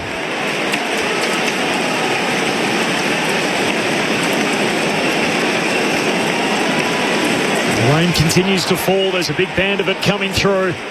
I'll tell you what, the Cats fans will not care. They'll be more than happy to sit in this all night with their team on their way back to another grand final. Joel collects middle of the ground, tackled by Atkins. Ball spits out. Nash gets it going forward for Hawthorn. Weddle underneath it, punched away by O'Connor. There's a free kick, an arm chop. Josh Weddle will get it. Hawthorn chasing the game here, down 29 points, 11 and a bit minutes to go. Kick looks for Gunston. What a year he's had. Sicily also thrown forward. Ball spills down towards Guthrie. He's tackled. Holding the ball, the call. Free kick. And Gunston's going to get it. Ooh. Quick with the whistle. He did, because he tried to take on the tackle, I think that's what cost him there. His hands up, as Ray's given us in the box. Jack Gunston adds another one to his season tally. The ageless one's got 3 tonight. He's got 73 for the season. Huge. And the Hawks have it all to do still. 11 to play. Geelong by 23. 15-12, 102. Hawthorn, close enough if good enough. 12-7, 79 in the prelim. Well, they're starting to win a couple of those crucial 50-50 balls. There's been a little bit of clumsy work from the Geelong players, just with some free kicks away. And, yep, that's a free kick against Zach Guthrie. He wanted to be tackled, but he went to lift his arms up, could have given the handball off. This becomes an important centre clearance, really important centre clearance. Geelong just need to be able to lock the ball in their forward half of the ground for a minute or two. Hawthorn, if they can surge it forward and get another one, well, we're game on then. They've kicked the pass too. Dunstan has 2 for the quarter. Cholbo for the Hawks tries to get a hand pass out. Gets caught. That's holding the ball. Just kick this one as far as you can if you're Tom Atkins, don't you? Atkins shows some candy and steps inside. Chol kicks towards centre half forward. Manna couldn't take the mark. Dangerfield tried to dive on top of it. Manna picks it up again. Worked his way through 3 Hawks. Kicks inside forward 50. Cameron marks. Leading out strongly. Arms high up above his head. He brings it to ground in his hands. 40 out from goal. He'll start in line with the right-hand goalpost. How good were those dukes in the wet. I tell you, I was a bit nervous there with the over-kicking little short one from Tom Atkins. Made into a contest. This goes the other way. Geez, they scrapped well. Manna really, really good in there. Jeremy Cameron, that is a strong mark under immense pressure. It's a big kick. Green comes to the top, though, in the wet. Doesn't it? Yeah. Looking for what would be his 89th goal of the season. Cameron on the left. And misses to the right. Still 3 tonight for him. The Cats lead is 24 points. 15-13, 103. So the Hawks 12-7, 79. 16 gone in the last. Both these teams played in exactly 19 grand finals across the way in VFL-AFL history. The Cats trying to make it 3 in the last 6 years as the ball's worked up to the wing and knocked out of play. There's a free kick. Another high contact free kick. It's going to Dylan Moore, the diminutive forward. He's off and running in the wet. Kicks the Hawks inside the forward 50. Juggled effort for Meek. Can't complete the mark. Spills to Joel. Runs the boundary line outside of the boot. Snaps. Misses everything. Oh, D'Ambrosio arms in the air saying, please centre it and kick it to me. Well, he was Shannon Knoll so far by himself. What about Play-on's been called here if they're aware of it, Hawthorn. He weren't immediately up to it. Humphries is able to move it beyond defensive 50. He wants Henry, who's done well to mark up against D'Ambrosio. He's still wondering why he didn't receive the foot pass a short time ago. Here's Henry coming down the commentary wing. Everyone allows it to bounce, which will work out okay for Hardwick at the back. He chases the footy, gathers and kicks in the middle of the ground. It's a lovely kick, precise to Meek. He'll look to move it on. Sends it inside forward 50. Chol had 2 bites at it, but marks. He needs to go back quickly. Had Lewis in the goal square too, but well, if they're good enough, they've got time. It's 8.5 minutes. It's not a very good effort of spoiling. Nah, he didn't hit the body, did he? You really got to smash the body. You're allowed to do it. Do it. That was Guthrie who tried to punch the ball away, but didn't make enough physical contact from behind. Chol able to mark. For his first of the game. Pretty much right in front from 40 metres out. The Hawks are still in it. Chol kicks the goal. They move to within 3 majors now. It's an 18-point ball game at the 18-minute mark of the fourth. Hawthorn 13-7-85. Geelong 15-13, 103. Let's go down to the boundary. Tim Hodges. Just keeping an eye on Jack Martin. He's had a lot of calf troubles, Wingy, in the past, hasn't he? He's just had that left calf heavily strapped. He's just heading back on the ground now. The other concern is with Brad Close, who's on the bench. I reckon he's lost a tooth. So the doc's gone down to get his gear from the room. He's just trying to stop the blood at the moment. So he's still some way away from coming back on the ground. How's your heart rate, Liam? It's increasing slightly. Just a little. Back to 18 points. Third time tonight the Hawks have kicked 3 in a row. Newcomb out of the middle. Kicks but laterally. Cats will be the first one there. Atkins first to the footy. Paddles it out in front. Just can't grab it. The greasy footy off the deck. Close to the boundary line. He shares it with Moore and the ball's out of play. He ran 25 metres. Tom Atkins just paddling it out in front. Eventually ran out of room. 99,597. The official attendance, the margin got out as wide as 35 points Geelong's way in this final term. Hawks have kicked the last 3. It's back to a 3-goal game. Less than half a quarter remaining as Moore puts his head over it, tries to burst through the tackle, scooped up, comes to Dangerfield, kicks inside 50 for the Cats. Cameron trying to turn his opponent inside out. Jezza goes to ground. 2 Hawks also bowled over. Neil gets a hand pass back to a dangerous spot. Stengel puts it in the back of the net. Stengel's got 3. And the Cats are just about there. As we tick into time on in the final term, Tyson Stengel whacks it off the deck from 15 out. And the Cats can feel a 3rd grand final in 6 years. 16-13 to 13-7. Finals footy on ABC Sport. Yeah, Stengel's been important in this second half, hasn't he? Getting the tension going. The thing is about, it's all about numbers. You can get your numbers where the ball is and then use your brains. Do you pick it up or kick it off the ground? Well, the ball's going to hit the ground. It's going to stay on the ground. Players are going to be all over it. 2 Hawthorn players went to ground and just run straight through. Doesn't bother. Smart players. Hoping to see a few more blue and white players do that tonight. It's got to be said in the Merseyside derby. Here's Impey with it, kicking up into the air. Sliding out Atkins takes the mark for the Cats. Had some important moments again tonight, Tom Atkins. He's a beauty, isn't he? Yeah. Atkins finds Bailey Smith. Marks uncontested. Still the centre square. They all like him. It's a mix of the Hawks fans booing and the Cats fans cheering. Kicking towards left half forward. Oh, here's Dangerfield again. Mark wasn't paid. Trying to get a hand pass out then to Clark. Slapped forward though by Moore for the Hawks. Socket on by Ginnivan towards centre half forward. Over the top of it's Watson, surrounded by Cats. Bailey Smith is able to gather. Gave it back to O'Connor under pressure. Threw it on the boot. Donald couldn't quite take the mark. He was tackled and lost it. That should be holding the ball. Free kick will go the way of Holmes. He'll have it at left half back and he'll steer it out in the direction of Stengel, who drops what he should have taken. And pokes it further afield to Dangerfield. What a night he's had. He'll get an instruction from the bench here, just about setting up the ground the way they want it. This will be a long defensive kick. He's been sensational tonight, and he kicks down the line, and Blitzarv's forced to whack it away from Weddle. So margin's 24-22 gone final term. Well, that's the best place. Yeah. They've smashed Hawthorn at stoppages, so Geelong, why not put the ball in a position where it's another stoppage? And even from this situation, you're happy if you get 3 or 4 or 5 stoppages in a row here. Keep it tight. Yeah, because you know you're going to chew up 15, 16 seconds on every one of them. The boundary throwing spills down towards Moore, the Hawks. Hand pass out to Nash, trying to slip the tackle from Dempsey. Oh, hand pass picked off by Atkins, but he runs out of room. Boundary throwing, same spot. So the Hawthorn have got one player on the bolt every time here, which is what they have to do. They're trying anything here. They're going to try and burst through. Geelong are going to want to keep their shape and make sure that player, even if he gets the first possession, can't get to the outside. Cats by 24, 23 gone in the last. Thrown back in.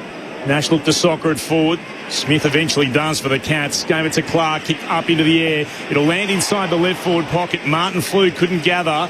And then Dangerfield had it, and then Newcomb throws him into the turf. Over the boundary line, he's okay. I think he threw himself, Clint. Yeah, that's all right. That's finals footy. Nothing wrong with what John Newcomb did then. And Paddy put a bit of mayo on it. A little bit. Yeah, there's a sprinkle. Just looking for a bit of extras. Throwing. 51 out from the Cats attacking goal. With a telling tap out the back, and then it's a good tackle from Scrimshaw. Made sure his Cats opponent and Dempsey had no chance of getting rid of it. Ball up.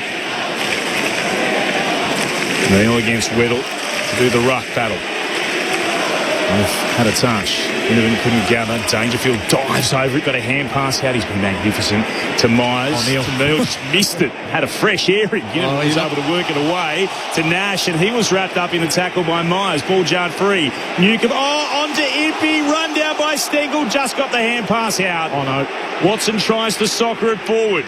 It's into the middle of the ground. Holmes is there to gather. Tumbles a kick only as far though as Eamon, who marks it left half back for the Hawks. Still that margin, 24 points, 24 gone in the last. Cats over the Hawks. 5 to go as Amon goes long down the line looking for Chol, knocked away from him by De Koning, and a boundary throw in. 70 out from the Hawks goal. Just recapping the big story from earlier in the night. Tom Stewart concussed after he was tackled into the ground. He didn't wait long and he failed a concussion test, so he's not only out of tonight, his season is over. He won't play in the grand final next week. And the Cats are 5 minutes away from qualifying for, and all the debate and the conversation that'll go with it from the boundary throw-in. Clark kicks it up over halfway, picked off by Barris, handball away towards Amon. Handball to Moore, goes back by hand to Battle, kicks into the middle of the ground, and Myers hugs it to his chest. Lays a hand pass off to Holmes and goes bursting away. There's not a lot to kick to. He's going to test out the Hawks defence, tries to kick it over them. One bounce out of play, and we'll have a throw in the forward pocket. If he had looked up and just changed shape a little bit, he would have found a Geelong player Dempsey. 30 metres out. Yeah, Dempsey. All by himself. Yep. Fat side, running his wing pattern perfectly, as he always does. He's good at that pattern, isn't he? Yeah, always great at it. Still 24 points in favour of the Cats. 25 gone. Hawks through hands. Ginnivan to Weddle. Hurry kick around the body. Not what he hoped for. Clark couldn't quite trap it. Impey able to pick it up, work it to Moore. Had 2 Cats to beat. Myers ends up with it, gives it to Smith. Smith goes long towards goal, and that'll do it. Bailey Smith, he'll want the cameras on him right now, and he tells the crowd to shush. And what that has done is end the argument about who might win this ball game. The Cats by 30 points. 17-13, 115 to the Hawks, 13-7, 85. Photographer's delight as Bailey Smith kicks what will be the sealer. That little passage of play there replicated the whole game. Hawthorn had it, bubbled it, taken off them, really with one touch, and then knocks it over. So that since halfway through the first quarter, that was roughly the game. And it was a little bubble and then an outnumber by the Cats. Exactly. And then an explosion once they won it. Yep. Little exclamation point, wasn't it? Yeah. 30 points the margin. Chol leaps up, wins the hit out, but Blitzarf's first possession. Hand pass away to Holmes. Kicks the Cats out wide. Stengel runs underneath it, takes the mark. I imagine these moments are pretty sweet, Lingy. 30 up in a prelim against your arch rival. 27 gone final term. Absolutely. It'll be a third grand final in 6 seasons for Chris Galt's men. Of course, the COVID year in 2020, the flag they won in 2022, and now in 2025 as the kick heads inside 50 and it's punched out of bounds by Battle. So another throw in half forward for the Cats. 27 and a half gone final term. 30 shots at goal for the Cats. It's got 115 points, given the slow start. It's a lot of, it's a domination. Well, 21 down early when they lost Tom Stewart for the night and for the season. From the boundary throw-in, Ginnivan.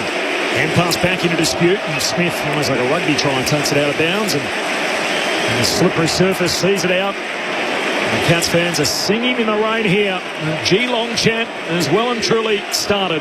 28 gone final term. Cats by 5 goals. Remarkable effort from Chris Scott. His 10th prelim into another grand final. He's towards the commentary wing and it's turned over from the Hawks kick. It's been marked there by De Koning. Just soak it up. Shocking kick. Deliberate. Now, that can't be insufficient intent because there's no way you'd be meaning to do that. That's just a stinker, and I think even he can find the funny side of it. Riley O'Brien's just like, whew, not the worst one of the final series. Those are the worst of the year. Oh, goodness gracious. He really missed his boot there. Oh, that's hit the inside of his right shoe. It's like hit his ankle on the inside, the bony bit, to believe it or not. The Hawks try to take it away. Slap forward here by the Cats again through Clark. It comes out to Bailey Smith, runs towards left half forward, kicks into the left forward pocket. He wanted Dangerfield. Barris got in front, punches it over the line for a boundary throw-in. Again, fumble, clean. Yeah. Hawthorn give it back. Geelong get inside their front 50. It's unbelievable how many times they've had it in there. Cats fans know what's coming. They're celebrating. So too the Cats on the bench. The grand final beckons.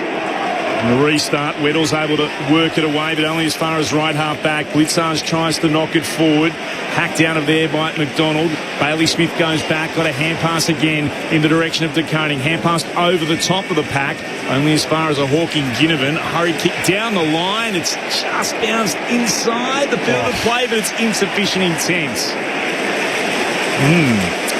Tricky in the wet conditions. Free kick to the Cats between left half back and the commentary wing. Geelong's lead is 30 points. We've just gone past the half an hour mark in the last. So we go long to Blitzarves v Weddle. Will be the contest O'Sullivan will target. There it goes. Blitzarves in the pack. Off hands, it spills down to Impey. Retreats back by hand to Amon. Well, there's not a heap back there, so he has to give a hand pass back to Impey. Handball to Ginnivan. Now it's centre half back. Just a hurried kick into the middle of the ground for the Hawks. Sicily thrown forward, but throwing himself at it. A good intercept, Mark O'Connor. He's had no impact, Sicily, since quarter time. Yeah. Really been right out of the game. O'Connor's going to swing it all the way out to Dempsey, who's run that boundary line, goal square to goal square all night. He's going to retreat back with the kick to Cameron. Dangerfield's not, by the way, by the numbers. 32 touches, 21 contested. 12 ground ball gets, 8 clearances, 6 from the centre bounce, 9 inside 50s, 3 goals and 13 score involvements. Huge night. It's a proper legacy game for Patrick Dangerfield. And I know, are we doing votes tonight, Calls? Can we give him 4 votes? He's 3, 2 and 1. The most unbelievable performance. You can give him whatever you want for that performance. We'll run out of superlatives. I thought that was a sort of Nathan Burke sort of thing to do, just to change the rules along the way. Here's Humphreys, and they move it down the line. They wanted Manor, couldn't find him. It's over the boundary line again for a throw.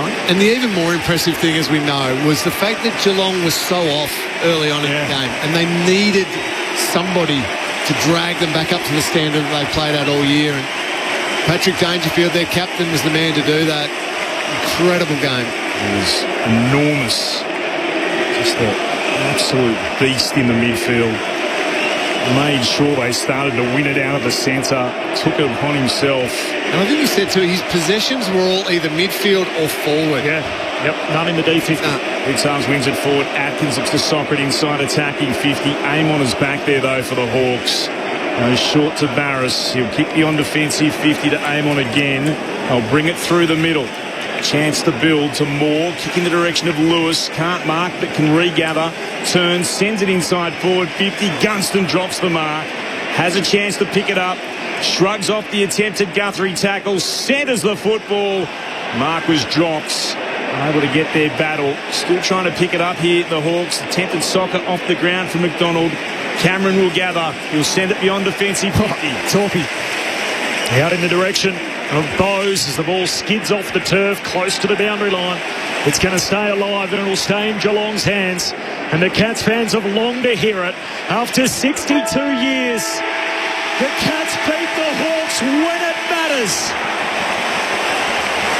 And Chris Scott's men will again play for footy's ultimate prize at the expense of their most heated rival. A third grand final in 6 years for Geelong. We are Geelong, we're always on the ball. We play the game as it should be played, at home or far away. Our banners fly high from dawn to dark, down at Cardinia Park. What a unit under Chris Scott, and the never say die attitude on display today, with Jack Henry banged up in that opening quarter. Tom Stewart counted out, concussed, and yet from 21 points down, Geelong with a 50-point swing in the game pulled off a remarkable comeback to book their place in a third decider in 6 seasons. Remember our tradition, stand up and fight. It's always our ambition throughout the game to fight with all our might, because we're the mighty blue and white. And when the ball is bounced to the final bell, stand up and fight. 13 points. Hawthorn's lead at quarter time. It was Geelong by a point at the half. And then the third quarter was where the game was won. They kicked 7 goals to 3. The Cats by 28 at three-quarter time and by 5 goals in the finish. The Cats into another grand final under their super coach, Chris Scott. And what a way to do it on the back of a legacy game from Patrick Dangerfield. They lost Tom Stewart on the run. We'll talk about that, I'm sure, a whole lot in the post-game and throughout the week. He will miss next Saturday's grand final. But with or without him, this team is going to be a real show to add another premiership, which would be an 11th in the club's history. The first thought, who else would you want to hear from? The legendary Cat, Cameron Ling. I might need a moment, Corbs. What a performance. The fact that they came out of the blocks probably pretty poorly, and Hawthorn took it right to them, were playing much better football. To swing that around, and we spoke about Patrick Dangerfield leading the way, but others who'd started the game badly got themselves going. Graham Myers, I reckon he'd hardly had a touch in the first quarter. Max Holmes hardly had a touch. They got rolling. 27 disposals for Myers, 25 for Holmes. They kick a goal each. Just really quiet starts from those two. They got into the game. And that's what you need to be able to do in finals, is the fact it's not going to be perfect. It's never going to go your way every single time. You've still got to stick at it and play good footy. And I'll tell you what, you reckon I've moved on from my years of playing and let things go? Maybe not so much. That was a roller coaster tonight, Corbs. I'll be honest. Brilliant. So happy for them. Amazing.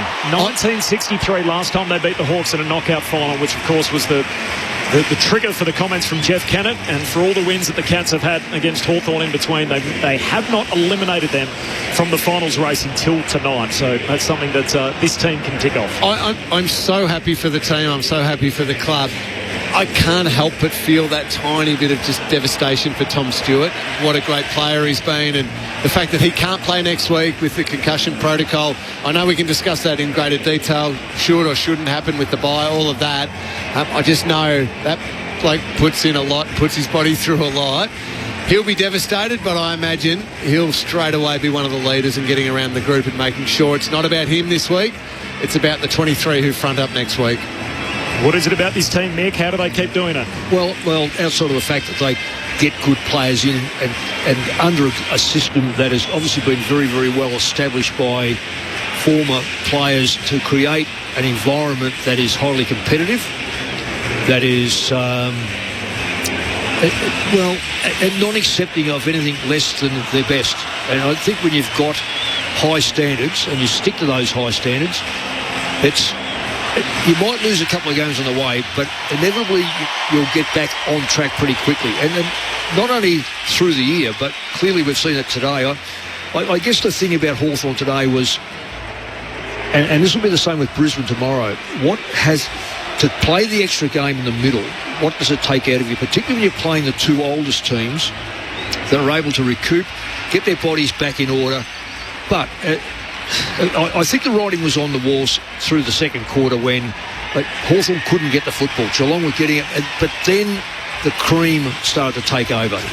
So, right, if you look through history, and I'm talking about the recent history, they've had good sides that have had good, solid citizens. And I'm going to embarrass him, but good captains, people that lead by example, people that are very good in the community, very good, not only solid citizens, but people look up to. And I think when you've got that sort of structure, and I'm not saying other clubs haven't got that, but it's the first and foremost thing you've got to have at a football club is a solid base to build anything on. And you never hear from the committee, and you hardly hear from the administration. The football stuff is left to the coach or the players or the captain, and that's what the public want to hear. And they want to be able to go about a football club that is all about football and not about worries about off the ground or that sort of stuff. And they've had a couple of little issues, but they're minor issues compared to some of the stuff that you see. Yeah. What do you see, Lids, in this Geelong team? I mean, as much as they've had this sustained run, part of the success has been the ability to turn it over on the run. I mean, there's only 12 guys there that played in the Premiership from 2022. That wasn't that long ago, which means there's 11 new faces. There's a couple of fresh faces in Jai Clark and your man Connor O'Sullivan. But what is it about this Geelong team? Well, I think it's their attention to detail that in big moments they stand up and are able to just do what's required at the right moment. I talked in that call about standing the mark and making sure they have to kick over your fingertips, little knock-ons to each other. They just make great decisions, but it's also, when you talk about that turnover, their development, I think, led by Nigel Lappin, is as good as anyone across the competition.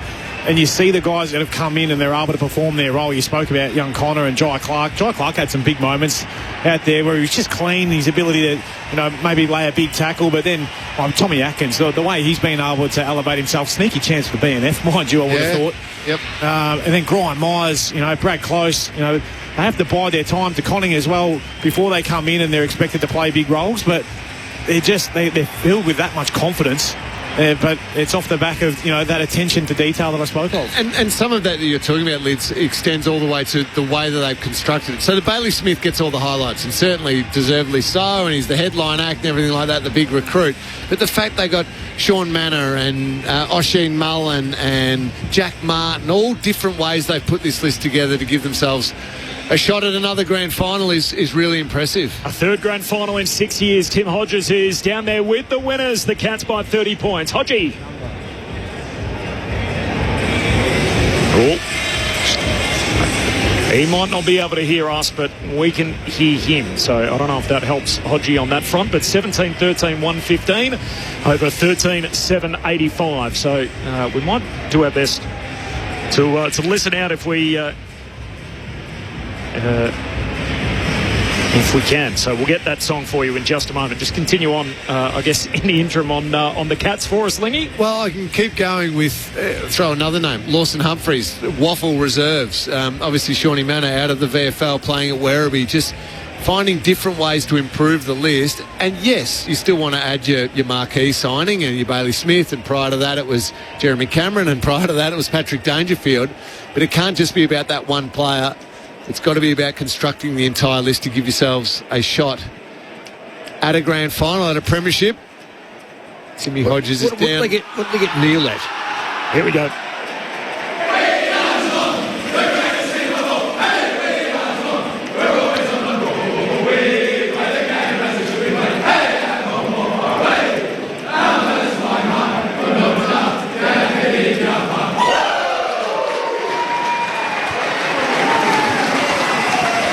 There it is, 17-13, 115. Geelong over Hawthorn, 13-7, So the Cats by 30 points. They booked their place in a third grand final in the last 6 years. Pick 33 in the 2020 draft as well. Yeah, Shannon Nell. So that's a very, very good pick for a bloke, because all tools take time. He has to attract a good player to go on him. And the fact that they took their time with him, and obviously you can do that when you've got Hawkins and Cameron as a combination. I'm not saying they weren't very fortunate and they were able to take their time, but the fact they took their time with him, built his body. When you think if he came into the club weighing something like 78 kilos, despite being 202 centimetres, they had to build a body on him that could withstand playing on the likes of Tom Barras tonight. And he's kicked 42 goals. Yeah. So it's a good return. It's a very good return. And he's only played 44 games of AFL football. Yeah. So his best is ahead of him, but he's contributing in a massive way to a shot at a premiership this year. So again, I'm repeating, but you've got to look beyond just, they went and got Bailey Smith. No, there's different ways of just constructing that depth, the quality, the ability to sustain what they do through the middle of the ground. I just realised too, Max Holmes, this will be his first grand final too, won't he? He missed out on that other one, having done the hammy in 2022. It'll be special for him. Obviously, he went through last year's prelim final where he was... Yep. Did he or didn't he do his hammy? This is the third in 3 or 4 years, or 6 years. Third in 6 years. But he would have been there 6 years ago, wouldn't he? No, he wasn't there in the 2020 grand final, or he wasn't playing in it. Wasn't on the list. He was drafted in 2020. No, so that, right, okay. So in November that year, right. Just did a quick count. I think there's 9 guys that are going to play in their first grand final next week from Geelong. So if we get a fingers and toes out here. So Sean Manor has never played in one. Max Holmes, Jack Bowes. And then the two guys obviously playing their first prelim tonight in Clark and O'Sullivan. So that's 5. Lawson Humphreys has never been there. Jack Martin gets the opportunity. Of course, the former Cat and Son. What a story that is. That gets us to 7. Ollie Dempsey would be 8. Bailey Smith. And the last one will be Shannon Neal and O'Sheen Mullen, the other two that haven't. So that's, what's that, 10. Bailey's obviously, Bailey played in one with the Bulldogs. Oh, that's 21. Of course. Yes. Didn't obviously play 21, exactly. Sorry. With the Cats, so he gets the opportunity to try and win one. So 10 guys, my apologies, that will play in their first grand final next week. What a story that the Cats, they do it again under coach Chris Scott. We'll get some reaction from the Geelong Rooms coming up in just a moment. Just in other events, by the way, Jess Hull has broken the Australian record in the semi-final of the 800 metres at the World Championship. She's into the final after falling in the heats and being reinstated. So well done to Jess Hull for making it through to the final in Australian record time. She is running amazing at the moment. Amazing. Flying. Yeah, she was unfortunate last night, but what a fantastic... I think they're saying these games are a little bit more giving in terms of false starts and what happened to her, which she got clipped from behind, so it wasn't her fault. So it's good to see the best of the best not, be able to run as opposed to sort of get cancelled out, whatever you call it. Maybe we should have that in the AFL, Mick. What do you reckon? The best of the best. Have a week off now and then... Oh, really? It's only been 20 years. So this is going to be the talking point of the week, isn't it? Well, it will be. And it's going to take a Stewart to do it. It won't. It's no Harry can't play or I'm the... Harry can't play. Or I'm the 23rd What number does he wear? Well, can I throw this out? They had an opportunity because we've been here before when Chelsea Randall in 2021... Pig-headedness. Missed out on a grand final because of concussion. And there was the opportunity to go, look, we don't want to cost the player here because of concussion, someone being able to play in a grand final. They had it there. We've been through this once before and they refused to make a change. And there's plenty to do. As we see, we love our American sport, the AFL. We see what they do in the build-up towards Super Bowl week. Every state league gets a chance to shine. You have all the state league grand finals, and I would sit there and watch the VFL, the Sandful, the Waffle, you name it. I'd sit there and watch them all. You make it awards week. So if you have a non-Victorian club with chances in the Brownlow, they can all go across and be there in the room on that Monday night. You can have all those awards, and you have this situation where if a Tom Stewart is concussed, under the AFL protocols, he's available if he's fit enough to play. This is the nightmare scenario that so many of us miss. Well, we've warned it. They've been warned and warned. This will happen. Yeah. Clint, the other thing is, Jack Henry will be as sore as a boil. Now, Geelong and the supporters and the public in general should be able to see the best two sides play, and that extra week will get him a chance. Look, he'll get out there next week, but he'll be jabbed up and he may not... He got turned around down here. Now, you want to see him at his best. Now, I know 2 weeks is not a long time, but it's the best you can do, and it's far better than 1 week. So, potential, and this is where, potential drawbacks. If it's not at the expense of the pre-finals bye, you could have a situation where Geelong, say, win through. It's got to be at the expense of the pre-finals. Yes. Oh, you take the bye out. But then that kills the prospect of ever having wildcard games, which is what they want to try and implement there. That's great. I'm cheering that on. I don't want teams... A wild card game is still effectively a final. I do not want teams who have lost more games than they have won. Even if it's a de facto final, they're still playing de facto finals. They do not deserve. But every decision that's made is based off commercial interest in the game. So if you get 2 more blockbuster finals, it's bigger revenue in the game. And it feels like... Are we sure they're going to be blockbuster scores? Well, you put your finger in the wind, it feels like it's headed that way. But that's what they want to do. They want 10th to try versus 8th, we're catering for there, or 11th versus 9th, whatever the scenario is. The scenario... The example that we're talking about here is allowing the 2 best teams, 1v2 at the end of the season, to have a shot at their best possible team on the field, and we get the best showcase we can out of the season. Just sack one of the rounds then. Let's just sack one of the rounds. We don't have that. We don't need to have that many. I know I'm cynical here, but the people who are calling for this are all in commercial land, and it's all about how many bucks can we make. This is the most compromised competition in the world. Yep, no doubt. Let's not have it any more compromised than it already is. And it's those same people, though, that will, like the week one finals, since we've gone to the pre-finals bye, have never been better. The attendances, the idea that you get 2 weeks to try and build up a game, gin up a little more interest, sell a few more tickets. The quality of footy is outstanding in a way that it wasn't in the past when we went from the end of the regular season to the start of the final series. So if, for argument's sake, they keep the pre-finals bye and they add the pre-grand final bye, you could have a situation where, the Cats finish second, they get a week off, they play a qualifying final, they get a week off, they play their prelim, they get a week off, they play their grand final. You could potentially be playing 3 games in 5 weeks or whatever. Okay, I agree that's not an ideal scenario. 6 weeks. So I think it is only if you get rid of the pre-finals bye. I disagree with you. I'll push back on you on the quality of the qualifying finals being better than ever, because I think qualifying finals are huge anyway and terrific quality. Attendance-wise, I reckon Collingwood Adelaide at the Adelaide Oval was going to sell out regardless of a build-up or no build-up. Same with the Geelong Brisbane, here in the first qualifying final. Big one at Perth for Freo. So I think you get that big week one impact regardless, and you're flowing on from the last round of the season. I just think you give the 2 teams who are the best teams in the comp the opportunity to have their best players on the field, and you avoid a scenario which is a total nightmare now to have Tom Stewart ruled out regardless of if he passes everything, he's healthy, whatever it might be. And Stewart's one is more obvious than anything, but we could have situations where players are hiding it, clubs are hiding it, and we don't want any of that. We want to look after the player, so take that out of the equation and have that week off before. I guess the other pro when it comes to the pre-finals bye, when you look at sorry, give me 2 seconds on this, sorry.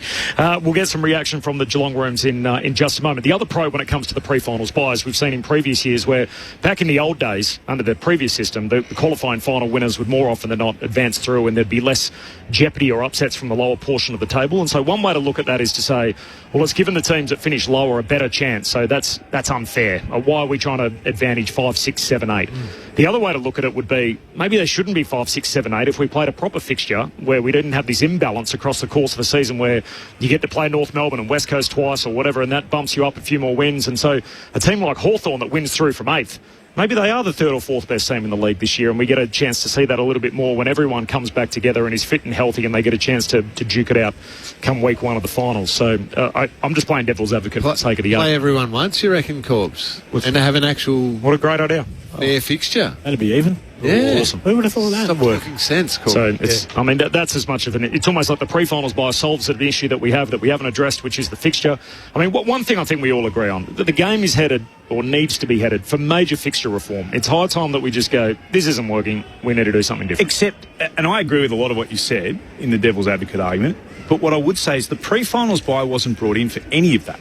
The pre-finals bye was brought in to stop Ross Lyon and Brad Scott mucking around and having this situation where, you know what, I think we'll rest 16 players for this particular game. It wasn't brought in for any of those reasons. It was brought in for specifically when North Melbourne and before that Fremantle said, we're in the finals, we can't go up or down, we're exactly where we are, we're going to give everyone a rest. And the AFL went, well, we'll make sure you don't have to worry about doing that anymore. You'll all get a rest. So therefore you don't want to have a 2-week rest. Yeah, I'm with you that you can't have a pre-grand finals bye and a pre-finals bye. That just doesn't work. But if you're going to have one, I want our marquee event, which is the grand final, competed amongst the very best players at their best at the time. Yeah, and it's amazing now that we've got it. It creates all these other issues where, we're going to lose that and lose that as a result, and the knock-on effect is... it happens from there. So obviously the Cats need another player. So if Tom Stewart doesn't play, it opens the door for someone else. The 3 emergencies tonight: Jed Buse, Ollie Henry, and of course, Reece Stanley, who missed out. So he'll be available for selection, Lingy, as you told us pre-game. Do they bring in Reece Stanley? Maybe Blitz halves goes back, Stanley goes into the ruck, and that's your replacement for Tom Stewart. That feels like the one that makes the most sense. Yep. Outside the fact, Blitz halves tonight was absolutely... If I had to give 3 votes, he's my 3rd. Regardless of his position, what trouble he caused Hawthorn was outstanding. Because he had not only the smothers, the clearances... 11 tackles. He's forced them to change their best ruckman away from him because he was getting smashed. I just thought he was in that role And let's face it, next week they're going to go against two sides currently, if we look at tomorrow, who have got two genuine ruckmen. And they'll probably, if either one of those sides win, they'll go into the grand final with two genuine ruckmen, you believe. So Cox and Cameron, or McInerney and Ford. That's it. Yep. So it is a big ask, but if you're going to use Neil in that position, or you can only use who was the other one that was DeConning played DeConning in that role, well, you get away with it. So it's a versatility and run is essential in September. They're ready for us in the Geelong rooms. A 30-point win for the Cats over the Hawks. They book a place in their third grand final in the last 6 years. Down to Tim Hodges. Hodgie. Corbin down in the rooms with Brian Myers. Brian, that feels like that's about as good as footy can get. Yeah, it pretty much was. One of the most hectic games I've ever played. Back and forth. Felt like we'd won it 6 times, lost it 5 times. But, so proud of the boys and, so happy with it. Just keeping your composure in the first quarter. I mean, it looked lost in the first quarter. Did you feel that? Yeah, it didn't feel lost, but it wasn't played our way and we were not composed. So it was fantastic that we can respond with that, not let the game get away from us. And, I think we did a fantastic job from then on, and it was very, very awesome to play with and play in. What was it like at quarter time? Like, you would have got the news that we all got that Tom Stewart was out of the game and you were down. How do you keep your composure at a time like that? Yeah, it is tough, and it's very sad for Stu that concussion protocols, it just instantly rules him out. That, it wasn't just one game, it's 2 if we go through. So, but I think we're so well prepared for these moments that over the last 7 years I've been here, we've been dealt with so many different things and heartache and heartbreak, but we've responded. So I think we just can lean on that, and I think we did really well. So you got back in the lead at half-time, and then the second half, that third quarter in particular, was just ferocious. Yeah, it was awesome. It was one of the best quarters I ever play in. I was just so hyped. I'm usually pretty emotionless when I'm out there, but I was showing a lot of emotion, and I was pretty proud of how we dealt with the momentum going away from the first quarter. Then we got it back in the second and rode it through, and then when they got it back, the way we responded, we didn't let it get away from us again. So very good. It was nuts. Then even the last quarter, be like, can we please kill these guys? Like they would not exactly go away. That. And that's how good they are and how good they can get the game on their terms. So well done to us, but well done to them too, because they had an amazing final series, and we knew we couldn't do it lightly, and we did it very much the hard way tonight. So good on them and good on us. What is the feeling like right now? Like, you're in the grand final. What does that mean to you? Means we've got one job to do. So enjoy it, as he'll say. But honestly, if we don't win next week, this means nothing to me. So on to the next one. And just a tick under 100,000. I'm not sure if you saw that on the scoreboard. Like, flattening. What is the noise? What was it like out there? It was awesome. When both teams would kick goals, like, I think the spirit of football was at a high tonight, that it wasn't like malicious, it wasn't booing anyone, it was just supporting your team, and it was pretty epic that when teams would kick goals, it would just be 1v1, and I think they did it really well, the fans, and we did it really well out there. How pumped are you for this week now? I know you just sung the song. You'll go into a meeting shortly, I imagine, where they'll run you through the week, but how excited are you for what's ahead?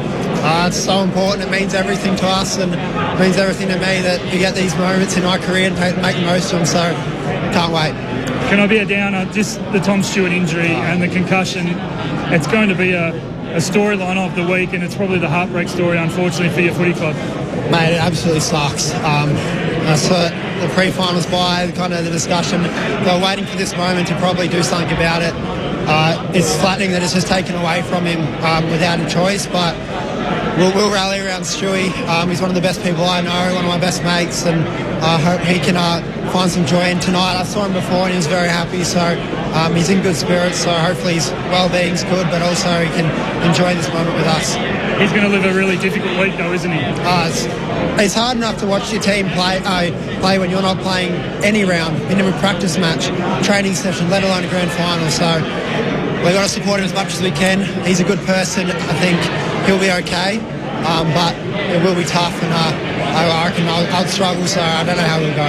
It felt like it was this conversation at the ground at half-time that this rule has to be changed. This has to be the last year of the pre-finals bye. Like, do you think it could be the catalyst to change that for next year? I'm not one to decide either way, but I would hate to see players miss grand finals on the back of something that is out of their control, and I think that was the case tonight, that Stewie miss tonight, he's going to miss the grand final. He doesn't deserve that. He's had one of the greatest years, greatest careers. He deserves to be out there. So I guess it's the decision that the AFL needs to make. Sorry to end on a downer. Enjoy the week. Congratulations. That was one of the best games we've ever seen. So well done. Thank you very much. Love playing in it. There you go, Corbin. Grime Myers from the Cats. Thanks. Thanks, Haji. What a night for the Geelong Football Club as they now get an opportunity to try and win their 5th premiership this century. Of course, after winning in 2022, and your team's Lingy those 3 flags in 5 years, they get a chance to try and add to that next week. They're the first team through, so they're on the left-hand side of the promotional poster. There's a high-ranked team. It will be Geelong versus either Collingwood or the Brisbane Lions, and obviously we'll be back here to find that out tomorrow at the MCG. Interesting to hear Grime Myers there talk about the pre-finals bye, and it's going to be an obvious talking point all week, but through his support behind that and obviously the week ahead for Tom Stewart, who will miss the grand final automatically. 99,597 the roll-up for the first prelim here, 17-13 Geelong, so 30 scoring shots to Hawthorn's 13-7, a 51-point swing in the game from 21 down in the opening term to win by 30. Just a word on Patrick Dangerfield before we're out of here. Lids, what a night. I already stat line late in the piece, but 31 and 3, big time fight. First player to do that and have 20 disposals, 20 contested possessions in an AFL final. Really? Which is, I called him LeBron halfway through. He looked like that at the Cavs. Like, he just like, righto boys, let's go. And his ability to insert himself, but not, and we spoke about him overplaying it a little bit earlier on in his career, but tell you what, if you want to judge him on his last grand final and that prelim that he's just played, he has been absolutely outstanding. So you've got to tip your cap to absolute superstars of the competition. You certainly do. And the fact, again, we've already said this a few times, all of his disposals were either mid-forward, and the hardest spot to win it, obviously when you're down back, you can just rack up a few easy ones. There was none of that tonight. It was all pure impact from the skip. You're often a little critical of the third team out there in green. What did you think of the 4 officials tonight? I thought it was well done. Yep. Yeah, I thought it was well officiated. Yeah, well officiated. I agreed with Ray about the fact Jack Gunston should have been given that one, and the mark, the free kick shouldn't have been there. But in a huge game like that, mistakes can happen. I'm never critical of little mistakes in huge games. It's where it is just blatantly poor decisions. I'm obviously, but everyone's trying to work on their craft as well. Our rules expert, 300 game umpire Ray Chamberlain has been with us in the box all night. What did you make of the performance of these 4, Ray? Yeah, Corb, Lingy's nailed it. Big night, 99,000 people, and a lot of contests. There's a couple there from the review in tackling and marking. But I think they're sitting downstairs right now going, you know what, we did our job. We came here, we served the game in the manner in which we meant to. We bounced the ball straight. We didn't tip in when we weren't needed. And we let the players be the story. So they'll be feeling really good about themselves, I think. These 4 that umpired together, is it likely they'll pick 2 from one game and 2 from another, or is there a chance the whole unit goes together? How do they decide? No, well, there'll be some rankings from the year gone by, so that, it's 6, like we've got here with the clubs. They'll be ranked, and then you got a body of work in the finals. We've got a game to go tomorrow night, and I suspect it's going to be another banger, and they'll dust or settle, and that's when they'll figure it out. But it'd be very unusual to have all 4 from one final go through to next week. Thanks for your insights all night, Ray. I'll see you back here tomorrow. Been great fun. Thanks, guys. Ray Chamberlain with us, part of our crew throughout the pointy end of the season and all year long on ABC Sport. The Hawks then, so they're packed up and done for the year, but they become just the second team to make a run from 8th to make it this far. We'll talk more about it, I'm sure, across the weekend as their season comes to a close. But what would Sam Mitchell be saying, do you think, right now to his team? Well, I'd say he'd congratulate him on the year, but he'd be bitterly disappointed. And I reckon he'd look at his list. Yes, they've had to play an extra game, but that's, that happens. The worrying sign for me was halfway through the second quarter, but let's take the year as it was. They've had a 35-year-old player kick 73 goals. Can he replicate that? Maybe not, but Lewis didn't start the season, and he's a serious forward. So what did Kelsey do? Yeah, that's right. So there's a couple of key forwards that they'll get. They would have been worried about the ruck tonight, but overall the ruck worked very, very well. In fact, he's kept Reeves out of the side. So they should be pretty happy with themselves. All top 9 sides won, minimum 15 games. Even the Bulldogs they won 14 games.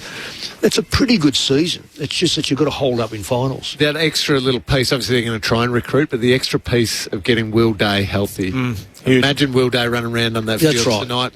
Maybe they don't quite let Geelong back into the game. But you know as well as I do, Lingy, from Geelong's point of view, the navicular bone is not necessarily you'll walk up next year with an ACL or a broken leg or whatever the case is. That's a nasty injury that sometimes can end your career. So they'll go out and try to recruit someone. I mean, if they end up with Petrarca, that's going to be a help if he's fit. And willing to work hard. If he ends up with Merritt, which I just don't think they can, I don't think Essendon could possibly let Merritt go. I think they will. Well, you know probably better from that side. The managers do get very hungry and I'm not counting. Why would you make it personal? Well, do you have him? Do you? No, I don't know. No, that's what I mean. So that's not personal. But Rob McCartney told us pre-game that they're clearly going shopping. So he said, "Look, we're going to go. We lack another inside mid. We're going to go get one." Yeah, and if Day comes up as well, they're going to have enough players there. Their forward-line structure is quite good, but you look at Watson; he's hardly touched the football tonight. Ginnivan gets a lot of the foot. He's quite good, Ginnivan, but he gets a lot of football on or outside 50 at the moment. Are you tipping the Cats next week, regardless of who comes through in the other prelim? Yes, I am. Me too. Yep. I think I will as well, Corbs. Why am I looking at you, Lingy? Just not even worth looking over there and glancing in your direction.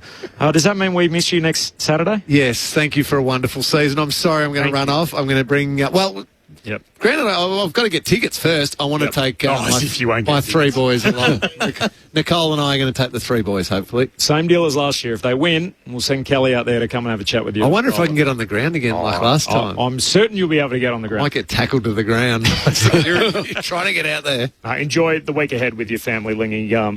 How cool is that? You Thank you. Live it as a player, and now you get to share it with your family. So wonderful. I'm very, very lucky. Thank you for a terrific season. I've had a ball. I'm wrapped. You're not there. I've got bruised ribs. Sorry. You saw I sat you in the middle, mate. You saw the worst side of me tonight. I'm so sorry. I loved it. It was awesome. Lids and Mick will obviously see you next week. Mick, I will see you tomorrow from 12 noon on AFL Saturday. The award-winning AFL Saturday. More on that coming up tomorrow from 12 noon. Sports Talk from 10 in the West. 11 o'clock SA Grandstand. Lingy, you'll be on Sunday. 12 o'clock on Sunday with Matty Clinch. Of course, so stick around for all of that. Thanks to Andrew Williamson back in the studio. Thanks to Stuart Hollywood-Baker for all his work. To our crew downstairs, Tim Hodges and Ben Cameron. Ray Chamberlain, our rules official. Only halfway there, Clint. Got another prelim to go tomorrow. Can't wait. Collingwood and the Brisbane Lions back here at the mighty MCG in front of 99,597 tonight. Geelong booked another place in another grand final, a third in 6 years. The Cats by 30 points. They take down their arch rivals and end the Hawks season. We'll see the Cats next Saturday here at the G. September